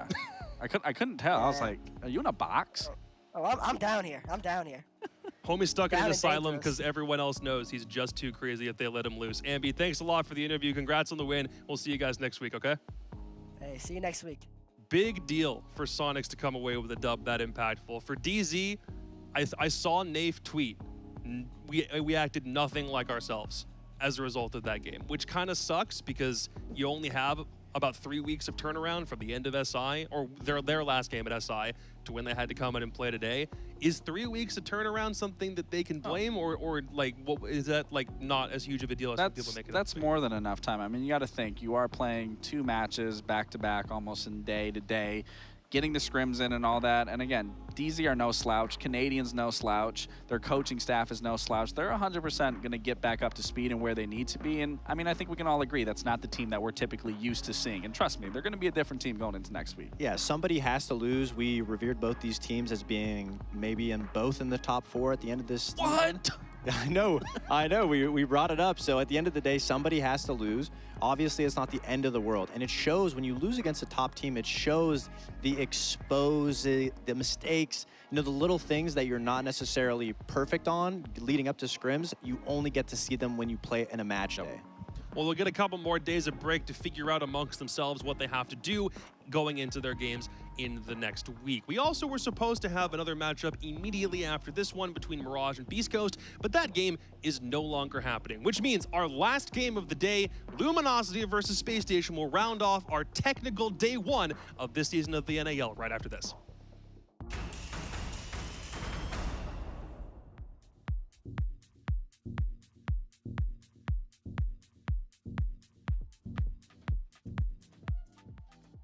Hey, this is Poison and you're watching Unmuted. I mean, I think it's an operator getting zapped by a Twitch drone, but I don't know which operator. I'm just gonna say Bandit. Let's just like throw like some random guess in the air. Let's just go like, let's go Legion. I don't know. That sounds like someone getting electrified. I'll say Thermite. I'm not sure about this one. I'm gonna say Thermite. I want to say this is Castle, the boy Miles Campbell. I really hope I'm right. I've played that guy too much. That is Castle getting shot. What? I thought I would know that one.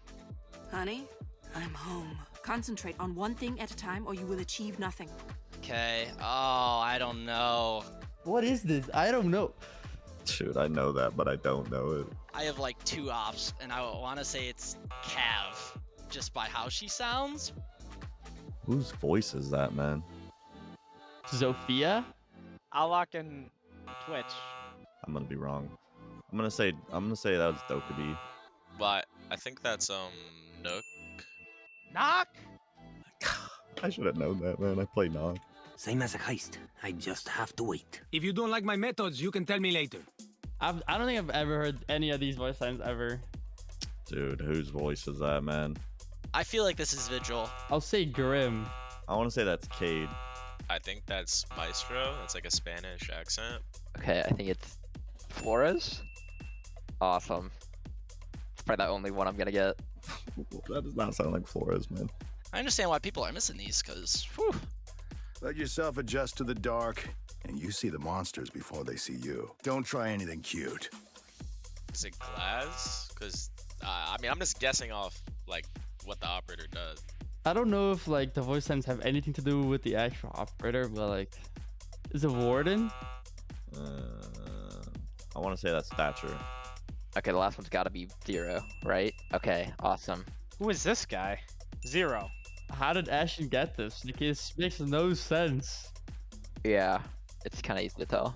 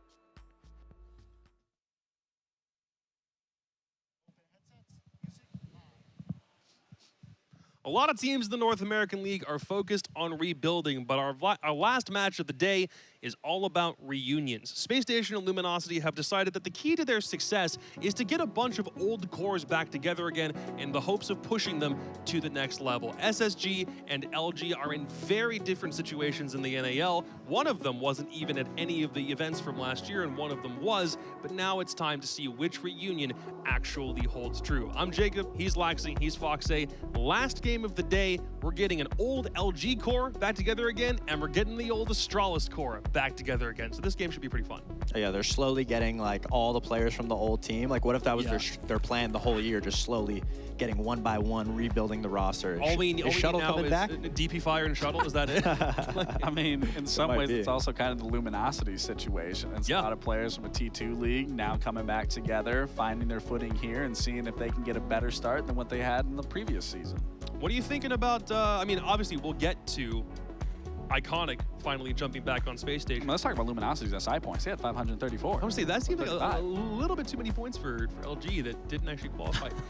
so something in the back got messed up. It's honestly no big deal. For us, though, here, we need to break down each team individually, and we'll start with LG because these guys were not hot in Stage 2 of last year. No, they did not have the best showing. I will say there were glimpses of success with this team, but ended up falling short. They felt like they needed to make a change. They did make that change, removing Asian, Snake, and Twist. Now they brought on Kix, they brought on Wi-Fi, and they brought on Hat, a former pro player from the Beast Coast roster.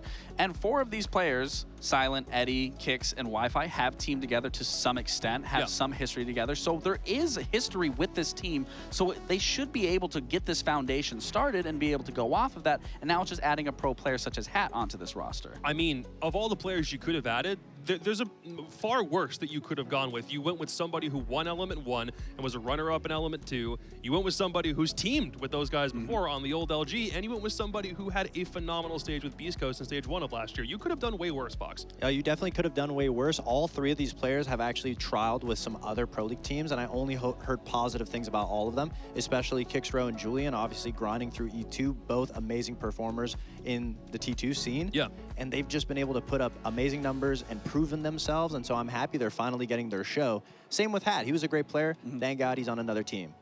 But there's a reason why they're making those changes, though. Specifically, it's this stage right here. When they played in the NAL on Stage 2 of 2023, they only had 1 win to their name. The only thing they were able to accomplish was getting 1 win over Space Station in Week 3. But here's the issue. They were tied on overall points at the bottom of the scoreboard, and they weren't able to get anything going that stage. So realistically, anything they do in 2024 is going to be better than their first showing. Yeah, and like we mentioned earlier, doesn't really look like the worst set of circumstances. They obviously got some really close games, 7-5 loss to OXG, 7-4 loss to M80. They were putting up some numbers. They definitely held their own a little bit. I think that's where the lack of experience came in, because they are still such a rookie team, a new team. And now, instead of getting a veteran player, their more veteran player is Hat, and they're just trying to bring more players back that they thrived in the T2 scenes with to have that more comfortability. And what was interesting that you even talk about the inexperience, that's honestly what was losing them a lot of rounds. And in a lot of situations, they look like they had the advantage, but because of the lack of experience, whether it's someone just knowing how to play a position, whether it's someone knowing when to rotate or not when to rotate, that's what was really throwing Luminosity into a spin cycle that they could not seem to find themselves to get out of. The thing is, they're still banking on the inexperience because they think the young guys are their future. The 3 players that they're adding on for this stage, only one of them had a whole boatload of Pro League experience before then, and their most experienced player is Hat, which isn't saying very much because his rookie year was just last year. So now you're adding 2 more rookies into the mix alongside Silent and Eddie, so they really think the young guys are the future. Well, even with Hat's rookie year, he started off swinging. He was like the highest rated player in the beginning and started to tank off towards the end, but he had a phenomenal start and really pushed Beast Coast into a very powerful position in the standings. And then now again, they're bringing a roster that is comfortable for them. They know what to expect. They know everyone and how they play. And that feels good in general when you know what each and every single player does, what their little idiosyncrasies are. It just makes for a better team environment and a better growing environment. I'm happy you said team environment, because that's absolutely it. We see some teams, you know, like the last game, cough, cough, where the pressure, the stress can build and try to be too perfect, and sometimes it can just choke you out. So when you focus more on the fundamentals and playing with people you know that you enjoy playing with, results come shortly after. Let's talk about Space Station, because they didn't make nearly as many changes as LG, but the one change that they did make is probably the single most impactful thing they could have done in the offseason. No longer is Hot and Cold a member of SSG after a 2.5-year run with the squad. Now, King Iconic is back with the old Astralis core. Foxay, how good does this feel? I mean, it feels great. To be fair, I never really expected Iconic to go to a team like M80 when he did join. Agreed. I really expected him to try and stick with Jack, J90. I was about to call him by his real name, J90, just because of how good they are as a duo, alongside with Forrest, call out the system, and especially the friendship. We talked about having a good environment. That environment in the Astralis team house thrived. And obviously it showed. They were able to get all the way to top 2 at the Charlotte Major, and I'm happy that they're slowly getting the pieces of the puzzle, and I would say the 2 players that are replacing the 2 Astralis players, in my opinion, are a lot better.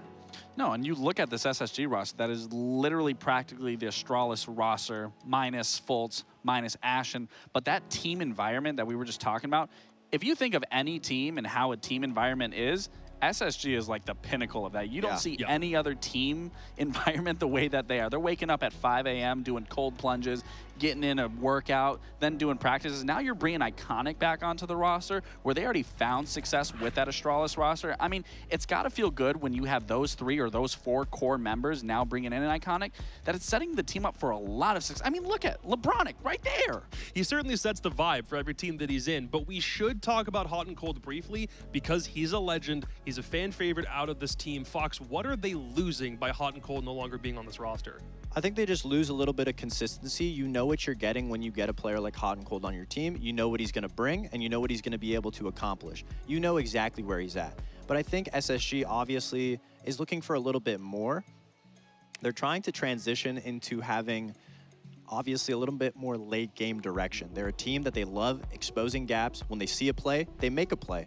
Any player on the team at any moment. So when you are making a lot of plays, putting yourself in these difficult positions, what do you need to be able to tie everything together? You need that late round direction. And I think Fultz has been doing a great job, but adding Iconic to it, just adding 2 people that can really keep an eye on it, just makes things a lot easier. There's also not really a scenario in which adding Iconic to a team is ever going to be considered a bad move necessarily. Even if it didn't work out with M80, if you had the chance to get him on your team, you should take that. Well, this move, and like Fox said, I never thought he was going to go to M80 either. I thought he would have stayed with his boys. He kind of had to go somewhere after Astralis blew up. Yeah, of course. But this makes the most sense to me when looking at rosters and changes in this regard, because this is where I always thought Iconic should have gone in the first place. That's fair. Let's look at how they did over the course of last year.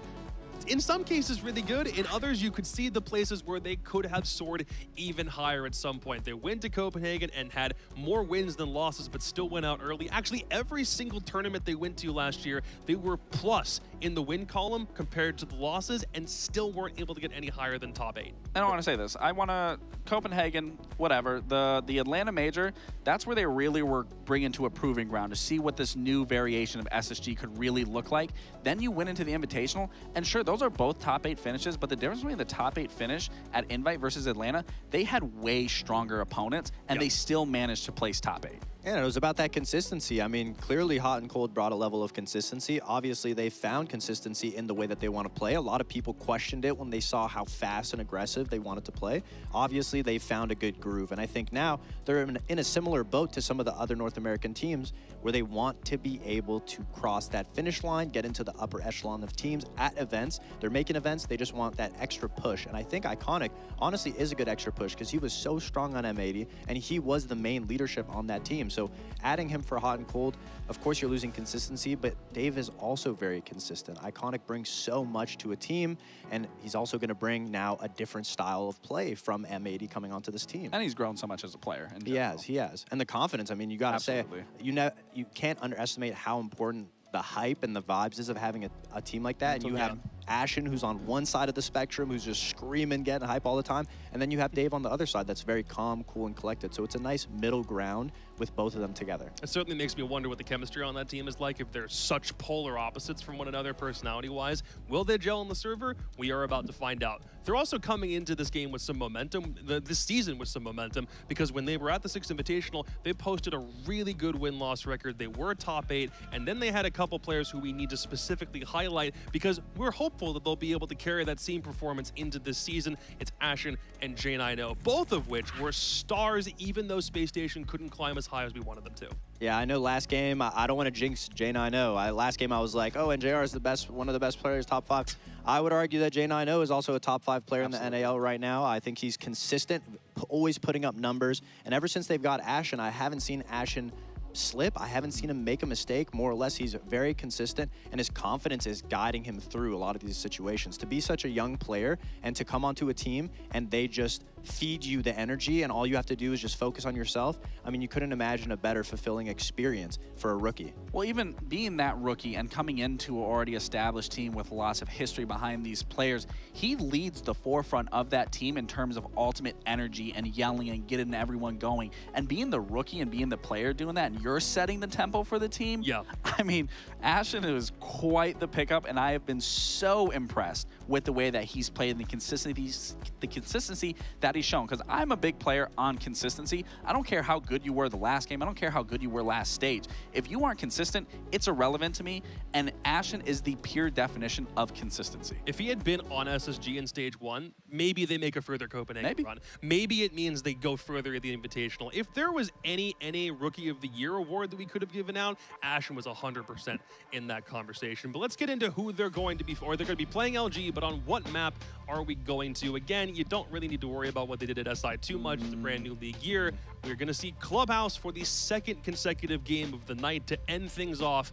What do we think? It's a very consistent map. A lot of NA teams love playing Clubhouse. It's a very even playing field where both sides are pretty attacker and they're pretty even for the most part. And when you're playing LG, obviously SSG doesn't have much information on this new LG roster, so you don't want to take them somewhere that's very open and big.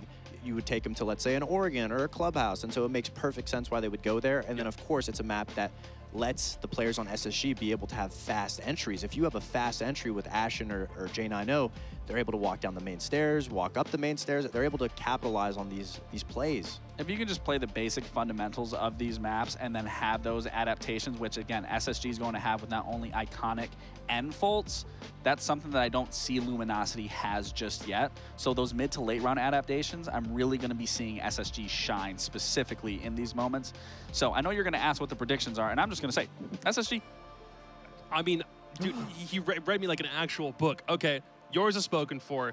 SSG? I think LG shows a lot of potential, but I'm going to have to go with SSG as well. All right, fair. And Jesse, for his own hold part, on. he's also I'm at 75%. No. This is wrong. I am at 75%. Fox got the last one wrong. Jesse should be at like 0, basically. Well, you're not at 75. Actually, the number should properly be 66. Okay, well, whatever. I shouldn't be at 50. I shouldn't be tied with Jesse. I should be tied with Fox. Jesse, I don't really know what Jesse's doing today. It ain't looking too good. That's fine. We'll get the actual numbers right in just a second. But everybody across the board doesn't think LG has got it in this matchup. But talk to me real quick. If LG doesn't win here, if they don't win maybe in the next game that they play, is it the world's biggest deal? They're banking on the young guys. If they have a couple slip-ups while they're figuring out new things, if they're not hot right out the gate, not the end of the world for LG, right? I don't think so. I mean, they have a lot of young players and players that are just been waiting to get this T1 experience and the cameras on them. And I think we have to wait and see what they can bring to the table. I think a lot of these players haven't played at this level yet. So there's obviously going to be a couple mistakes. And I think, well, I know for a fact that what I want to see from them is being able to keep it close just like they did last season. And if they keep it close, especially with these players compared to last season, I believe that they can scrape away a couple more wins to be able to boost themselves in the total standings at the end of the season. On the flip side, because Space Station come in with some momentum, they've got Iconic on the team, if they don't win this game, or if they don't get off to a hot start and establish themselves as a really strong powerhouse in the North American League, is that cause for concern? I would definitely say it's a cause for concern because Iconic was part of the team that made this play style that made these sort of call outs, this motion of how the game is played. Now he's just coming back into it, and he's already coming off of an M80 team that already played aggressive and played well-rounded with each other, and now he's just doing it with a team that he's already familiar with. Sure. So then the question is, if he can't find that footing, or SSG can't find this footing in this game against a lesser experienced team of LG, that is definitely a cause for concern. Oh yeah, if they lose today, I know Hot and Cold's gonna be sitting at home just evil laughing, just. Technically, Hot and Cold will be sat there thinking, we didn't lose any games today, and Space Station did, because Beast Coast didn't have to worry about playing their game today. So That is fair. I mean, I think SSG going into this obviously has to feel confident. Yeah. I don't think they're a team that lets overconfidence get the better of them. They constantly say that they don't look at the other team. The other team are gray faces. That's what they look. They're not looking at them. I guarantee you they're not watching the broadcast. They're fully focused, not listening to a single thing, letting outside things get to them. Well, we're going to jump right back into this bad boy in just a couple of minutes. Are the young guns from LG about to be set ablaze, or are Space Station about to go back to the stars? We'll find out after a short break. Don't go anywhere.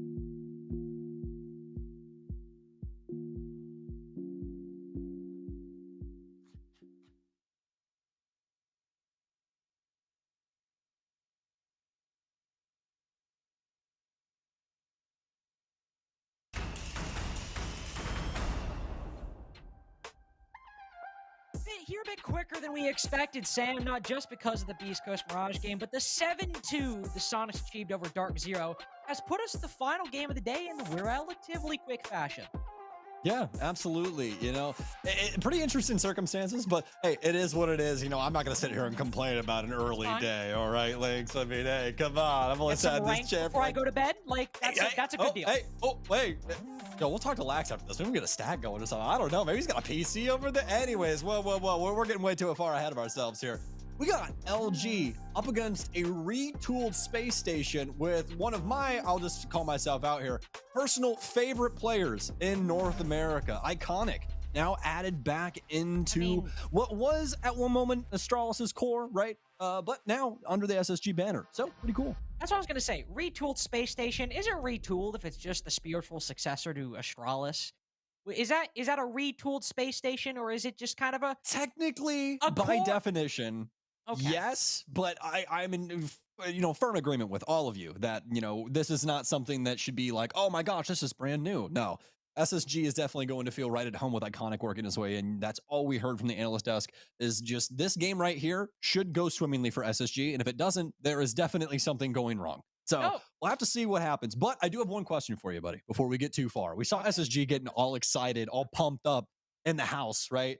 If you're handed the SSG aux, Carter, what are you playing? If I'm handed if I'm in the shuttle on the way to an arena and I have my speaker cranked to the max, what song am I blaring? What are you playing? I'm probably playing one or two. Actually, if I'm in a car with people, probably Disposable Heroes by Metallica. Okay. If I'm by myself, the live version of Beastly by Wolfpack, specifically the bass solo, gets me going. But if I'm with people, Disposable Heroes by Metallica. Yo, we got two options. Yeah, honestly, that's great. And I was not expecting Metallica out of you. Very good. I would choose Flyest, Highest, Coolest, Smoothest by Key Glock. Okay, I forgot to interrupt. I can't believe we're doing this again. All right, I have to address this. So last time I saw Astralis play before SI, these guys changed their names around, and obviously Forest is Forest. Zidane is Iconic because Iconic has been tweeting nothing but Calma on his Twitter for 2 weeks now. And who would Primus be? You got to do some deduction here. I do. Who is it? It's Fultz. Fultz. Okay. Come on, man. You forgot Fultz. He's been on the same roster for centuries. Dude, we're the guy went from being a child to having a mortgage all on the same team. We are on game day, and we're changing up team names, our usernames, man. Dude, somebody can get Terrell on the line. I know he's a civilization. Dude, I swear, you and Intero have to be related, man. You guys get mad about these same exact things. I was just about to say, get Intero on the line. I know he's tilted about this. I guarantee you, Fultz is going to pop off with a 3K, and guess what I'm going to start to say? I'm going to start to say Primus, and I'm going to look like an idiot. Anyway. It's prime time, dude. Fair enough. Prime time for SSG to get their first win of the season, I suppose. Yes, sir. And, I mean, hey, at least if you're Central Time, it is prime time, baby. It's 8:18 p.m. That's where I like to think the heart of the nation exists, right? Where time mostly matters. But it doesn't. It's West and East. Forest, on over to the East. Speaking of which, moment here. The opening 45. What else would you expect between these two? Also, Forest with the Russian cog. I've been around Forest for a long time. I've watched him play for a long time. I've played against the guy, right? He always is just so weird about the things that he puts on his guns, the way he goes about playing ops sometimes. It's so strange, but he just gets results. Kind of like Silent here. 2 big kills for him as he just moseys around the top floor. Kills off Primus, as well as J9L. All right, well, that wasn't a great start to SSG's NAL season. It appears, a lot of damage done to the intel economy. Obviously, you see 4 drones left as we are approaching the halfway point of the round. And Solus just running around the top floor. Maybe unread by J9O. Certainly unknown in his position by Fultz, not Primus. And now as a result, we found the Luminosity in a 4v3. SSG still a lot of work to do, and well, a lot of force in their way. Foltz, aka Foltzy Poo, aka Primus.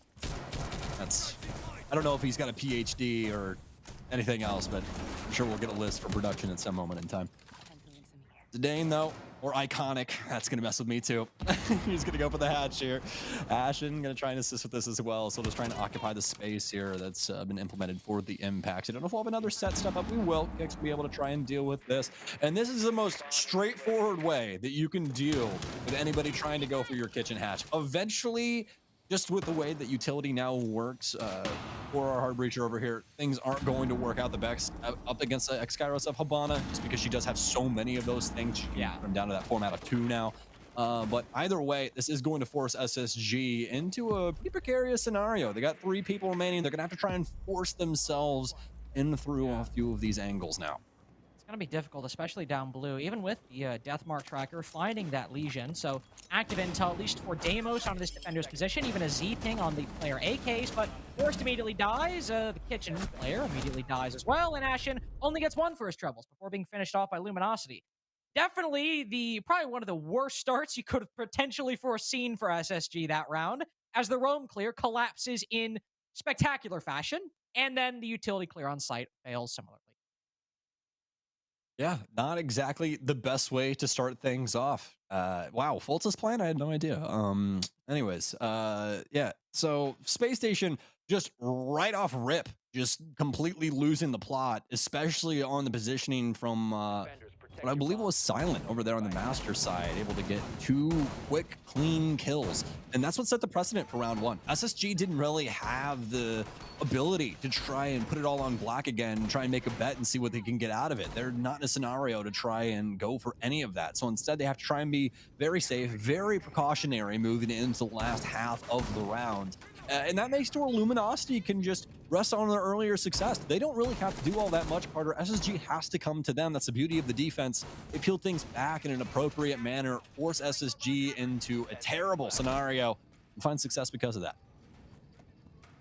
Won't have the Solus this round, so maybe the damage done to SSG's drone economy might not manifest again, now that you don't have that Spectre scanner, making it difficult to acquire any info in the prep phase at all, but then also difficult to clear out that roam later on, as anybody from SSG spotted the spawn peak blue stairs. 1 flyby, and the second also flies by, unanswered by the player playing inside a secret. Zera, I do believe. Pixera, yes, indeed it is. Go back off. Nobody from SSG really the wiser or really cares whatsoever. Oh, Foltz going to be dealing with the construction single panel. Just making a line of sight, and that's about it. More than likely, all they're going to need on that area is you can actually hold the construction single going towards master with an angle that they just made like that. So, be able to more than likely dedicate somebody to that later on into the round. This is something you want to do really, really early on, ladies and gents, just because it makes it to where the defense, they kind of get used to it. You know what I mean? Like, as you sit there and stare at things for so very long, eventually that angle just kind of exists in the back of your mind. Like, all right, nobody's been here for a while, but you got to make sure that when it does get down to those hotly contested moments that you are aware of a scenario like that. And man, LG getting away with one again onto Forest. Yeah, King of building scenarios like this one. I mean, this is the concern with that I had about this LG roster, Sam, right? Is that, say we will about how coordinated this roster is going to be, but you have a lot of very mechanically talented players. Top to bottom, Eddie, Pat, Kixro, Silent, Wi-Fi, on any team in T2 could be the gunner on that team. Wi-Fi in particular has really started to make a comeback in the past couple months. And now that Hat and Silent are fallen, more experienced and coordinated team seems to be fighting back. They found the players playing inside a cache, hated the 4v3, and now it's the remaining anchors for Luminosity. Need to step up to the plate. LG have at least gotten it down to the last minute. As we know from Space Station, they are not aliens to the situation at all. We move into Iconic across this basement floor. Oh, very close. Could have had Kixera. He'll be moving his way down here. Xro, not discovered just yet. Remember, folks, they are at home, so This audio going to be a little bit easier to utilize into their advantage here. Nitro Cell out. That should give up the goods. Iconic still has no idea, and neither does Kicks. Skeleton Key out, and Iconic loses it to Kicks on the pre-fire. Oh my! The MPX Kicks, he finally gets gunned down from a position that you thought would have had some abuse earlier on in that scenario. But either way, SSG, they found a way into this round. Eddie will take down one. Let me not try and speak things into existence too quickly here for Space Station, as fortunately enough, Ashen does exist. And he's been here once or twice too. He'll clean up the round for Space Station, and thank God for SSG's sake. Thank God indeed, because you have Hat just swinging the plat wall breach, it seems, or swinging Garage, getting the opening pick. He's able to fall back into cash successfully, and you're like, oh God, is this how we're going to start the roam clear? This is how we're going to start round two?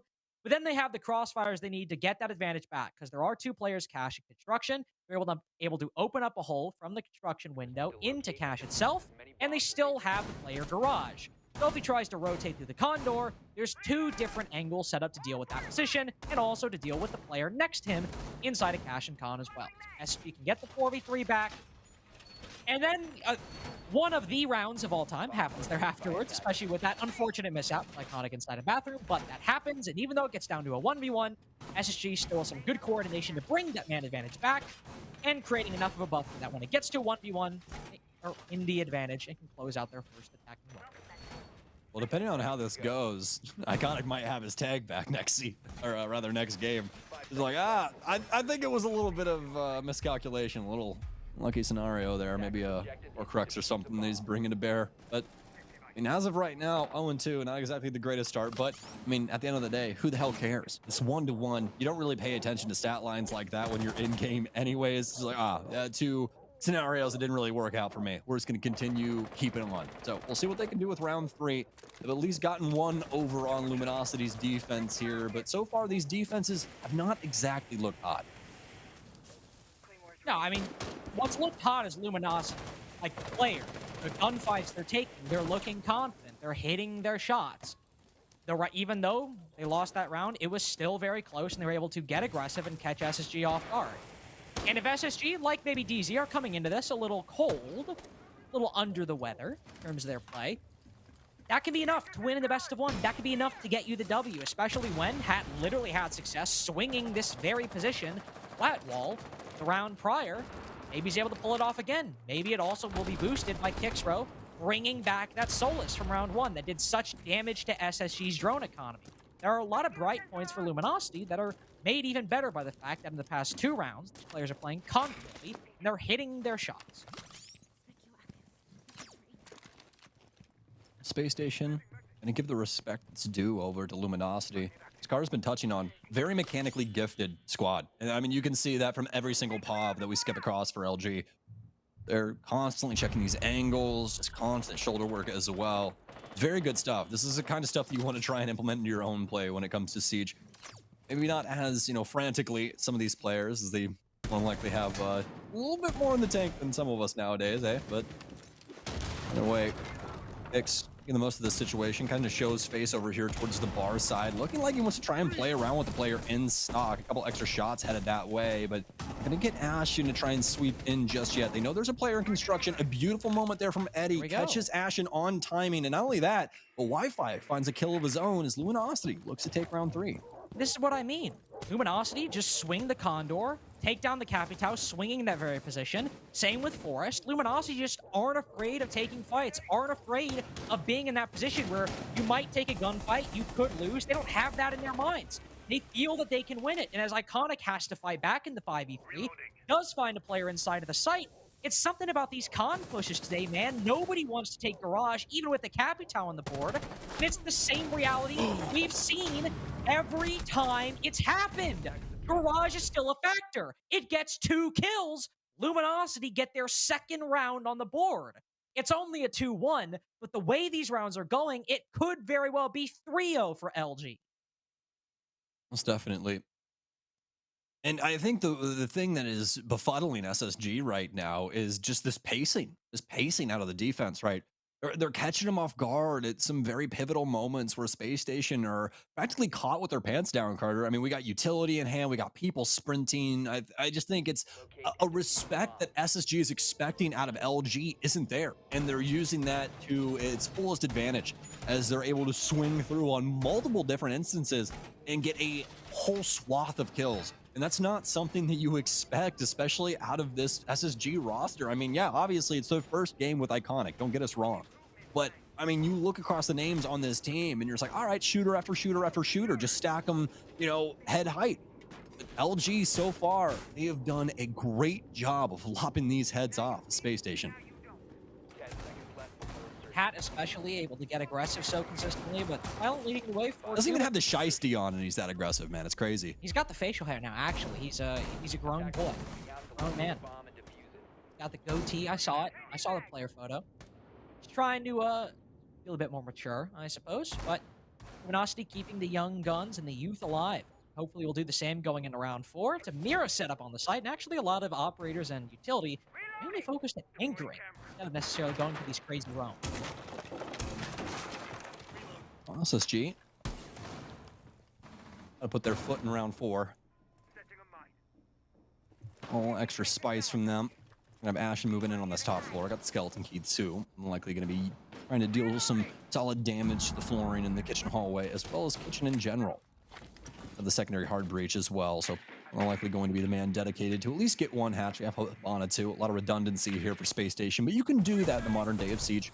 Makes life a lot harder, and you can just see that across the board for Space Station. Honestly, completely went over the ace there on top of that. So this allows for an offensive unit to get a little bit more aggressive than you typically have to be, Carter. It makes it to where all of the players are kind of free to do what they want, all minus Forest. You might need those impact, right? You might want your Monty to stay alive for something like execution. So besides that, everybody else kind of freed up to do what is necessary for them to try and get some of these moments to go their way.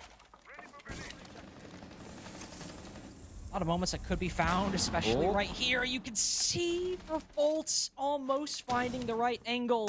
It's too tight. He sees it again, puts Wi-Fi down to 1 HP, but the impact trick still working a little bit. Doesn't find all of the Seltman. Part of that church wall will open up. Already on the opposite side in blue. Also starting to land. It has to fight through some magnets. It will find a key player in blue, but importantly, it doesn't find the other player. Tucked inside a generator. Force has worked his way in. Just ADS as Hat decides to walk back in front of the engagement, and the bomb's going down. The diffuser on the floor with no congestion by Luminosity. Despite a lot of the utility still being in play and a lot of the positions still being held, Force has just bull rushed into Wi-Fi, put him flat on his back. Now Kixro must retake from the dirt position. Monty relays that bit of intel to his team, and everyone can play passive and hold their angles. SSG with a very solid round. Honestly, the first real win we've seen from this squad. Yeah, no, absolutely. That looked like the very first real Space Station round that we had here. And, you know, might be some of these earlier cracks just starting to show as they're trying to surely seal those up. You know, just because it's one player doesn't mean things aren't difficult, even with vast knowledge of each other, right? And a couple of things you still got to learn, a couple creases that you're going to have to try and iron out. And you're seeing that actively in front of your face, folks. I mean, at maximum, I mean, what have they had to scrim? Maybe a month and some change. So it's just one of those things where you're going to have to try and do the most with what you have at your disposal currently. And SSG, they've at least been able to muster 2 rounds, making it to where their defenses are going to be a heck of a lot easier, even if they don't pick up another offensive round. 2-4-half on Clubhouse attack. I mean, I will say the meta is not become, at the start of SI, it seemed a bit worrying. It's not become this, I would say, defender-sided, you know, Lamai Jaeger nightmare that we used to have. But it is still one where getting as many attacks as you can, especially with the changes that happened going into SI, now going into this stage, especially with those ADS changes and now being slower to take a lot of these gunfights, it's a big adjustment, especially for a side that inherently has to set the pace, has to fight back against what the defense is doing. So, see what they're able to muster, move on to gym bedroom upstairs, as Luminosity are deciding anchoring might be for Church Arsenal. Gym and bedroom, gotta hold cash. Anchoring's for babies. Luminosity's no babies. Gonna hold things down over on cash side. Like the adjustments we're seeing from the SSG lineup as well. Get Forrest onto the Doke, some extra info here to try and back up some of these gunfights. They don't really need a lot of hard breach for a scenario like this, so makes it to where they can kind of go over to greener pastures for the main utilities. That does include the Doke, as we've seen her constantly used and banned across the last handful of months here, Rainbow Six. Well, Primus, or oh my goodness gracious, or Fultz is going to go down. It's going to be Wi-Fi with the Nitro cell that'll take him out as well. And SSG, back to basics. Back to trying to figure out exactly how they want to go about this with no thermite. You got the ace at least, and to be fair, I mean, Fultz has opened up the jacuzzi wall, which if I'm seeing a thermite die early on, that's my big concern, is he hasn't a lot of the work he needs to. So it's not as bad as it could be fair. And Janino still has a lot of hard breach left over. So if there's any time to lose a thermite, I suppose it's after the hard breaching's been done, but this is still where SSG were really stuck, at least the mid-round. They were able to get 2 subsequent kills to make it a 4v3 from Metalbound. Ashen on Ash with the Cog. 2 kills from what I can only assume is him killing people through the construction panel off of that window. And yes, indeed, I think that's exactly what happened. They had some pressure underneath as well, but I don't think that got there until a little bit later on. So I mean, a tip of the cap to Ashen is he's completely turned round 5 on its head. It looked like Luminosity's round to lose. They had gotten so much done. Even with that breach going the way of SSG, it was still going to be a pretty tough task to try and get round 5 to come back into their graces. And so far, it's looking like it can do exactly that. 37 seconds remaining now. SSG looking to try and garner this round off the back of some pretty creative kills. Eddie's able to swing the jacuzzi breach, find one on Ashen, and this is honestly a winnable position. 1 player outside Jim, 1 player inside of Cash, and another, I think, all the way outside of Garage. Yeah, going on the rappel. We've got 18 seconds left, and SSG are still getting into position. This is winnable for Eddie and Wi-Fi if they can just find the right angles. Cuts down Forrest. The flash doesn't even blind him. He's able to switch over to Jim, and even with the shotgun, Iconic falls to a frost mat. But Jane, I know, so clutch in the end up being 1v1. Brings a round back from SSG that seemed it might just be stolen away by Luminosity. And right there, those moments that separate veterans from some newfound talent. SSG and J9O especially there with that clutch, but something you just really never would want the LG player to try and give up. That last angle there as he stepped up. It's very unfortunate circumstances, especially with how quickly J9O was able to snap back into place and pick up that frag. Not exactly a lot of decision making he could make there at the end of the day, but either way, it's really hard fought there for LG, and not to be able to come up with the round is definitely gutting for them.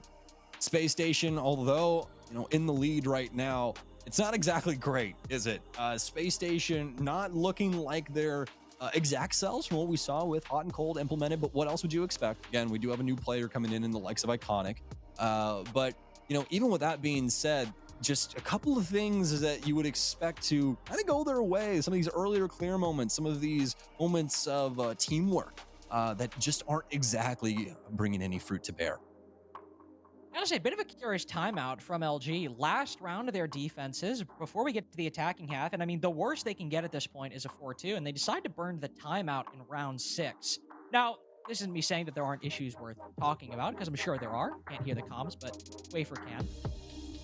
But still, bit of an odd choice, especially when if you end up getting maybe the 4-2, and then you go down 5-2, you don't have attack timeout anymore. So, bit of a weird choice, but we will see it move into a tech pause. So, still plenty of time, at least for both these teams, to marinate, stew upon the rounds they've just seen. Because as you said, it has not been a clean game from SSG by any stretch of the imagination. 2 times now, these rounds have 2 of the rounds they've won have come down to 1v1s on Gym and Bedroom. And while their other win was very strong, very dominant on Church Arsenal, it has been a series of close rounds or very solid LG wins. Yeah, most definitely. And you know, I think that's the biggest thing right now for me for Space Station is really the only round that I can think of as fully successful, something that is hopefully the future of Space Station, what we see out of them, was that basement assault with the Monty, where they were able to get that plant down so very easily convert that over after getting some pretty nice kills in the back end of things. But past that, it really hasn't boded too well for Space Station, has it? In fact, it's made Luminosity look pretty darn good. It certainly speaks to the mechanical skill of all these players and the coordination as well, don't get me wrong, but the big thing I'm still seeing is the confidence they're bringing. They don't have any fear when they're taking these engagements, and once teams are wise to that, it might change. I mean, somebody's got to play LG first, somebody's got to be on the receiving end of it first, and take some time to adapt to it in round, and the teams in maybe week 4, week 5 will be a bit more weary of it.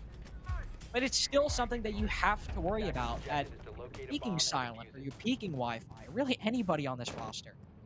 It's not a guaranteed win, that they might catch you completely off guard, and you can't assume anything. Assume nothing's clear, assume nothing is safe. Play careful, play patient. Well, back in for round 6, aren't we? Luminosity took that timeout over to attack pause as well, so they have had more than enough time to discuss what this round is going to look like. So I don't know if you've noticed, but the majority of SSG all using that Russian cog, by the way. I don't know what's in the water over there, but it's got to be something. That's just not routine. So let's Luminosity, specifically for Eddie's sense, going to be holding things down over inside of stock for a moment. I don't know if he's peeled off just yet, but he will have a few SSG players in the neighborhood. We'll try and persist here as well. Just have Wi-Fi as well as Kicks, and I think an additional player on that top floor there with Kicks route. See what SSG want to try and do about this roam that they have extended. Already 1 minute off the board here for SSG to use, so gotta get a move on. 5 drones as well, in a bit of a tricky situation where if you burn any more on this clear, as another one falls to Kicks Rose T5. Could face a lot of problems, but Ashen thinks he's found a gap. Ashen has found dirt is clear. SSG have likely read just how many roamers there are on that top floor. Now the Maestro's aware too, spots the drone flying through dirt. J90 falls, so Luminosity have the man advantage. And LG are aware that SSG might try to go for a dirt push, so for now, SSG are pushed back, and LG actually aware of that. Oh, what a moment here for Kicks. And up top in logistics, beautiful find there from Hat. Luminosity, they have every means necessary to be able to win this round. LG, they've outstratted Space Station. This entire roam setup, it works so unbelievably well. SSG not having the info, not having the coordination to be able to try and solve these problems, especially that player upstairs inside of logistics. Kicks got to exist for an unprecedented amount of time. Not only that, but he catches one of the most pivotal players in these dying moments, falling down the hatch with the case in hand. This is more than likely going to be the round. Forrest, I mean, he's a damn good player, don't get me wrong, but the 1v3 in a situation like this will shut me up at least, but won't be silent for long, as it's going to be Wi-Fi's funeral here, getting sent over Forrest's way to be able to take that player down. Hopefully Wi-Fi is wearing all black to that one, as LG will be able to pick up the round and tie things up on their defenses. And honestly, that could be a 5-1 half. The 1v1 victories aside for SSG that separate the 3-3 we have from the 5-1 we could have had favoring LG. LG have just looked more consistently present throughout these rounds. Look to those Church Arsenal rounds, ignoring the Monty push, which was admittedly quite good. Don't get me wrong. But look at those Church Arsenal rounds. When they have to go for that roam clear, SSG are losing most of their drones, earning most of their time, and getting very little control. When Ashen even thinks he's found a gap, LG are also not just complete bots so focused on the roam, they've ignored the site. You have the Maestro there, ready and sees the drone come through dirt and is then anticipating Ashen to push into the bomb site. LG are playing intelligently. They know their strat, they know their weaknesses, and they're creating ways to counter it. SSG's droning that half was quite poor. Their clears on basement were not very good. And aside from those two 1v1s, LG would have the fact that I think they've been the better team this game represented in round count. Yeah, 100%. I will say this, especially for LG's sake, you know, this has not been something where it's like, oh, you know, they're just a bunch of ranked players slapped together, running around killing people. Like, no, this is well done.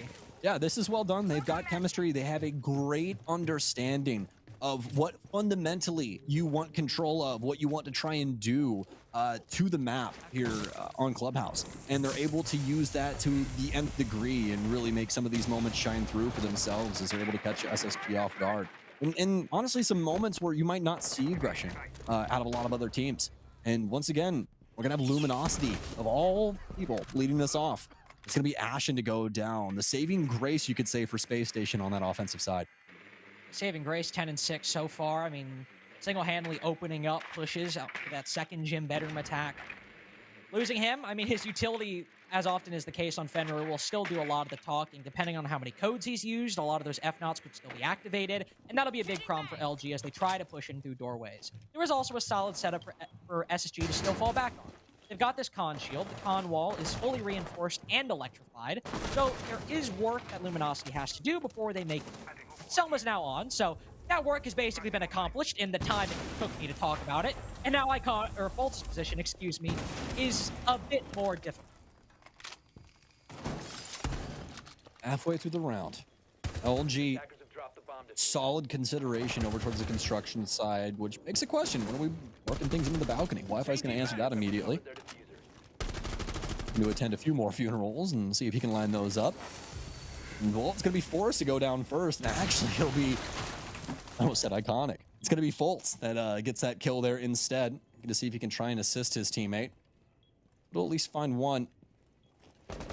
Recognize now that he shut things down. There's no Claymore on this window! There's no way! Out of all the things you'd think you wouldn't have to worry about, especially with so many people that have that kind of option, LG get completely blown out of the water by a construction single hop? Just LG! I mean, oh, this offense was looking so good too, Carter.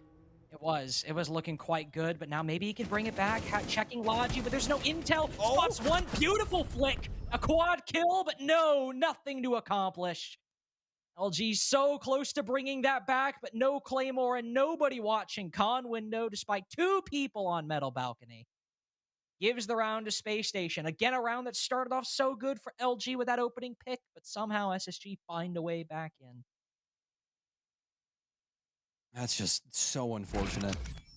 And you could literally see the thought process there from Fultz, right before that moment. He looked at the window and he's like, do I try it? They might have Claymored this. There is a chance that they did whilst I was off attending to other things.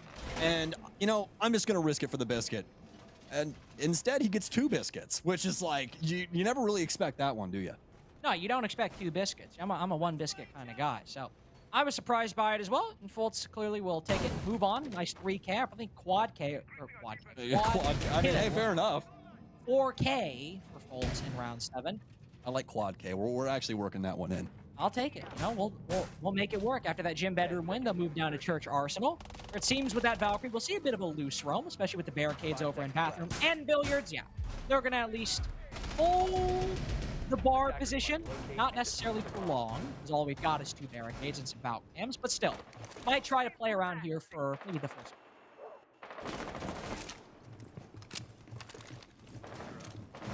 I figured we'd have them peel back. I was just waiting to see what the answer was here for SSG and exactly what they wanted to do here.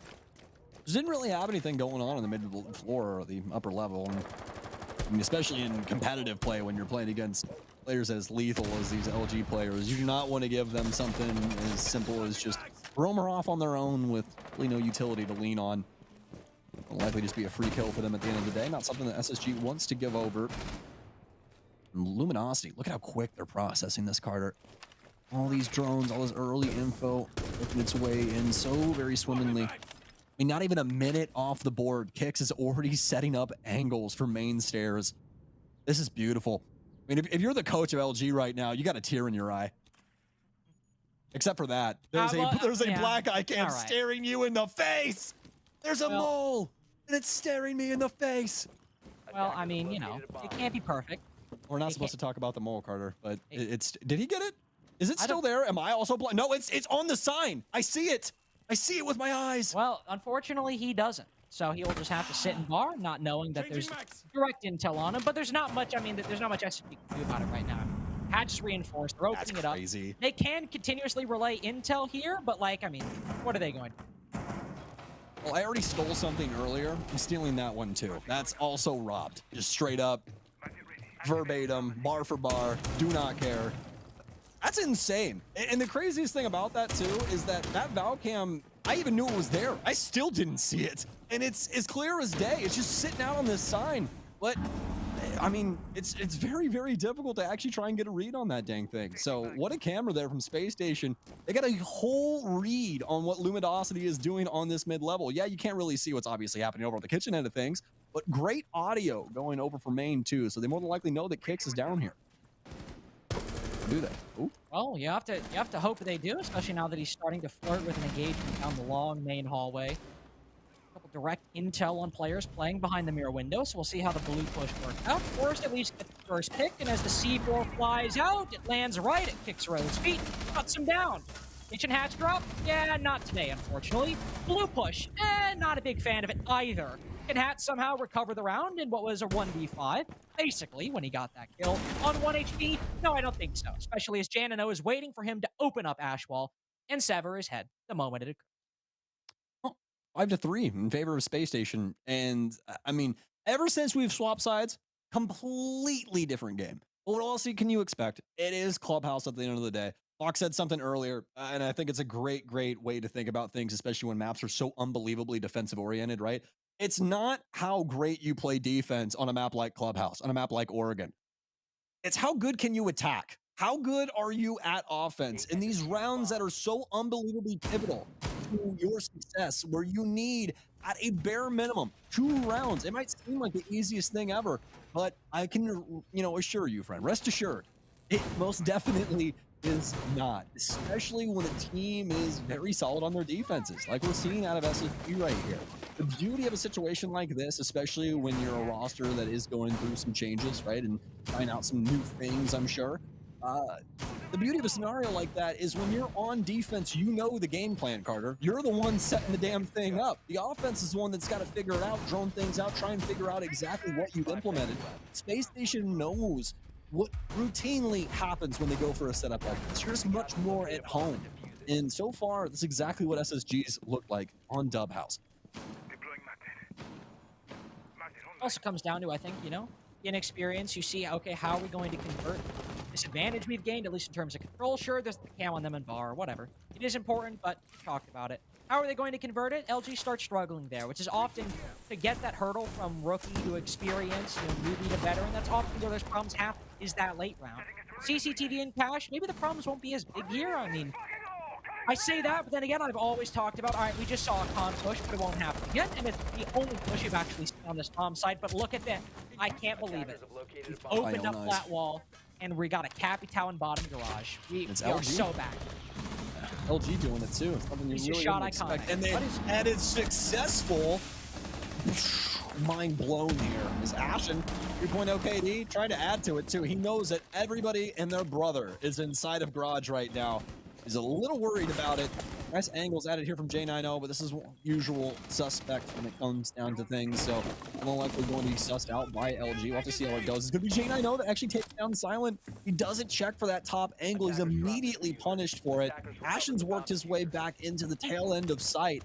And now, with 1 minute and 40 seconds remaining, folks, we got a 3 versus 3. We're in a dead heat with 4 drones up. A lot of dead people can try and watch for the offensive side.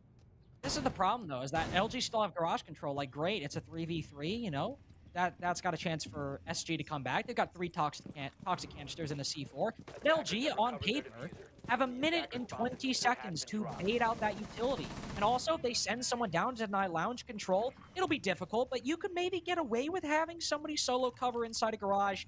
That's a bit more of a risky play. There's still a lot of time for LG to work with, but how will they make use of it? If they are this more inexperienced roster, how are they going to take this time to make this 3v3 either a 3v2 or a post plan that SSG simply cannot beat? Eddie falling on the opposite side of the map is not how I would say would be a successful start to that. Hat falling soon after, not with Diffuser, but still the only player to cover Wi-Fi. Again, not how I would describe that as a winnable round. C4 ripped. Wi-Fi's able to cut down Ashen. Maybe the Bandit? No, not even for a 6-3 for SSG. Match point, Unfortunately, strong early round, but a poor late for LG. That was perfect from Space Station. That was just a insane understanding of what could potentially go on for an answer to that 3 versus 3.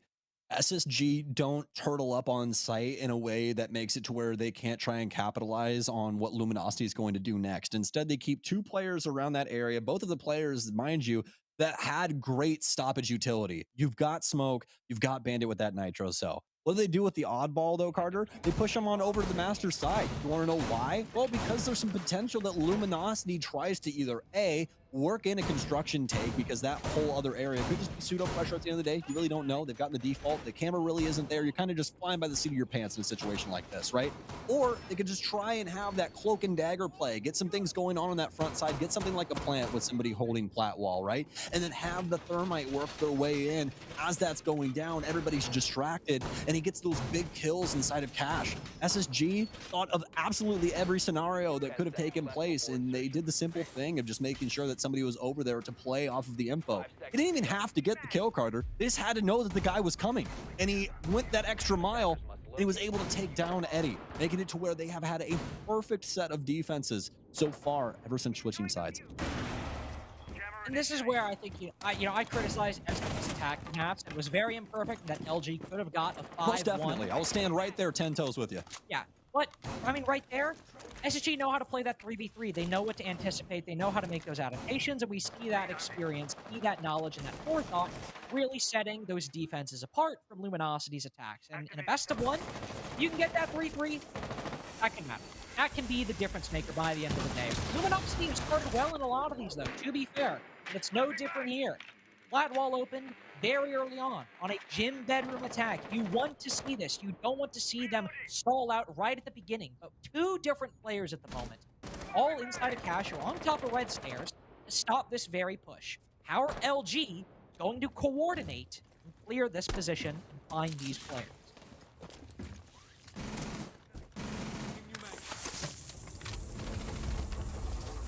Summoning things up here on the hard wall and create that angle so they can try and with the cross coming in from Cash. Why that panel's reinforced in the first place for SSG. They're like, oh yeah, you want that angle? Well, oh no! Oh, hat! He's lost the plot. He's lost his hat. Remus, aka Fulty Poo, aka Fultz, for the huge moment there. The angle even working against him, and he still wins the gunfight. Beautiful moment there from him. Now SSG looking to try and back this up, work their way back to site. They've given up the goods to LG, though, at least for the Cash side of things, but able to at least maintain equal man advantage in this, especially going down in the last minute, completely palatable for Space Station's defense. Making this not necessarily easy, but with flat wall not opened up, very difficult. Forest ready for the bandit trick, and they put it in the middle of the wall. That should be able to get the exothermic no matter what, and yes, indeed. It simply does not matter. A rookie mistake. But another example of SSG ready for all that LG could throw at them. Ready, still have the bandit in position in case they open Jacuzzi. Now LG have to vault in, but with nobody able to deny the angles on the bedroom window. Users recovered, but the round is all but lost. GG comes out. Might have been a poor first half from SSG, but on these defenses, Jim, Church, CC, Jim again. It has worked out swimmingly. Kicks will just hold out on the metal balcony. Wait out these final 5 seconds. No KD saving a Pro League game, man. Oh, Send it in. Do it. Be honorable. Make sure those stats look good, baby. Hell yeah. No way. Stop it. Stop it Shut right now. up. Shut Oh up. my God.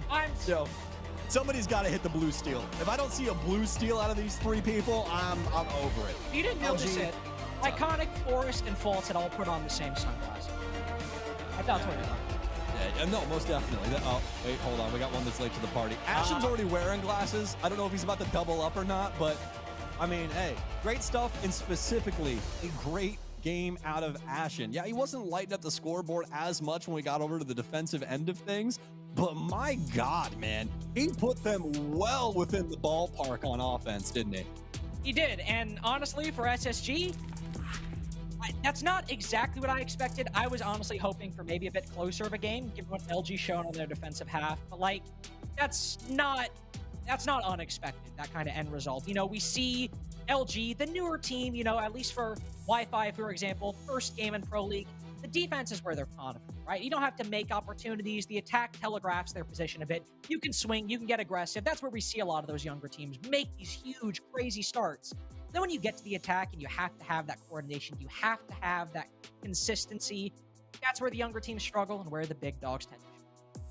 Yeah, no, that's right on the nail, my friend. And you know, I'm happy for SSG, especially. You know, it's a huge change here with Iconic coming in. You don't really have that same backbone that you once did with Hot and Cold there. But I mean, even with Iconic not lighting the world on fire, they still looked really, really solid, especially when it came down to those defenses. But I mean, one thing does have to be said for LG though, before I toss it over back to you, my friend. LG, honestly, all things considered, they looked really, really good. I mean, Clubhouse defense, although, yeah, very defensive-oriented map, right? I mean, it's still difficult to try and hold these things down up against a squad that is so very capable. So, tip of the cap to LG for standing toe-to-toe with these big dogs and able to land a few blows. Yeah, tip of the cap to LG. Congrats to SSG, but that's it for Sam and I today. But we're not done yet. We still have a break, but then the desk after to break down LG versus SSG.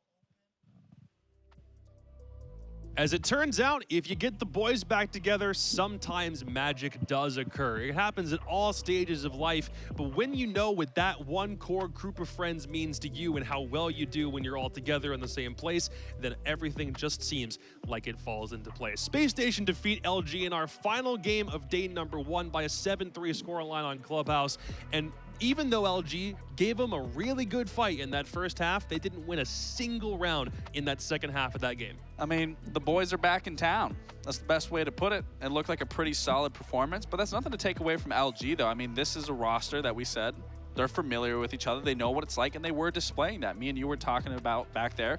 They were playing like a new LG, obviously, than what we saw from the last stage. And I love seeing the plays from these guys.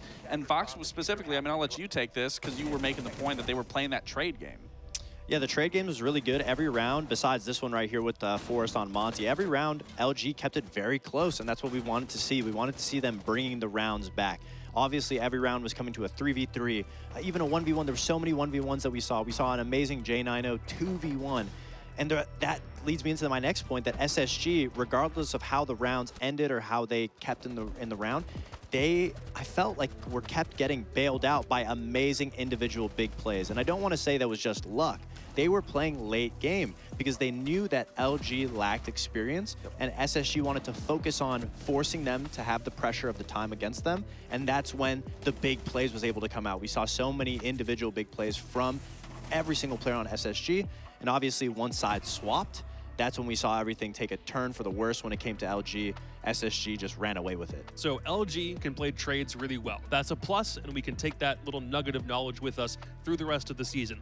But how much did this Space Station look like that old Astralis core, where hero plays sometimes felt like it was baked into their DNA? Was that kind of a lot of what we saw here? It was great, especially when you're on attack. It's very difficult, especially in the current meta, to get these attack rounds. It's going to come down to those 1v1s and the 2v2s. And when you have playmakers that are able to show out when the time arrives, that obviously makes things a lot easier. And then once they got to defense, playmaking was all a part of their strat. Every single round, regardless of who was up, who was down, you would see SSG come down, slow down, play in the positions that they would need, behind the utility that they would need, force LG to go for these executes, and then as soon as LG would go for it, that was lights out. SSG just shut them down. And we talk about the inexperience versus experience. I mean, on that sheet right there that we just saw, that slide, it was showing that SSG was actually down in the opening entry engagements. But because of that trade game, because of the experience that SSG has, just because you fall in a man disadvantage, when you have that experience, you're able to turn that disadvantage into an advantage and really be able to single out players,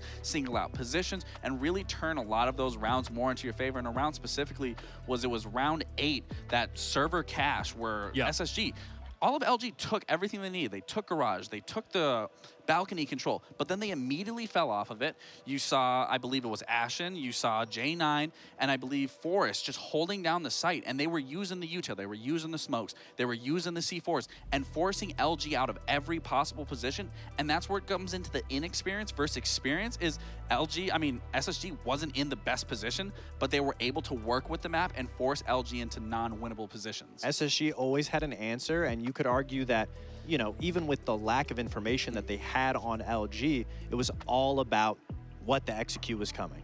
Yeah. For hero plays for Space Station, everyone had their own. Sometimes it was Ashen, sometimes it was Fultz, sometimes it was J9, but Ashen just feels like we can't stop talking about what he contributes every game. He was lights out today. And I said this, Ashen is the rookie of the year, the century, whatever you want to call it. Ashen is such a standout player. And again, him being the youngest, the one with the least experience on the roster, but not only coming in, being the voice, being the energy, being all of that, but then putting up the performance and display of skill that he has. And again, the consistency across the board from him, there's nothing that you can't go against Ashen. He is a constant performer, and coming out to this first stage, being a brand new team of bringing in Iconic, nothing has changed. He is still doing the Ashen things that we all know and love and beginning to love from him. And you see a lot of young players get into the scene and they put up amazing numbers on their first stage, or they do phenomenally well at these big events, and then they come back and maybe they stop putting in the effort. They think, oh, I'm the GOAT, I'm the best, I can just not try as hard. But that isn't the case with Ashen. His motivation and his mentality is what I believe leads him to be so strong. And being in an environment where everybody is constantly positive towards him, saying, try it. If you see an opportunity, try it. it's able to make such a free-flowing form for Ashen to just be able to continue adapting and growing as a player. This also happened in a game where Iconic was 1-6. We didn't really even are have a bad curse. We didn't even have no, at no point today were we thinking, oh hey, Iconic is going to be at the bottom of the leaderboard with like the worst performance overall. It doesn't matter because of how well everybody else. And I've said this 1,000 times. That's the whole point of being on a team and a roster. Siege is a game where you are played with teammates. Just because you have a bad performance, that is literally what the other 4 are there for. They're allowed to pick up your slack, but it still doesn't go out without saying that Iconic isn't making calls. He isn't feeding information. He's doing what he needs to do. Yeah, he isn't even setting up his teammates for that success. Just because you are having a bad game, that doesn't reflect that you as a player are bad. It's just not your game. And they won a 7-3. That still came down to the team all coming together, figuring out the gaps they needed to fill, or figure out what needed to be done to close out that series in such a dominant fashion. Well, let's see if the vibes are as high as we think they are in the background. We have the legendary Alec Fultz on deck to talk to us about this game. Dude, can you hear me all right? Well, we can't hear you. Muted, big guy. Oh, man. Check your mic real quick. But meanwhile, I think you can still hear me, so think about my question while you figure out what your mic's doing. How has it been over these past couple of weeks having Iconic on the team? Because you've really only had him on the squad for, what, about 3 weeks at this point, right? Does his mic work? Oh, no. Well, thankfully, I can read lips. And what he's saying What did he right say, now Lex? is it feels good. Iconic being back on the team, yep. Felt that one. I thought he was actually about to go crazy with the ASL. I thought he was about to. Oh, homie really thought he had it down, yeah. So where did Fultz place on that scoreboard, by the way? I mean, he was ace, he was planting, middle of the pack. he was, yeah. I think he was middle of the pack overall. Also, scoreboard. hold on, was he Primus or was he?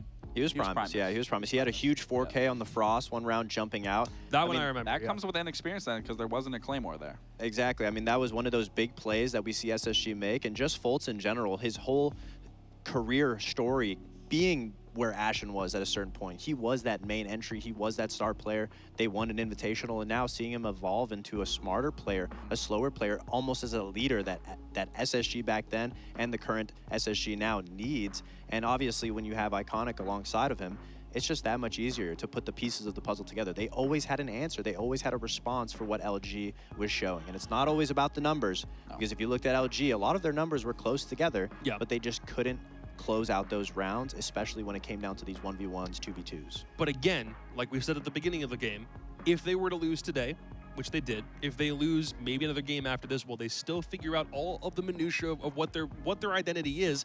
Not the end of the world for that team. The important thing for a new team like that doesn't have the set experience is that they actually allow themselves to learn and reflect on these losses. That is the biggest thing, and I think with a lot of new teams is where they struggle, is when you are in such a high octane environment that pressure really gets to you, and then you kind of maybe wipe off a loss for more than what it is.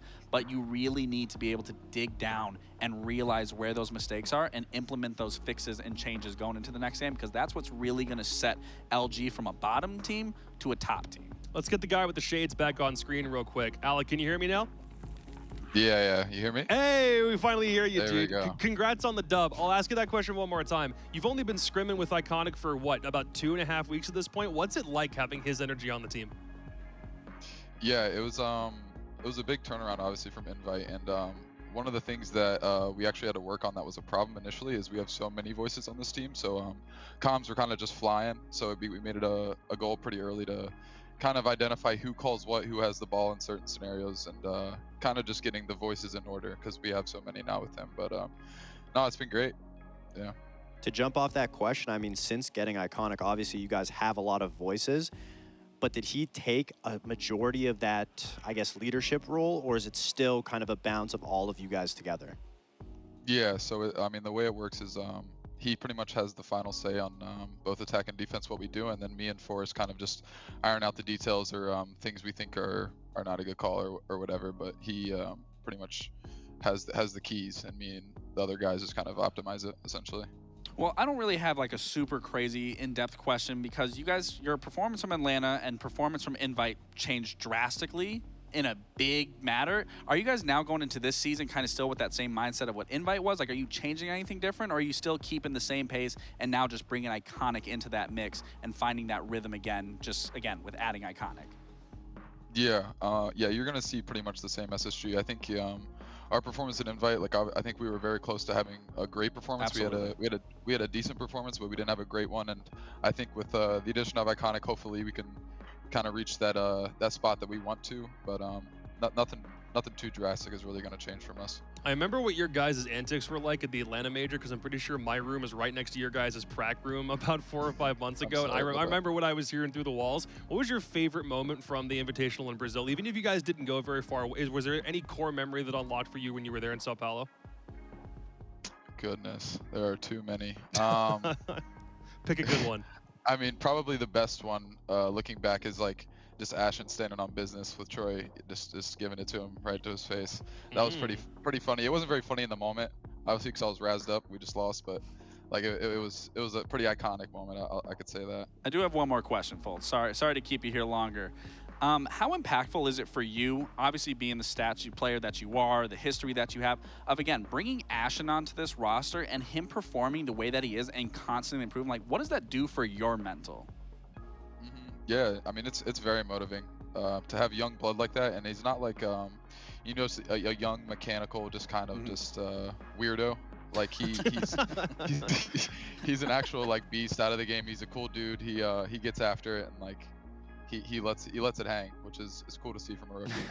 I love that. It seems like it really fits the culture you guys have built up over there. Then again, man, congratulations on the dub. We'll see you guys next week. Okay. All right, see you guys. Thank you. Big win for the guys on Space Station over LG today. And just like that, even though it was a lot shorter than we anticipated for not just today, but for this week, that is kickoff weekend of the North American League basically done and dusted at this point. Gents, what are you doing? What are you doing over there? We were just looking at each other. Just looking at each other. All right, I'll just leave it at that. Guys, what did you think about how this first week went? Even though we only had 4 games to play today, good precursor for how the rest of this is going to go, or is there still way more you need to see?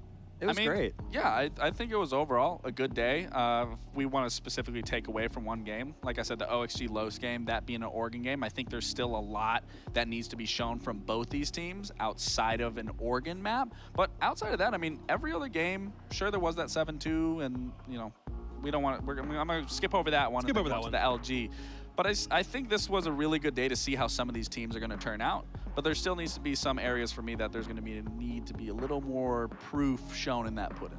I think to put it simply, biggest flop of the day obviously was DZ, but the biggest improvement and the biggest upside that I've seen so far would definitely have to be with M80. And so yeah, I'm excited to see how the rest of the season pans out. Obviously, I don't think we could have asked for better starting games in my opinion. And even though it was a little bit shorter of an experience, I'm still happy that we got to see such high-level games. Like I said, I think these games were some of the closest that we had this week. Yeah. I mean, it's just nice to be back watching Siege again, especially after coming back of SI, yeah, dude, being here and being in the NAL again. I can't begin to tell you guys how much I just love being in the Siege environment and atmosphere. Yeah, do you love it? Yeah, I love that. Is it great? That's great. Don't use that voice. It's already giving me a migraine. All right, so that's all we have for today. This week is already over, but now we need to make at least a clarification about what is coming up in the future. This is how the standings look, at least for the moment. This board will be full, chock full of even more numbers as we move through this season. But here is how things are going to work for next week. There will be more games played because obviously we weren't able to play any of the games from day 1 yesterday.